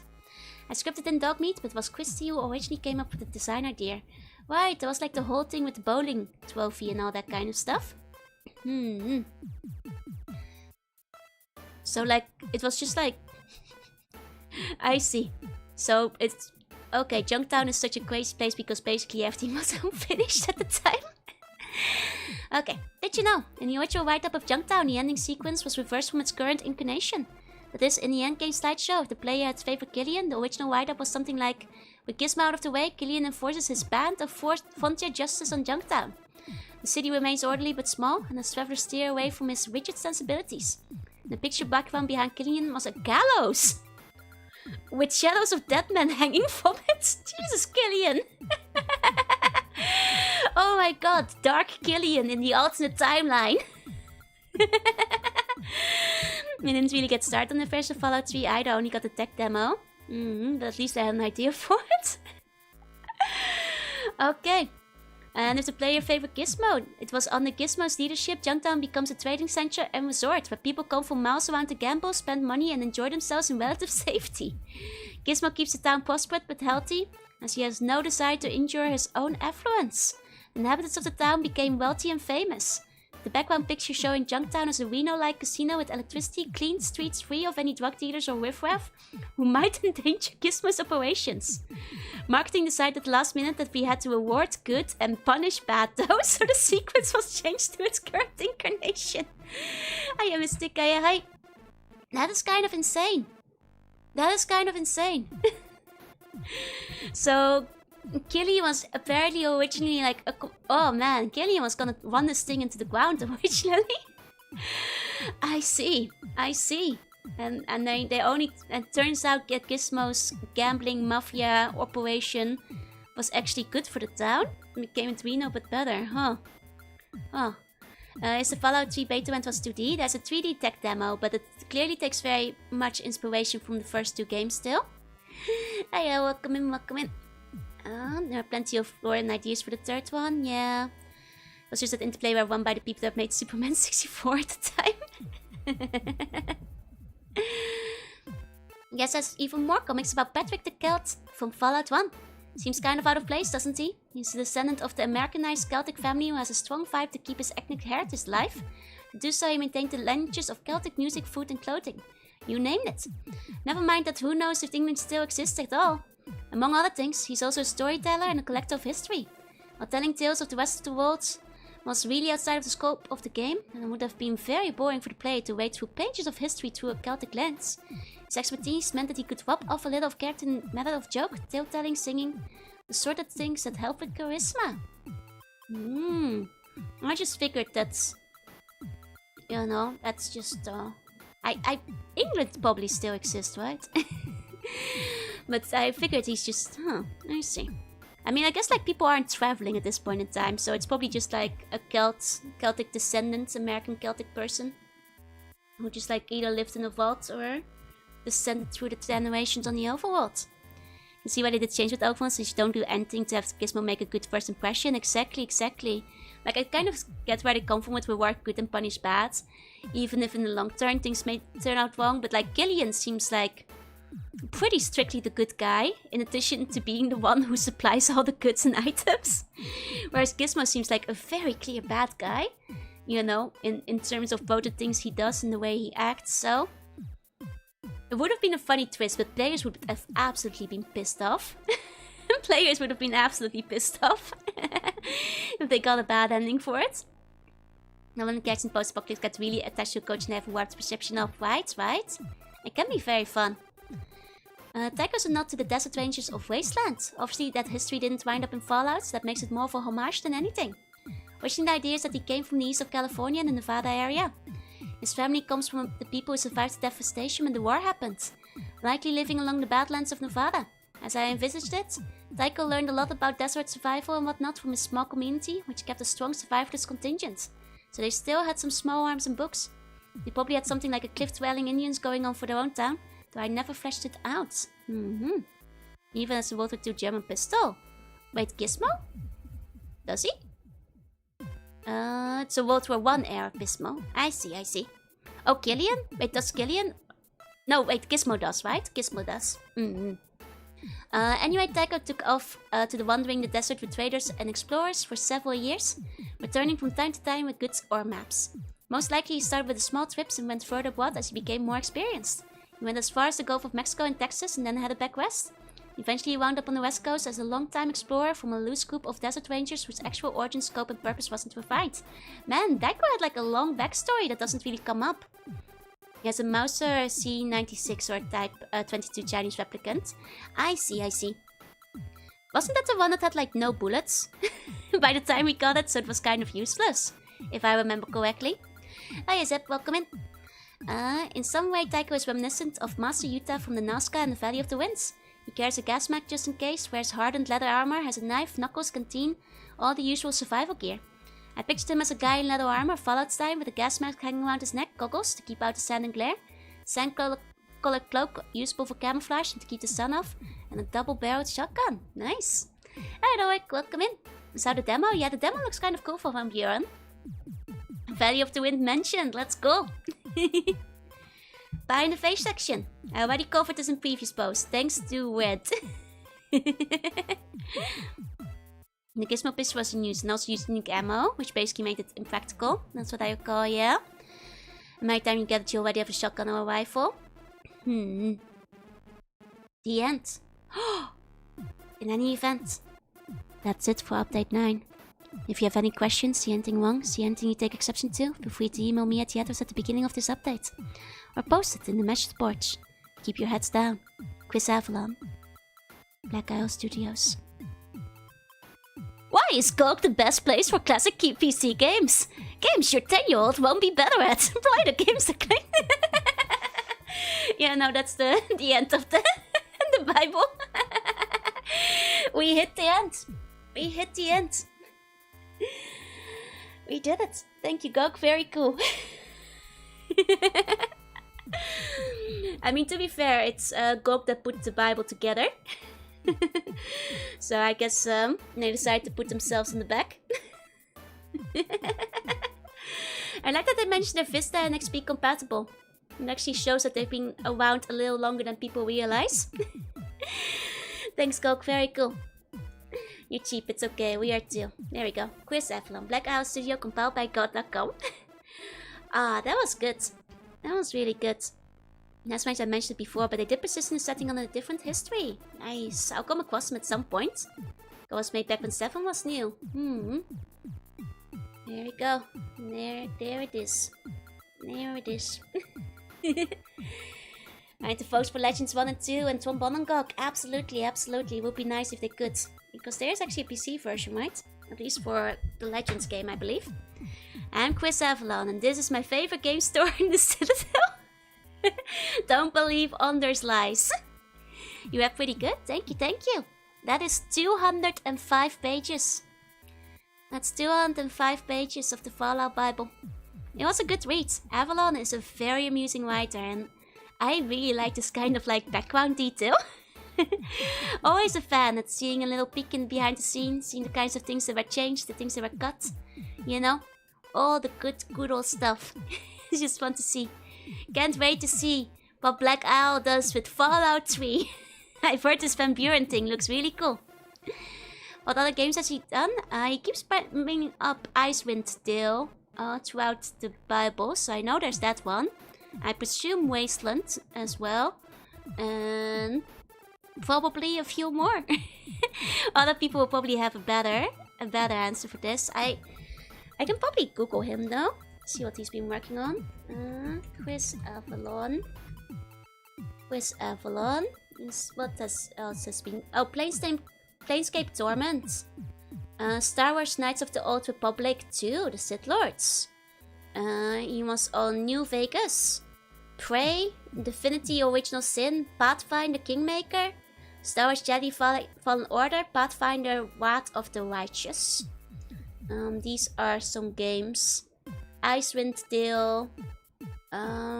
These are some of the games that are Neverwinter's Nights 2, Alpha Protocol. I guess those are some of the ones that are listed on his wiki. He did the Planescape, which is one of the best games ever. I do want to try Planescape at some point. It sounds really cool. And I know a friend of mine played it and she really enjoyed it, so I'll try it out. Kota 2 is incredible. I do want to actually get to Knights of the Old Republic at some point.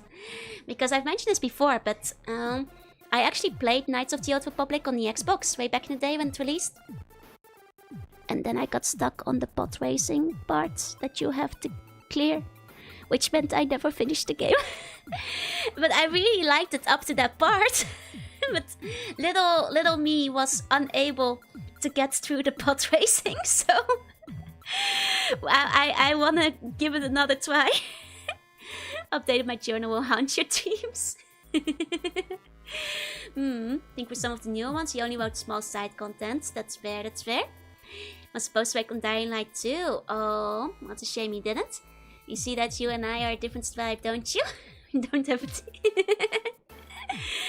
And it's one of those rare writers who's absolutely nothing but a benefit to whatever products he's on. Unfortunately, many of the products also ended up being at least partially washed. That's a shame. I mean, judging just from like the Fallout Bible alone, he's a great writer. Like even in like his drier stuff, and like his like regular things. He's on Twitter. As much as I would like to ask him if Harrigan knows that he's green, I think I will get blocked if I do. I don't think... I think he'll be like, what is this weird anime call? Is this a spam bot? Maybe he would enjoy the 12-pack, are you sure? I feel like I'd probably be bothering the poor guy. He said like another 20 years on him. Since Fallout, he's probably only gotten more tired with how the internet is these days. I don't think he blocks a lot. Eventing is eager to answer questions if they're funny. Should I?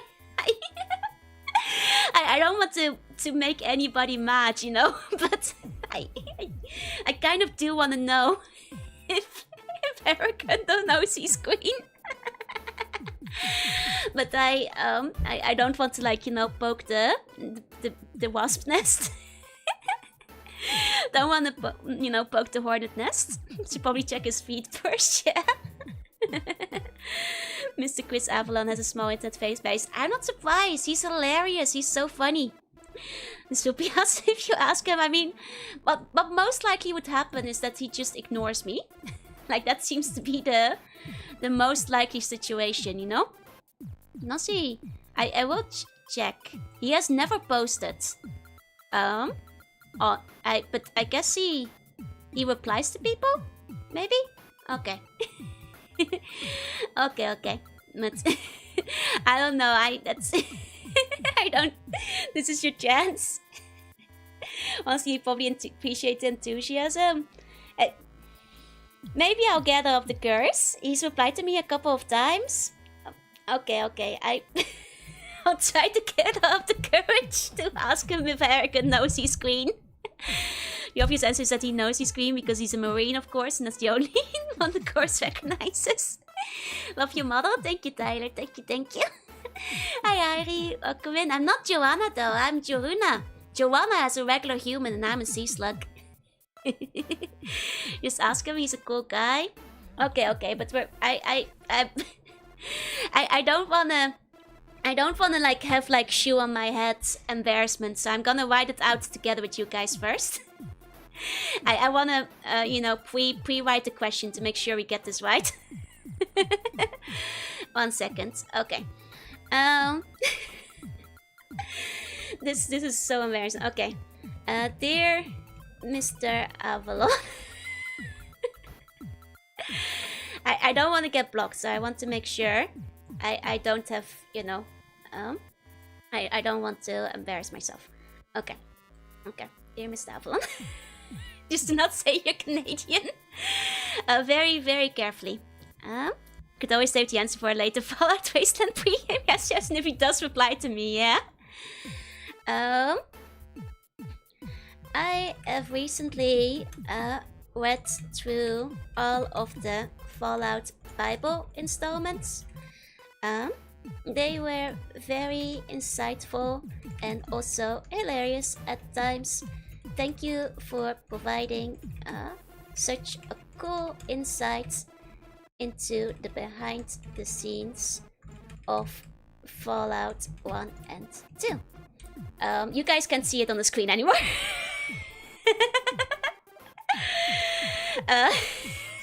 Typoed. Oh no, where did I typo? Did I typo immediately? Oh, Avalon with an E. Oh no, oh god, this is embarrassing. See? That's why I'm doing it on the screen with you guys together. This is why we have to figure this out before I send it off. Okay. It's a typo ghost. I've watched the Typo Bible to find out if Frank Harrigan knows he's green. Sadly, I was unable to find the answer.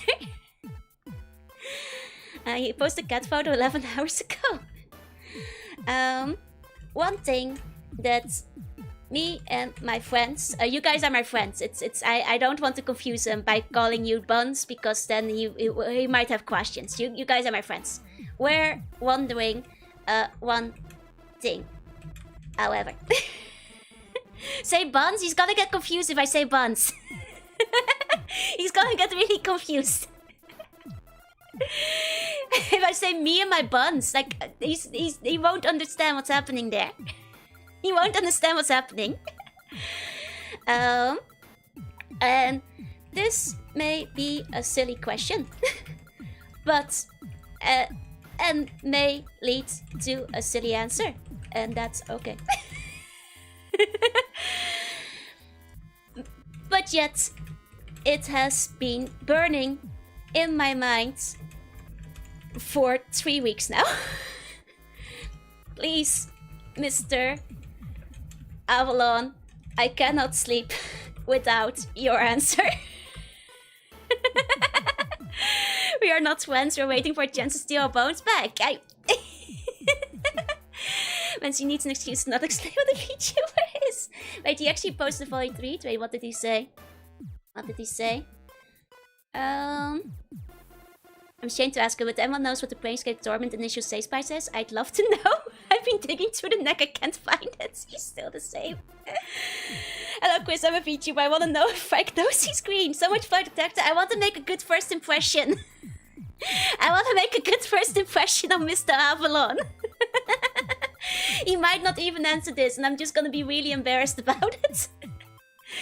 Me and my subjects. If I say me and my subjects, he's gonna have so many questions. I'm writing friends. I cannot sleep without knowing the answer to this. Please save me from my restless nights. Does Harrigan? just double checking how you write Harrigan. I want to get it right. Horrigan. Does Horrigan know he's green? Does Oregon know he's green? Hiya, Casey. I think I'll head to bed. Sleep tight. Sleep funny dreams. If he doesn't answer, then that's that. Got out to repeat it one thing after we were wondering. Where did I say that? The one thing that me and my friends were wondering. Oh, yes. One thing. Me and my friends... Wait, one thing. There is, however, one thing that me and my friends were wondering. Okay. Okay, we wrote that. Hey, Miss Evelyn, let's do a quick exact. That's quick. Actually, we know this he's the green. It's actually the type of question he responds in the Bible. It is, you know, in tune with the rest of the stuff he's been saying. Does Oregon know he's green?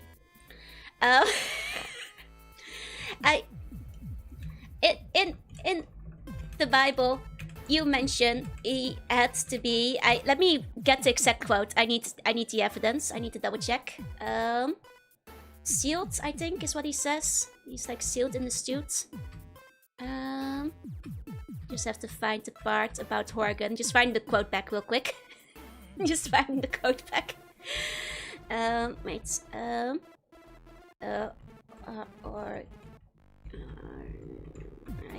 I need to figure this out. It's very important. I need to have the quote to back me up. Attach a screenshot. Hold on. He's just going through all the questions again. That's the Horgan updates. Let me see. It's about both students they considering free. There's an exception. I think is this the part where they mention he's in the power armor. It's the operator to him and made steal the DNA. Oh, you sound like a convention nerd, totally teasing. That's because I am. Wait 1 second. I know that somewhere he mentions he is stuck in the suit. I know it gets mentioned somewhere. I know it gets mentioned somewhere because we read it. I need to find it. Yeah, he never considered himself a mutant. Right. He was. Is it blah blah blah? This is not the part where they mention he's stuck in the suit yet. Okay, that's not that part. Okay, maybe Bo thinks he's eating too much spinach. Okay, there's this part. That's just about the first encounter. It's just the foreshadowing event. Okay. I know there was something about it. He can't survive outside his armor. That's right. You mentioned... Right, there we go. He can't survive outside his armor. Does he ever take it off? Oh, he's not mutant, he's just Martian. Aliens are canon after all. It's just that he doesn't consider himself a mutant. This is such a stupid question. The obvious answer is definitely gonna be, of course he knows he's green. And in the Bible, you mentioned he can't survive without his armor. Does he ever take it off? Was he put in there by the scientists almost immediately? Does he know he is green? Did he ever see? Does he ever take it off? This is such a dumb question. Never expected to change my backstage reading the Fallout Bible. Not complaining. Welcome in, Harmus. Welcome in. I actually finished reading the Fallout Bible. I'm currently composing a really dumb question for Mr. Avalon. His entire ideology is that he believes he doesn't, believe... he believes he's not a mutant, right? I just want to be very polite while I ask him this.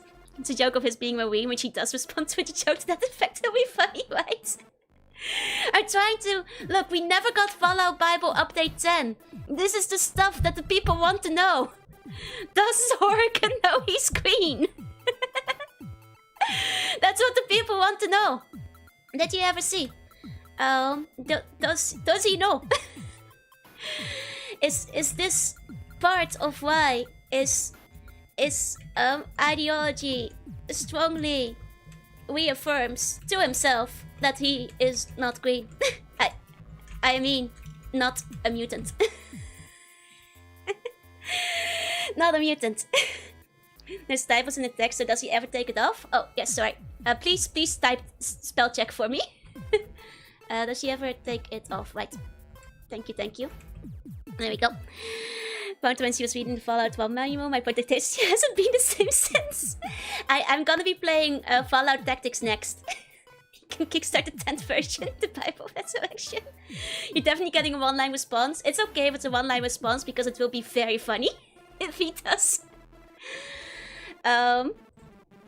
Also, how do they keep the armor clean?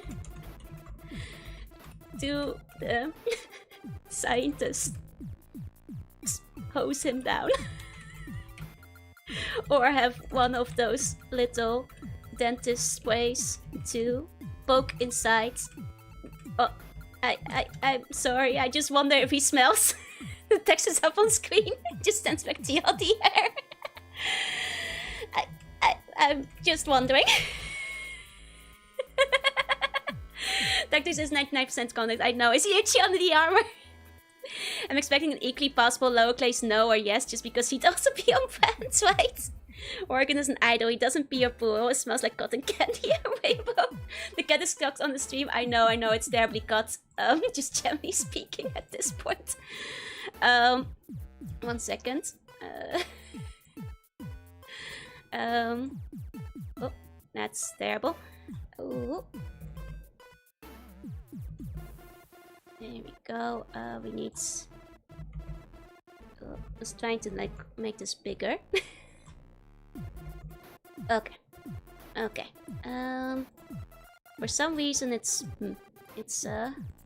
Okay, it's not showing you guys all the tabs. That's just OBS being annoying, to be quite honest. I'll show you guys a screen cap. We can read through it together. Should I not include the cleaning question? Maybe we should just stick to if Horgan is green. Maybe one of the games I was wearing power arm and NPC asked me how do I pee in that thing. Oh, maybe the question is answered in that case. Maybe the question is answered. I got you. Include it. Okay. I'll read through it one more time. I'm so sorry. I think more brevity could be nice. Dear Mr. Avalon, I have recently read through all of the Fallout Bible installments. They were very insightful and also hilarious at the time. Thank you for providing such a cool insight into the behind the scenes of Fallout 1 and 2. There is, however, one thing that has been keeping me up at night. That has me and my friends wondering. That has me and my friends up at night. This may be a silly question, but yet it haunts my dreams. It has been haunting my dreams for 3 weeks. Please, Mr. Avalon, I cannot sleep. My crops are dying. I should stop. I'm trying to, like, you know, match the energy that the Fallout Bible has. Maybe a question is the cleaning thing. Then it's keeping me. That's oh right, that is keeping. It's because I keep rewriting everything. It's just like the Silent 2 intro. Does Frank Horgan know he's green? Please, Miss Arian, I can't sleep. Does Frank Horgan know he's green? It's just that he doesn't consider himself a mutant. In the Bible you mentioned he can't survive outside of his armor. Does he know he's green? Did he ever see his skin after mutating? His ideology strongly reaffirms that he is not a mutant. I mean green. I mean not a mutant.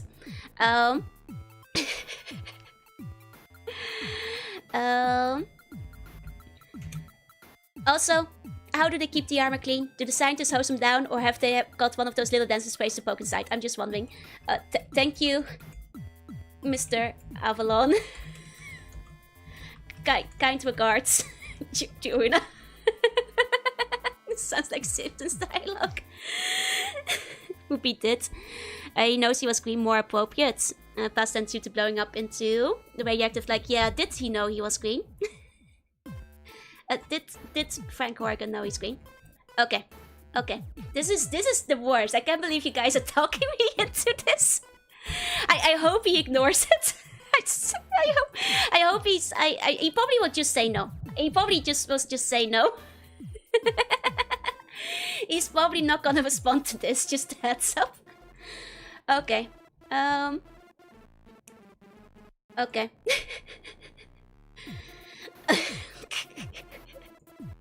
All of the whatever.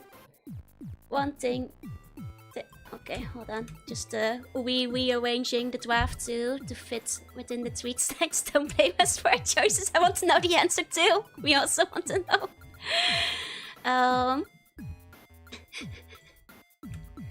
Goes by the scenes. Okay. Just rephrasing things. However, one thing has kept me and my friends up at night. Okay, that's the first tweet. Okay. Does he know that it's important? I'm pretty sure he probably knows that, but we'll be waiting with bated breath. Are you gonna send this as Jorunna? Well, yeah. It's the only account I got, so. This maybe it's a question, but yes, it has been haunting my dreams for several weeks. Please, Mr. Avalon, I cannot sleep. Save me from my restless nights. Did Frank Horgan know he's green? For all the constant and philosophical questions, the one that haunts me. That's actually a good way to phrase it. Of all the... Does Frank know he's green? Okay.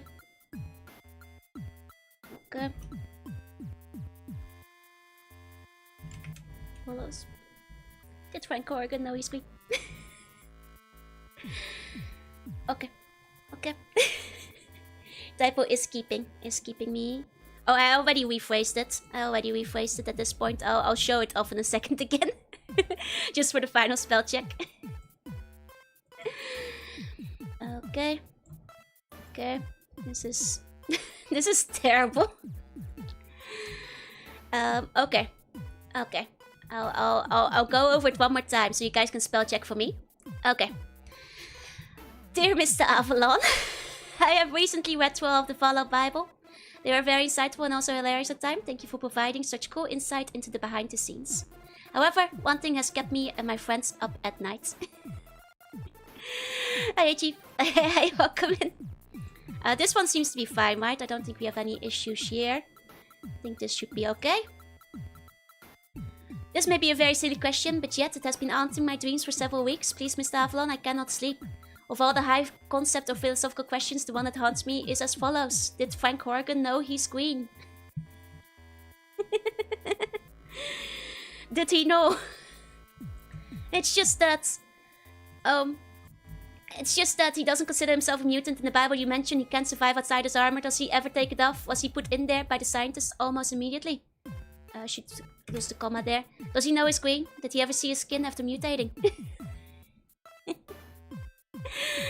Okay, that should be fine. Unprecedented levels of commitment to the fit.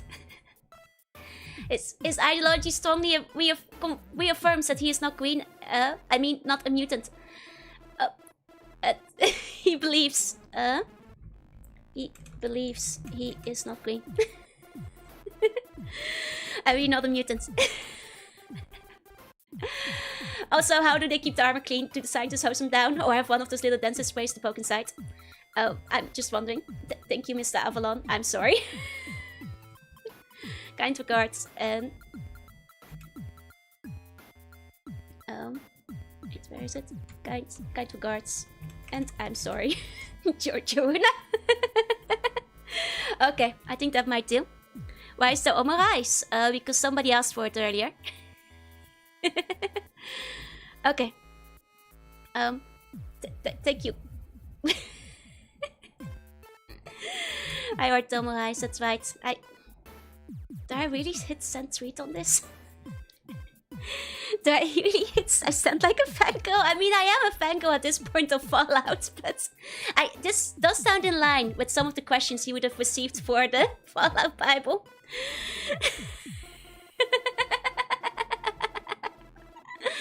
It's for journalism. It's for journalism. Don't give up now. Thank you, and I'm sorry. Big fan. Jorunna. The Deathclaw otherwise.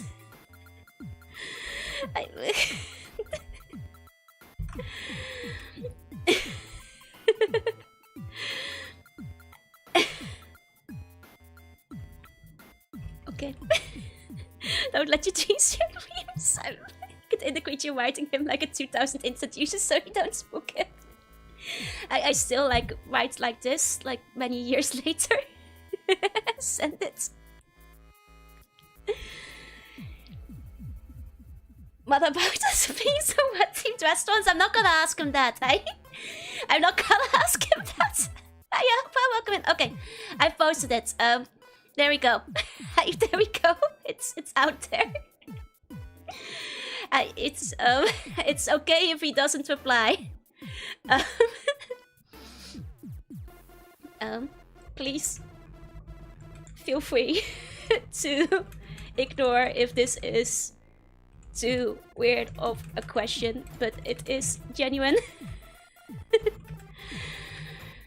And big fan of the first two games. Okay. Thank you.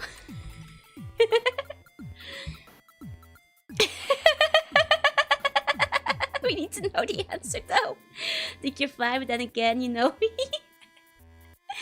Well, if he's like, whoa, favorite VTuber, college reply. I hope it's okay if he never finds out I'm a VTuber. He does not have to look at my streams. Oh my god, that's my latest tweet. I have to go retweet stuff real quick. So that the Fallout Bible reading stream is not my latest tweet. Hold on.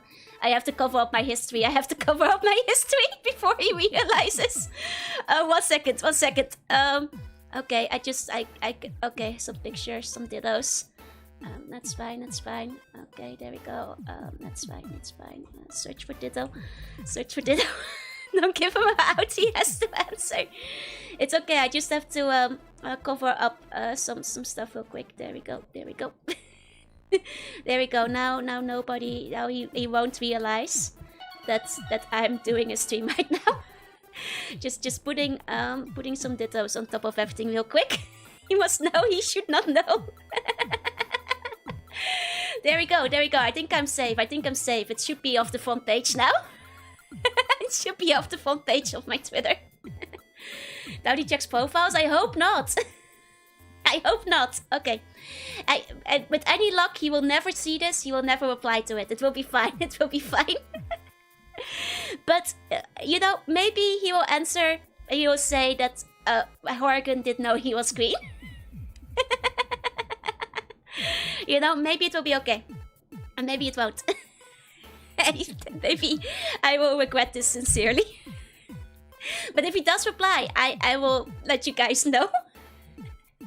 I will let you guys know. But if not, that's okay. That's okay. Americans are awake soon, right? It's late for Americans, no? It's really late for Americans, I think. So I think it should be safe. This is a really good question. I would like to see it answered. Who was that? Who was that? What about to see what if VTuber part of the Twitter username? He won't. This guy probably doesn't know what a VTuber is. He won't realize. he won't realize. She oversees the collapse in herself with sheer embarrassment. I might. Maybe we have to end the stream soon so he doesn't realize I'm live. Yeah, It's okay. Maybe I should retweet some Fallout art. Hold on. Fallout 1. He's a nerd, of course he knows. Wait, okay, wait. I'll just go to Splint's profile. I'm just gonna retweet some of the Fallout stuff again. So it's not only gotta hedge my bets.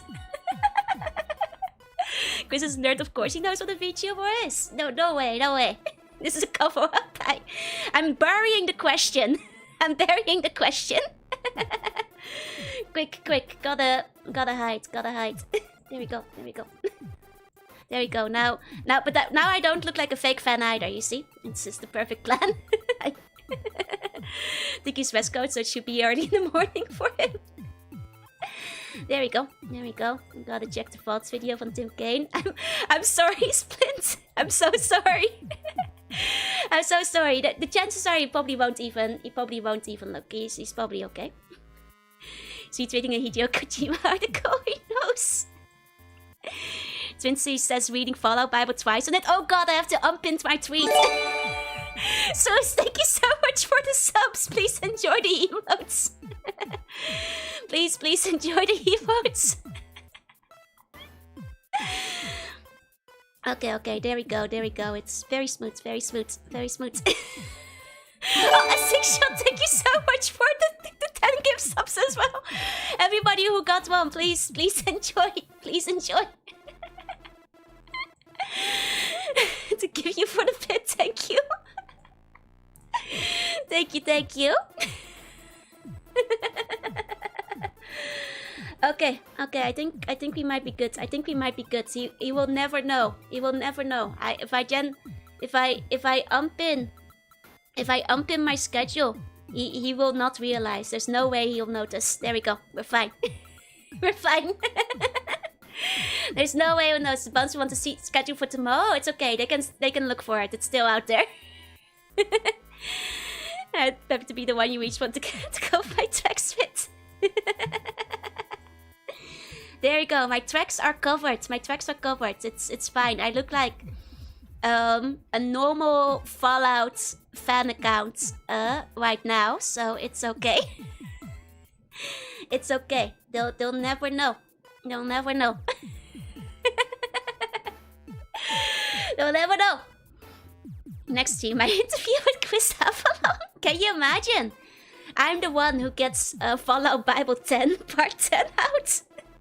All the burning questions you guys wanted to see answered. It's okay, I've covered up Will Smooth. They'll never know now. Very specific set of minions in the freak of a mutant OC. I will know there's a stream tomorrow. There's a stream tomorrow, don't worry about it. Don't worry. If he actually answers, that would be fantastic. But let's not get our hopes up. Probably not. Think about Miss House in New Vegas could be considered a VTuber. I'll look forward to it when I get there.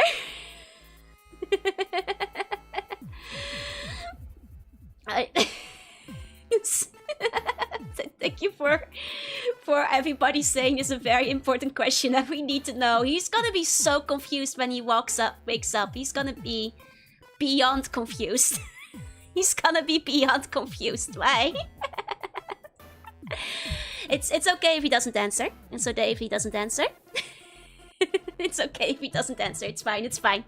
You know, we can all forget about it and forget this ever happened. We can all forget this ever happened. We need to add urgency to the question.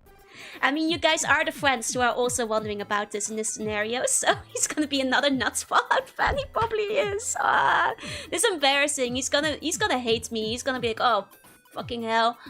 Thought I was done with these insane questions when I stopped doing the Bible.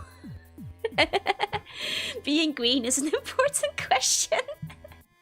Well, that's just a question. That's right. I'm sorry. I panic.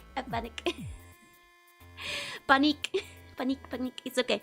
It's out there. They keep dragging me back in. Every time they pull me back, they keep dragging me back in. Does anything, feel free to let me know. Well, I don't really know what's coming up in tactics yet. I think you'd probably know better. We're wondering, haven't slept since the question was brought up. Of course, it's Origins. Okay, I'm not cut out for this. You know, we still have the Fallout 2 website. We still have the Fallout 2 website to take a look at. Now that we have finished reading the Bible. Maybe today should have been the hard one to stream. Oh god, it would have been through the roof. Welcome in. Hello, hello. I don't know how to read your name. We will let it marinate. Yes, yes. Okay.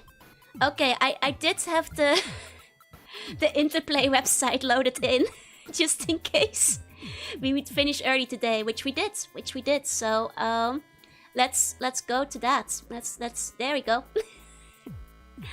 Got an idea for that then. Oh, there we go. Here we go, old school webpage. We got this on the Wayback Machine. We had a good time looking at the old webpage for Fallout 1. This is the one from 2001, specifically the snapshot for March 31st, 2001. So we can see what some of the early advertising and all that kind of stuff for the game looked like. For those of you who are new, welcome to Fallout 2 website. Fallout 2 is a CRPG set in the post-apocalyptic world. You play the Chosen One, the direct descendant of the Vault Dweller from the original Fallout. The village elders have selected you to wear the sacred Vault suit and in time to ascend to the leadership of your people. Thank you very much. Tactics is underrated, so I've heard. I wonder if the IRC is still active. Probably not, but you never know. You should check it out, but probably not. First, you must prove your devotion to your people and journey out into the wastelands. Your tribe needs help. The FAQ on this webpage will help answer many of the commonly asked questions. The links page will provide links to both review and fan pages. The latest patches and updates can be found on the files page, and the feedback page is a great place to ask questions and get hints. For technical support, please see Fallout 2 support page. For those of you new to Fallout, I recommend checking out our screenshots on the Fallout 1 website as well. Thanks for your interest and support. We hope you enjoy the game. It's very devices, that's what I heard. But you know, I'll see how I enjoy when I get to it. You can also join the official IRC channel. If you guys are up to it, probably doesn't exist anymore. Probably is gone at this point. Now available for Civex, Fallout 2 official strategies and secrets. Oh, it is mature audiences, and we mean it. They had a similar warning on the website of Fallout 1, if I recall correctly. But most importantly, there is intel inside. You can flip your lid for the same internet and better experience. Plenty of people still use IRC, or it absolutely still exists, but I don't think this one does. Good old intel ad. Also an ad for Planescape Torment, which is nice. You can shop at the Interplay web store. Oh, what were they selling on that, I wonder? Let's take a look. Does that load in? Oh, the Interplay web store. Buy gamers for gamers. Let's see. What were they selling on that? I'm just kind of curious. I remember when I used it last. Not recently for me. Okay. Oh, so it's mostly for buying the game. That makes sense. Okay. Oh. I should have expected that. In my mind I was like, wait, did they have merch? But of course not. It's about the games. The lore is very bad, but the actual game is fun. I see. Can you please flip your lid? Yes, I can. This is me flipping my lid. There we go. Lid is flipped. Okay. Check the story. Okay. Oh, it actually gives you a bit of spoilers that weren't in the manual, it seems. You are the Chosen One, the direct descendant of the Vault Dweller. The village elders have selected you to wear the sacred vault suit of your grandsire and in time to ascend to the leadership of your people. First, you must prove your devotion to your people. Your tribe needs help. If you're truly the Chosen One, then you alone are capable of claiming the heritage of the Vault Dweller, to take back your birthright. Among the many wonders described in the hallowed yellow page of the Vault Dweller's survival guide is the Garden of Eden creation kit. The GEC TM is said to have the powers to turn the harsh wastes into a fruitful paradise. The Vault Dweller's survival manual promises the redemption of the GEC TM to all Vault Dwellers. Now this is so... God, I love when websites used to look like this. Your tribe has survived over 10 years of drought, but now the reserves are at an end. You must fight Vault 13 and claim the technology that your tribe needs to survive. If you fail in this quest, your tribe will surely die. You must travel the perilous waste on a holy quest to find Vault 13. The same vault that cruelly cast your grandsire out into the waste 80 years ago. The vault owes you. The vault owes your tribe. Now it's time to collect. Ooh. Smooth and Praeton is on the menu. He's a patron. He's a customer today. Gaga, that's not true. I'm not the chosen one. I will become the Vault Hokage. Or Hokaga. Some of the elders doubt that you have the scent of the Vault Dweller running through your veins. They doubt that you are the chosen one. In order to prove yourself, you must brave the Cave of Trials before the elders make their final selection. Making your way through the Cave of Trials will be difficult for some, but not for the chosen one. Foul creatures and devilish traps are nothing to one of your quickness and resolve. You learn to identify the single floor place in time to avoid the painful whoosh of spears. Rabid beasts allow you to warm your muscles for the hunt ahead. The Cave of Trials shows you some of the dangers we face and how to deal with them. Even the most reluctant elder is forced to nod in silent approval of your swift passage through the cave. Your people are simple herdsmen and farmers. They cannot give you much with which to start your quest. You are given the vault suit that your ancestors wore when they came to this valley so many years ago. You're also given the wondrous Pip-Boy TM device that your ancestors found so useful in his long travels. With that in your trusty fear, you are almost ready. 1 second, just gonna... Ooh, there we go. Hey Justin, welcome in, welcome in. Let me just quickly... Avalon isn't gonna reply. He's not gonna reply. I'm like nervously checking. Kaka's coming for you, chosen one. Yes. Making your way to the Caves of Trials will be difficult for some, but not for the chosen one. Even the most reluctant elder is forced to nod in silent approval of your swift crashes. The elder hands you a strange metallic water flask, not at all like the hollow guards you people use. He's probably still asleep. Yeah, it's early in the US, right? Hiya, Crayon. Welcome home, welcome home. Hope you had a good day. Your people are simple herdsmen and farmers. They cannot give you much with which to start. I keep rereading the same part. The elders explain that the passing trader sold the holy relic to them. The trader lives in Klamat, a town some days away. Your first step is to seek out this trader so that he may tell you where Vault 13 is. You must make a perilous journey to Vault 13 and demand the means of your people's salvation. You must get the Gek and return with it, and only then will the survival of your people be assured. He may not even be up yet. I mean, as somebody who's not up before 12 half the time. Or at least not a human before 12, like... Have a good day, hope you did too. Thank you, thank you. I'm feeling better, though I'm still a little sick, but overall feeling better. With grim resolve, you gird your possessions about you and cross the swaying rope bridge that defends your village. You leave the hopeful farewells of your people behind. As you reach the far side of the bridge, many questions race through your head. Will I find the vault when I get there? Will they give me what they denied my ancestor? Are there other vaults that might help me? Who, what, set up the vaults in the first place? Is it possible that they're still out there, watching and waiting for some unknown event to show themselves? All of this runs through your head. As you turn your bare feet down the trail that leads away from your village, you wonder when and if you'll ever make it back. You wonder if you are really the chosen one. They give you a lot of spoilers about the early game on the website. More than like, over in the manual. Hey, Cardboard, no, you go sleep, sleepy. No worries, if you fall asleep, sweet bunny dreams. Sweet bunny dreams. Twitch being bad for me on YouTube fun, don't eat me. Let's see. We have the FAQ. What is Fallout 2?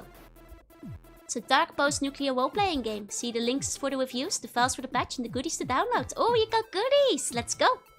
The story page for a short description of you playing, the screenshots for, you guessed it, screenshots. I wonder if Avalon was the one who wrote the website.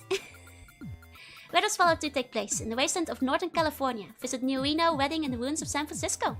Some places will not be visible from the world map until you learn about them. Unless your character knows there's a group of scientists hiding out in the mountain, you're probably not going to find them without directions. Can't give you any more information than that, so please don't ask. We're not going to ruin the game for you.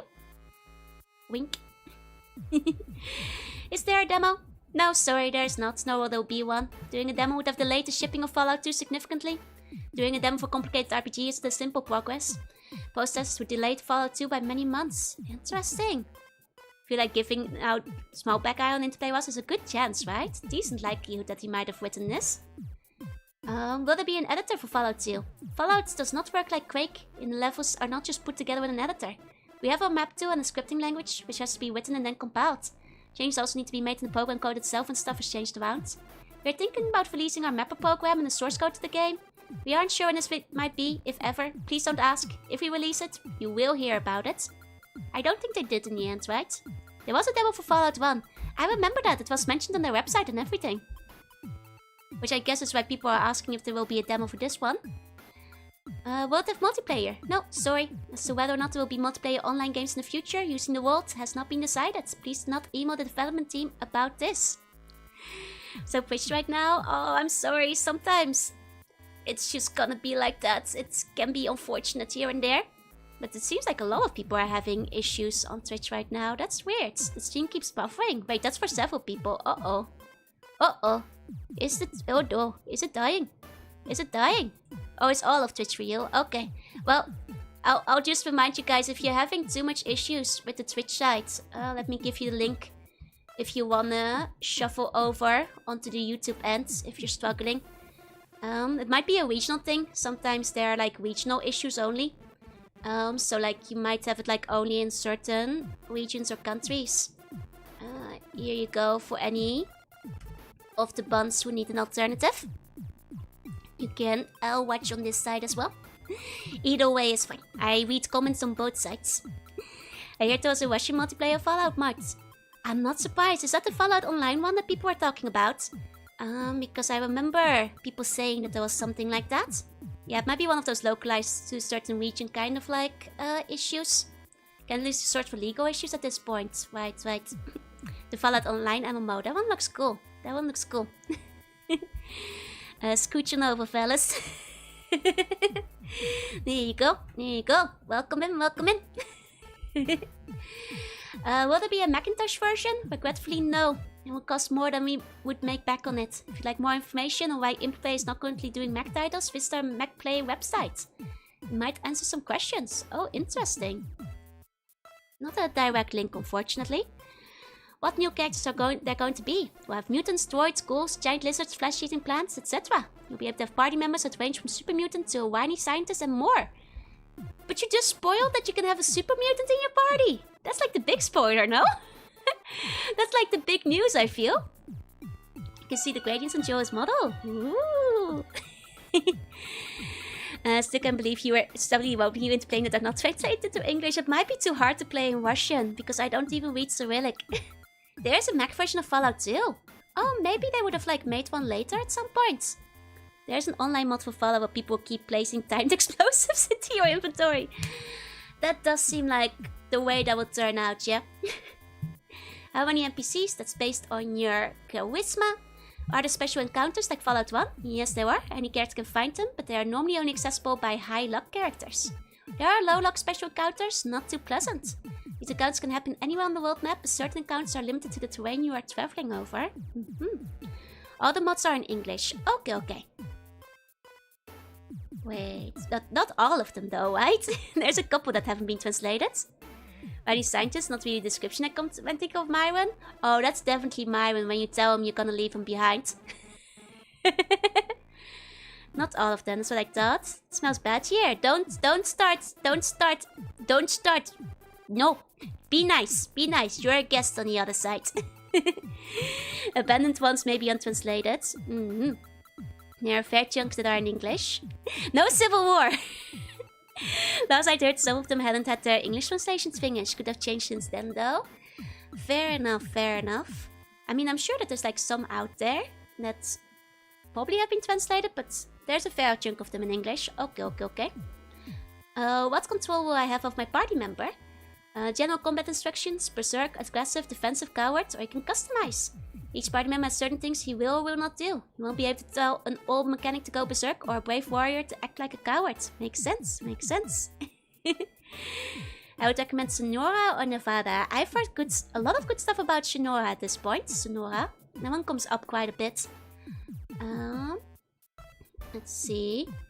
A lot of stuff about new commands you can give them. What you can give. Oh, look! Okay! Thank you so much for the memberships. Oh, gotta make sure that definitely means I got a new emote unlocked. I'm gonna have to like put something in the reservation tonight so you guys can have a new one. Thank you so much. Everybody who got one, please enjoy the emotes. Thank you so much. Let's go. I definitely have at least, that means I can give you guys one more emote. Maybe even 2. I'm not sure what the next cutoff line is, but I'm excited. I'll put one in. I'll put one in the new mode. Yes, yes. Because I checked earlier today, so I'm pretty sure. I'm pretty sure. Thank you so much. Thank you so much. Can party members increase in level? Yes, you can now. You can also tell them to heal themselves. They can get better armor this time. To avoid confusion and look like clones following around, they look the same, but their resistance... Oh, that was an intentional choice that they didn't change. I see. You have to allow gifted emotes? No, no, no. It's just like the limit. I like, got like the, for every like so many memberships, you can add more emotes. And like, you know, it's just the same as like on Twitch. Like new ones get unlocked, so I need to like put some in. Because unlike, you can actually lose them if you don't put them in time. Some had unfinished enough that Warlock Quest he didn't bother and just played them in Russian. Oh, I see, I see. So, oh, but that might be tough to play though if you don't know how to read at all. Oh, it asked me if I want to accept it. Oh yeah, you do have to like change the setting. You do have to change your setting on the YouTube site. You do have to change setting on the YouTube site, otherwise you cannot receive any. And this is true. This is true. That's like something on Universal or everything. That is true. That's true. The buffering thing has been going on everywhere. I see. I see. I mean, like, I guess I'll just like pin the link if Twitch buffering for you. There you go. I'll just pin that for any buns who are suffering from the buffer. There you go. There you go. I hope that will hopefully rectify things a bit. Warlock Questy does not have a monopoly on the Fallout mods. Fair, fair. I don't even know who that is. Let's see. What about perks? There's a lot of new perks besides normal perks that you can select as you go up. There's some special perks that you learn or buy from NPCs. There's also 12 hand-to-hand perks. Wait, did I get all of those? I didn't really focus on unarmed, but I did level up that is like a whole bunch of stuff, but I might not have looked at it. We got a bunch of new weapons. Twice as many as in Fallout 1. That checks out. There was a lot of them. Oh, people learn about the mods from that one YouTuber. Oh, it's like one of those guys who reviews a bunch of stuff. That makes sense. That makes sense. Would there be more quests? It has many more things to do than Fallout 1. Not all quests are available to any character. Some are gender or skill dependent, some aren't available right away, while others may appear because of your actions in another part. It's true, it's like very nicely planned out like that. Doesn't, but he's polite enough to let people watch his video know if there's an English translation. I see, I see. How much bigger is Fallout 2 gonna be? It's about 50% bigger, but it's actually much bigger than that. Ah. There are many more quests, maps, NPCs, weapons, monsters, all around things to do. Does Fallout 2 use the same engine as its predecessor? There will be new art and improvements to the engine, but we're following the old adage, if it ain't broke, don't fix it. Does it support a 3D accelerator? No. There is no need for one. Will there be Fallout 2 merchandise available to the public? Aren't any plans at this time, but we're looking into it. Did they ever make the Fallout 2 merchandise? Yeah, 50% bigger. Fallout 2 must be the biggest in the series. I mean, it was much bigger. It took me like twice as long to beat, I feel. I'm not sure if that's true, but that's... I felt like it was twice longer, really. I heard something about an Easter egg. Does it exist? And if so, what it does? This factor contains a slight spoiler. Do not read any further if you do not want to know. There is an Easter egg. It looks and is labeled as an Easter egg. This is just a hidden item for those who want to hint every inch. That's all. It cannot be used and does nothing. Even if there was a salt shaker in the game, it still wouldn't let you use the item. I see. It's a very big game. It's really huge. Depending on the age of a given video, translation may have finished and made those, so it's worth to check for good ones. I see, I see. It was pretty long. I snapped through some of the streams and woke up to more Fallout. It was magical. Warlock Questy does a lot of cool stuff with the mods that are very easy to read and usually untranslated. I see.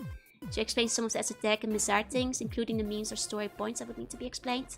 Gotcha, gotcha. Might be fun looking into some of the mods at some point.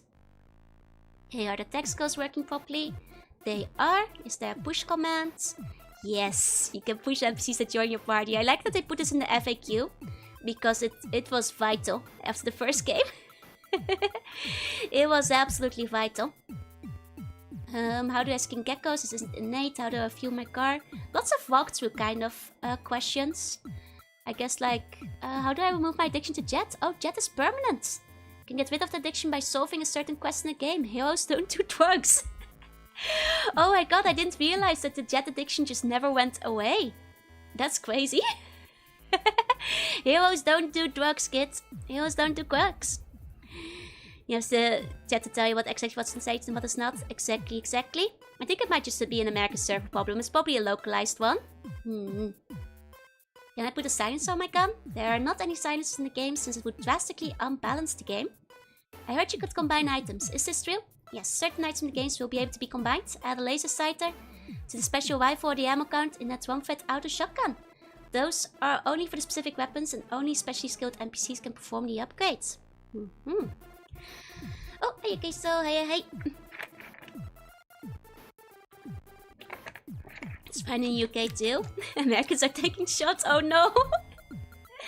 It might be on the American, South American side, if like Europe is doing fine so far. Have the load times improved? Yes, load times have been addressed and far very quick. They have been pretty fine throughout for most of what I played.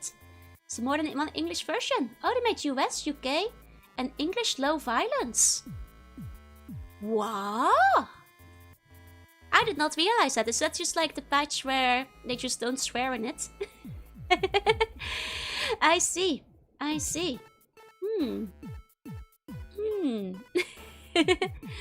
Got it. And the mod translation can range from actually translate with actual native English speakers to dumping it into DeepL and calling it a day. Fair. Is a character transfer? No, there is not. There's already a third-party character editor out there that would do the exact same thing as the character transfer. Oh, it's interesting that they advertise that. Is there something about a free Fallout 2 sticker? Yep, see below for the details. Only supplies while supplies last. Oh, let's see. Static sticker upper. We have another batch of free Fallout 2 static stickers. Oh my. No picture of what they look like, but that's kinda cool. Still only 1 to 2 per request. Static stickers are cool, movable plastic-like stickers that cling to glass, plastic, metal, by static electricity. Oh, those types. These have the old Fallout 2 logo, but they're still cool. In fact, they might be collectibles since they have the pre-release logo. That's awesome. Oh, it's a reference to Winner Don't Root Dogs. I see. So far it's only available while supplies last. Oh, that is so cool. You could... Please be sure to write to the above address as the return address. Okay, so you could just write to Black Isle Studios and get a free sticker. That's awesome. Oh, but you had to be within the US. I guess that makes sense. It would be expensive, especially since I had so many fans abroad. Bit of a shame, but I get it. So, any of you guys vote in for the free sticker back in the day? God, I would have if I'd known. Well, I couldn't have because I don't live in the US. But if I lived in the US, I would have. System requirements, troubleshooting. Okay, make sure you have plenty of hard drive space. At least 20 megs. That's right. I'm not that old. I wish I did. I'm also not in the US, yeah. Shame. Okay, let's see feedback. The message board has reopened. See the latest Fallout update. Oh. Okay, we'll go to the general board in a second. Because the general board is always fun to take a look at. But let's see the screenshots first. Here are some new screenshots and art from the game. In order to maintain the highest quality possible, we have not reduced their size. So it may take a few minutes to load each one. Do you guys remember when screenshots were slow? Put a nice screenshot of the murder over here. Wait, backstabbing! My ball! The water is fine, my guys. Back when the requirements might have actually been a bit of an ask on the computer, right? At least 20 megs. At least I'm not old enough to remember people born in 2007 now. Maybe I am. I'm just too cool. Fire is my friend. It'll fit. Almost got it. Use the force, Luke. Temple of Trials. Piece of cake. I wonder what's in there. Oops, did I set it off? Do I smell silver? Oh, the alpha version. Ooh, alpha version screenshots. Half of them don't work. I think they're hungry. Is this a gecko screenshot? Ah, no, we can't see it. Dang it. 56k death warning threats on the menus. Yep. Marcus, a really nice guy. This is true. Trouble. Let's see. It's a nice enclave shot we got over there. Nice enclave shot. That is trouble. The Royal Town map. Oh, nice. Nice. Okay. Let's check the links. Hyperlinks, a new handheld weapon in Fallout 2? Nope. The fast way to get around without worrying about the clock? Well, sorta.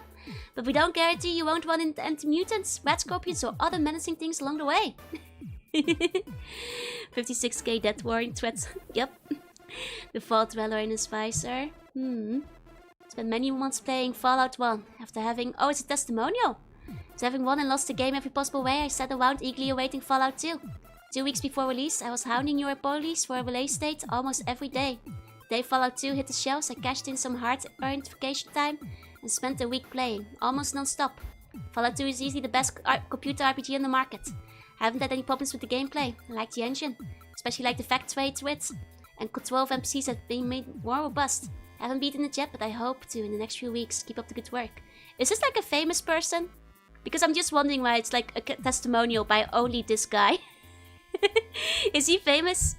And Free, welcome back! Otsukare, otsukare! Kind of look like a laser RCR the trooper had. Oh, the man does speak the truth. I'm just wondering why he was like, you know, specifically singled out. Was he famous, Brian Harden? We got a bunch of reviews, all high scores it seems. All high scores for the most part. Including a 9 out of 10 button. Love when people make those. Crazy group of Fallout 2 fanatics. They are bent on world dominations. I really do like that they like link so many different fan sites for it, which is really nice. Might be the musician Brian Harden. I do not know. What did I do to my Twitter notifications? I'm so sorry. I panicked. I had to cover my tracks. After I sent the question to Mr. Avalon, I panicked. I'm sorry. I had to cover my tracks, that's all. You Spooky, welcome in. Don't worry about it. It's fine now. Don't worry.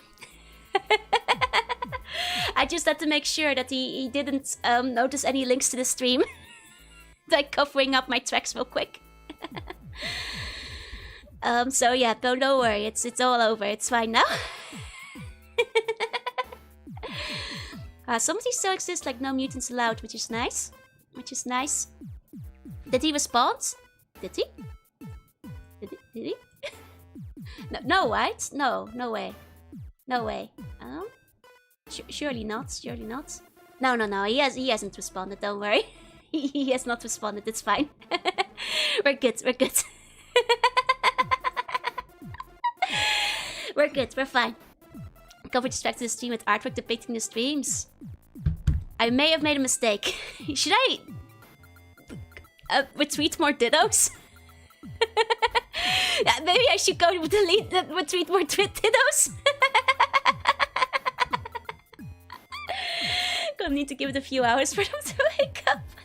It's gonna me erasing myself. Depends on his answer. You're fine? Okay. It's okay. I'll see if I need to cover up more later. It's just a question. That's right. I think should retweet the cake to power with No. He cannot see this. He cannot see that. Here we've got the files with the patch you can install. You can install. Instead, leave it as is. Okay. It's fine. You can get the Windows theme, which is a nice original Windows theme. If you got you can get your network neighborhood on there. Your cycle bin looking like one of the, the PCs and the boxes in Fallout respectively. Very nice. Hey, Alnice, there's a Fallout 2 release party movie. Wait, what? Hold on. Do you think that still exists? Hold on. No, dang it. No way. It's probably way too heavy. It's way too big, yeah? Would have peaked higher while writing the letter than any point yesterday? Most likely. Still change markers like that? Me too sometimes. Try the alternates. Nope. I think these were probably downloads, so the downloads are probably not on the way back machine, is what I assume. So I don't think we can grab these. They're quite big, so. Fallout line arts. You clambered over them at the party, you begged, you pleaded, we give. It's the Fallout line arts. You probably... Yep, that's a zip, so that probably hasn't been saved either. What about individually? Oh, hi Iron. Good morning, good morning. Aha, the individual ones are still available. Individual ones are still available.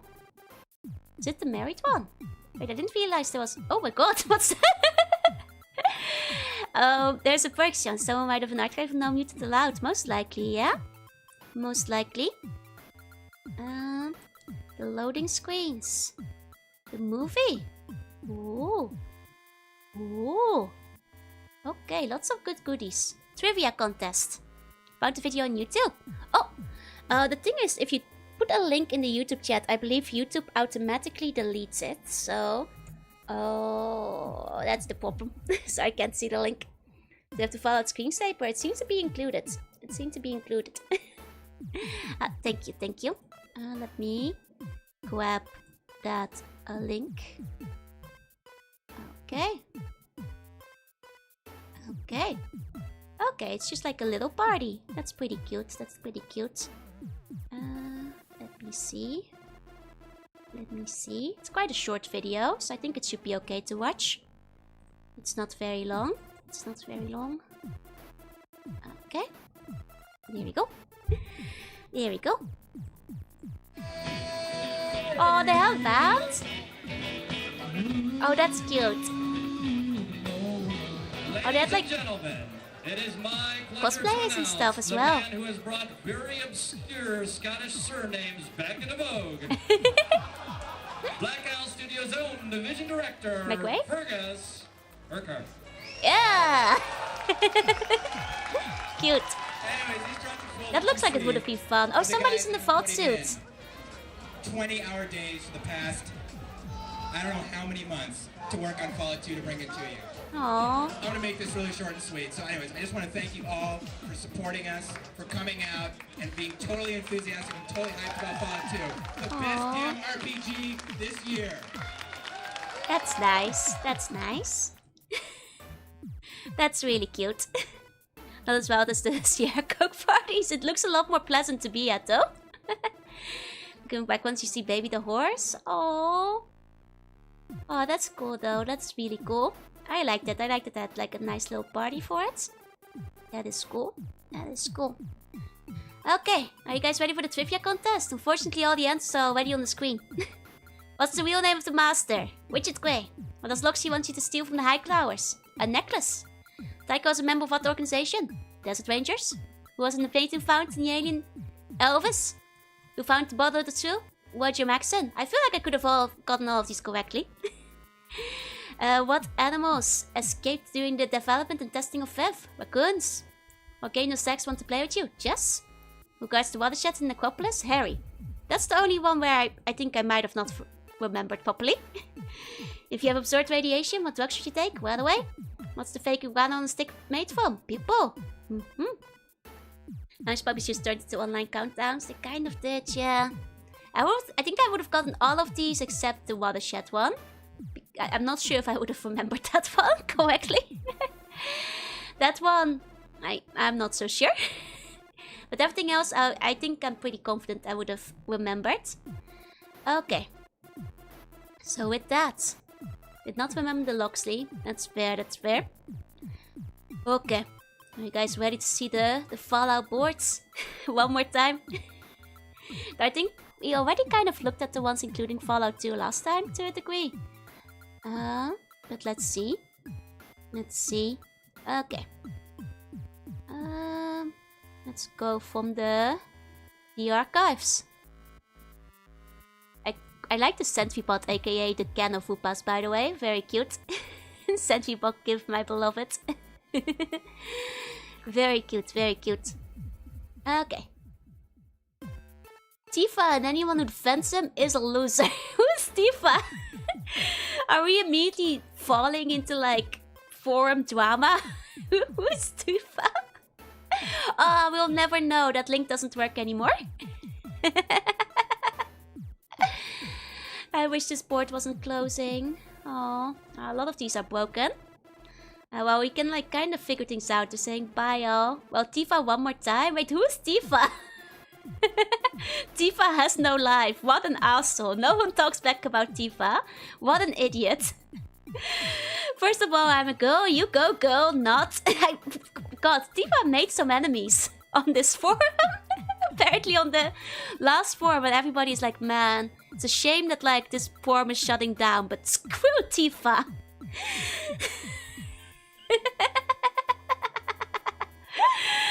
Oh, this is some BBSD hilarious. Comes a lot up on this, a lot of that on this page. Must have been a very active member. Thanks a lot, Tifa. You're very helpful. Not. I wish I could see what was going on here. This is dollar signs always kept me alright. All my homies say Tifa. Miss those days. Question about that. No, it doesn't work like that. I wish we could see into what was actually going on in these conversations. Yo, Tifa! Man, must have been a local celebrity from the looks of it. That everybody hated. That everybody hated. The Antichrist, better known as Tifa, was a menace back then. Yep. Yep. To be fair, they do seem to be very... They do seem to be like answering every question. I'm not sure what made people hate them so much, but... They do seem to be like on a lot of these. If you control F Tifa, how many hits does go back? Well, this is like... Not like one of the oldest archives. It might, you know... Yep, no, they're already on the archive before that. Let's go 38 randomly. Okay, not in 38, so... 46? Not 46 yet. Okay, so they were a little newer. A little newer. What about in 50? Ah, in 50 they've already shown up. The enemy of the state has shown up at least by 50. Okay, not in 48. 49. Okay, 49. So that goes back as far as... well, 49. Tifa hates Gracie was the final boss. Not a long story villain, no. The final boss of the Fallout 2 forums, apparently. Fantastic, fantastic. You love to see it. You love to see it. Tifa dies at the end.com. What was Tifa's first post? Hold on. Apparently an answer to the Witchy White quest, I think. Or Fake Vault 13. Those are some of the earliest posts by... Gores doesn't join me. As well as Patches. There's some of the earlier Tifa's posts. Gecko Paup and Problem. They ask their own questions here and there. But we'll never know about what they had to say. Oh! Does anyone know how to find Fake Vault 13? I don't feel like Tifa has done anything egregious at this point in time, so maybe it was a slow co-option arc. Maybe it was a slow co-option arc, this doesn't seem too bad. This doesn't seem too bad. This one doesn't work. That's a shame. Well, but there you have it. There you have it. There's the Fallout, the old school Fallout 2 webpage.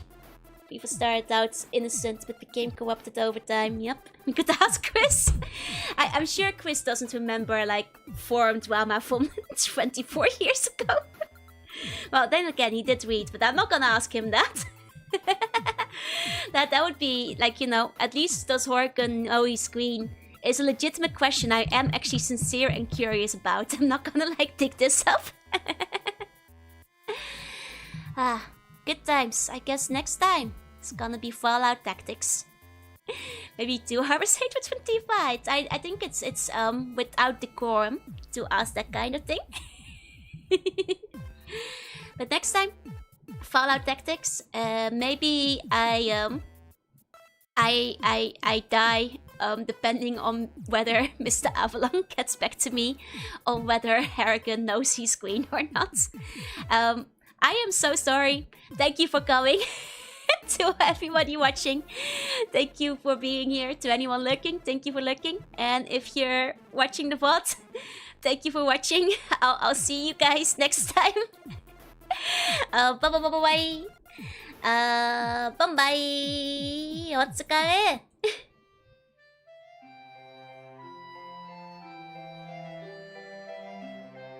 That said, I actually do agree that Ares is best go. Sorry, Tifa fans. Okay, bye.